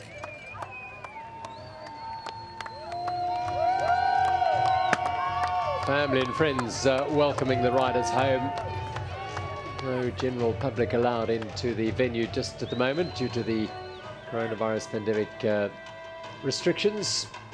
And after 8 days of well us racing adhered to amongst throughout. the UCI competition, this is your top 3, starting off in 3rd place. The team of Buffscott, MTB, Hans Becking and Jose Diaz. And this is the prize that the Buffscott team worked so hard for today, and with all of their efforts. Of Martin Frey and Simon Stibian. Great week out for what was ostensibly the second team, the second Bulls team, and leadership switching over to Stibian and Martin Frey. 17 minutes and 28 seconds. It is 91 Songo specialized, Jordan Sawu and Matt Beers. Well, they've been in yellow since winning the prologue, and for the first time that yellow jersey stayed on the same shoulders all the way to the finish here at the grand finale. Matt Beers and Jordan Saru. Oh dear. Well, the champagne will go first, and then they will put that down and receive the trophy. Medals around their necks, gold, silver and bronze. Cheers all round. A great camaraderie between the riders here. And then race founder Kevin Vermaak will step forward and present them with the men's trophy. Since 2010, Carl Platt and Stefan Sam were the first to raise that above their heads. And now Neil Jonker's beautiful trophy in celebration of the winners of the 2020 Absa Cape Epic above the heads of Matt Beers and Jordan Saru. Wearing that jersey all the way through the race, lights to flag victory for them. And we wonder if they did pack any standard trade team jerseys, and certainly they'll still be in their packets, and perhaps a nice souvenir for them to remember what they would have worn and what they were very happy not to be wearing throughout this event-filled week. And they held on perfectly, hardly put a foot wrong. A flawless display by the Frenchman and the South African. And the entire team surround their two heroes here at Val de Vie, because it has been an exemplary team effort by 91 Songo Specialized. They've won the men's, they've won the women's, and they have been the dominant team, not for the first time, at the Absa Cape Epic. And they really have brought a high level of professionalism and efficiency, and they have not disappointed everyone who's supported them. So the Absa Cape Epic, the elite riders and many more rolling into the finish here at Val de Vie, but still many, many more out on the trails making their way towards this wonderful Champs-Élysées of mountain biking, if you like, and the grand finale. They'll be greeted like heroes as they come across the line here, and justifiably so.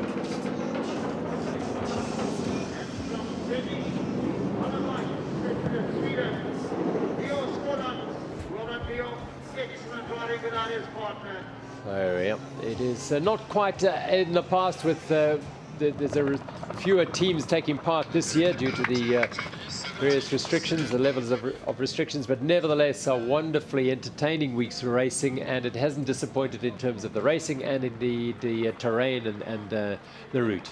No, not at all. It's been really hard to predict how this week would unfold. We saw also in the men's category, Team 91 Songo Specialized being very dominant straight out of the start guns from the very first stage. And then we saw the Canyon North Wave MTB team midway through. All of a sudden it felt like things were turning a little bit. They were gaining a lot of momentum. It could have been very interesting to see how this all would have unfolded if they weren't down with illness. It's all about keeping it together. It's a really difficult task for the riders to maintain form all the way through. And 91 Songo Specialized really made it count early on, made some incredible early efforts, and were able to rely on that race lead, just that small buffer. Some challenges from as Hawequa, you were saying, challenges from the Cannondale North Wave team, and in the latter half of the race, some big challenges from Hans Becking and Jose Diaz, and holding on to that, defending perfectly that leader's jersey. Joel Stransky, Ian Bryan. An amazing the South African sporting legend rolling across the line there. Joel Stransky completing his 10th Absa Cape Epic, which is some achievement, riding alongside Ian Bryan. Congratulations to Joel Stransky, who, well, the South African sporting fans will tell you, kicked South Africa to the World Cup victory in 1995 at Ellis Park with a drop goal in extra time over New Zealand to win that World Cup. But congratulations to Joel Stransky. He has completed 9 up to now 10 Absa Cape Epics. So that is an astonishing achievement. The Amabobesi Club, of those who've completed 3 Absa Cape Epics, there are around 1,500 riders who've done that. But when you get down to double figures, that does reduce dramatically. With just 4 riders having ridden and completed every single Absa Cape Epic thus far. The last lions are making their way to the finish. Of course, among those last lions is a last lioness. Absolutely. Handler Steenkotzer, of course, so winner of the very first Absa Cape Epic, and also Craig Beach, John Gale and Mike Nixon. And Handler and Mike are riding together. Perhaps keeping an eye on each other.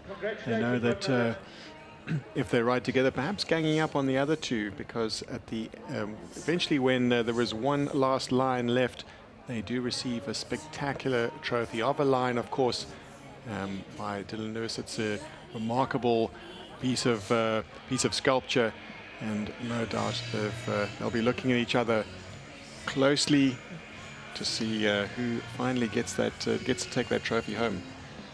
You've got 5 under your belt, and that's tough enough as it is, but 16 in a row, now heading towards 17. General classification as we wind down our coverage here of the final day of the Absa Cape Epic. Jordan Saru and Matt Beers then just under 9 minutes clear in the end of Fry and Steve John. The stories all the way down through this are fascinating. Becky and Diaz had mechanicals. Of course, Bulls' senior team at the start of the week was Urs Huber and Simon Schneller. They had illness. Colombo and Zanotti had mechanicals early on in the race, and inexperience may have cost them as well. And Dutoy and Base were fighting for all their worth to get onto the podium, but ultimately in 6th place. Another team that this really affected, the second team is Dutoy and Base.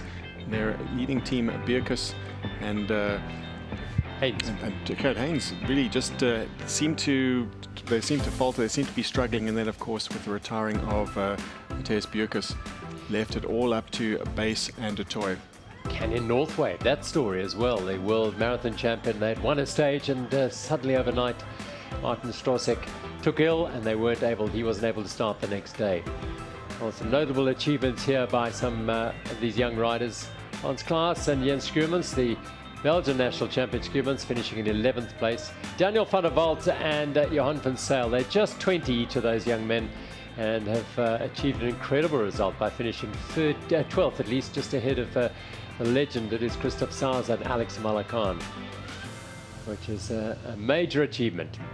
The Ruan Tobangunya winning the Exaro category and finishing 23rd overall. Great future for those two, both 27. Let's hope they can kick on and perhaps riders in the open categories in the years to come. Fry and Stigger winning the women's race in the end, very convincing fashion. 40 minutes and 58 seconds their advantage at the end of the week, ahead of Lil and Strauss, who faces CST, the preeminent African team, and Luthi and de Groot of Salusmed. They held 2nd place right up until yesterday. A bit of a shift in the overall general classification yesterday. Some great performance by Lil and Strauss in the penultimate stage.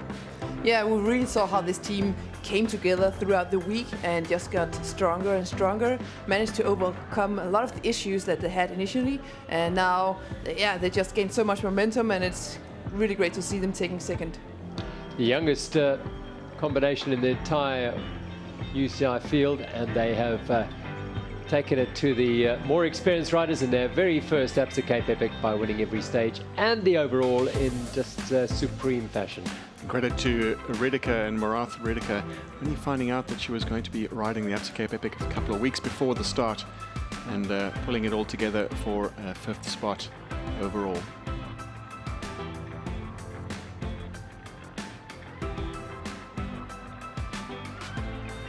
Well, the Virgin Active mixed general classification is a successful defense of their title from last year. The pair of Sebastian and Laura Stark, a Bauerwanner young guns by 1 hour and 9 minutes over Benjamin Michael and Janine Schneider. Bicycle Garage mixed with the Treptors in 3rd place. The Starks had a family affair as well, with both Laura and Sebastian's fathers riding further back in the field in the Grandmasters. And well, they had their children on the trip as well. So a busy old time with the family of Starks. Wonderful. Craigie Ryan, Andrew Divinage. What a week they've had, the Aristonic pair, to win the Dimension Data Masters after Carl Platt and Alvin Lecata sadly had to withdraw as they made their way from series to Tilbach. Platt picking up the first of the riders to pick up the tummy bug that afflicted a few riders along the way, and unfortunately he couldn't finish the stage, and they had to withdraw. And as a result, Uriah and Dubonnet inherited the jerseys, but they then did them justice by defending it all the way around to the finish here. Müller and Bachmann in second place, Lond and Rotmetz in third for Ratavas. Brenchens and Wessel, well, they didn't win every stage, but the closest of the categories was the Grand Masters, 5 minutes and 40 seconds. Bucher and Gerber kept them honest all the way around by pushing them every inch of the way to keep the pressure on the legendary Bart Brenchens and his partner Peter Wessel at least, but ultimately they were able to win by just 5 minutes and 40 seconds, taken over 30 hours of racing. That is absolutely nothing. So wonderful achievement for Brenchens, who's won the overall in the men's. He's won the Masters and now Grand Masters as well. Nice to see Manny Heyman's back as well, the winner of the first Absa Cape Epic. The Absa African men's jerseys, well, from start to finish, it was Peter de Toy and Philip Bass who held that jersey. They were chasing a podium place. They won a Dimension Data Hotspot in Tilbach. They attacked, they were animated, but the engines didn't sustain them right to the end of each of those stages. And yesterday they didn't win the stage in this category, but they held on to the jerseys long enough. Joubert and De Lange in second place and De Toy and Bontekoning in third. The big casualties in this category were the Type Dev Nanotime pair of Tristan Norkier and his partner Wessel Buerta. Buerta had a crash early in the week. They lost lots of time there, but they pulled that gap back very close to under a couple of minutes. But then they lost a huge time yesterday, over 45 minutes, to all manner of issues out on the trails, and as a result finished outside the top three. But they will live to fight another day, with 5 of those riders in the top 6, all under 23. Lilian Strauss winning the Absa African women's jerseys, finishing second overall and winning by a comfortable margin over Sarah Hill, who's won this jersey before, alongside Teresa Ralph, who finished in third place riding with Mauritian Kim Lecourt, who just a week ahead of this event won the big Cape Town cycle tour around the roads of Cape Town, over 109 kilometres, a road race, and has finished on the podium in this category. And Virol also riding alongside her partner Sarah Hill. So there is the Exaro standings. Lorenzo Leroux and Lorianda Tobangunya, they won all but 3 stages of this category throughout the week. Salala and Debele half an hour back, and Pewa and Ngidi from the Change of Life Academy in the Valley of 1,000 Hills in third place. Exaro PwC in second, and Fairtree Cannondale from round the corner in Stellenbosch, they have won the prestigious Exaro jersey.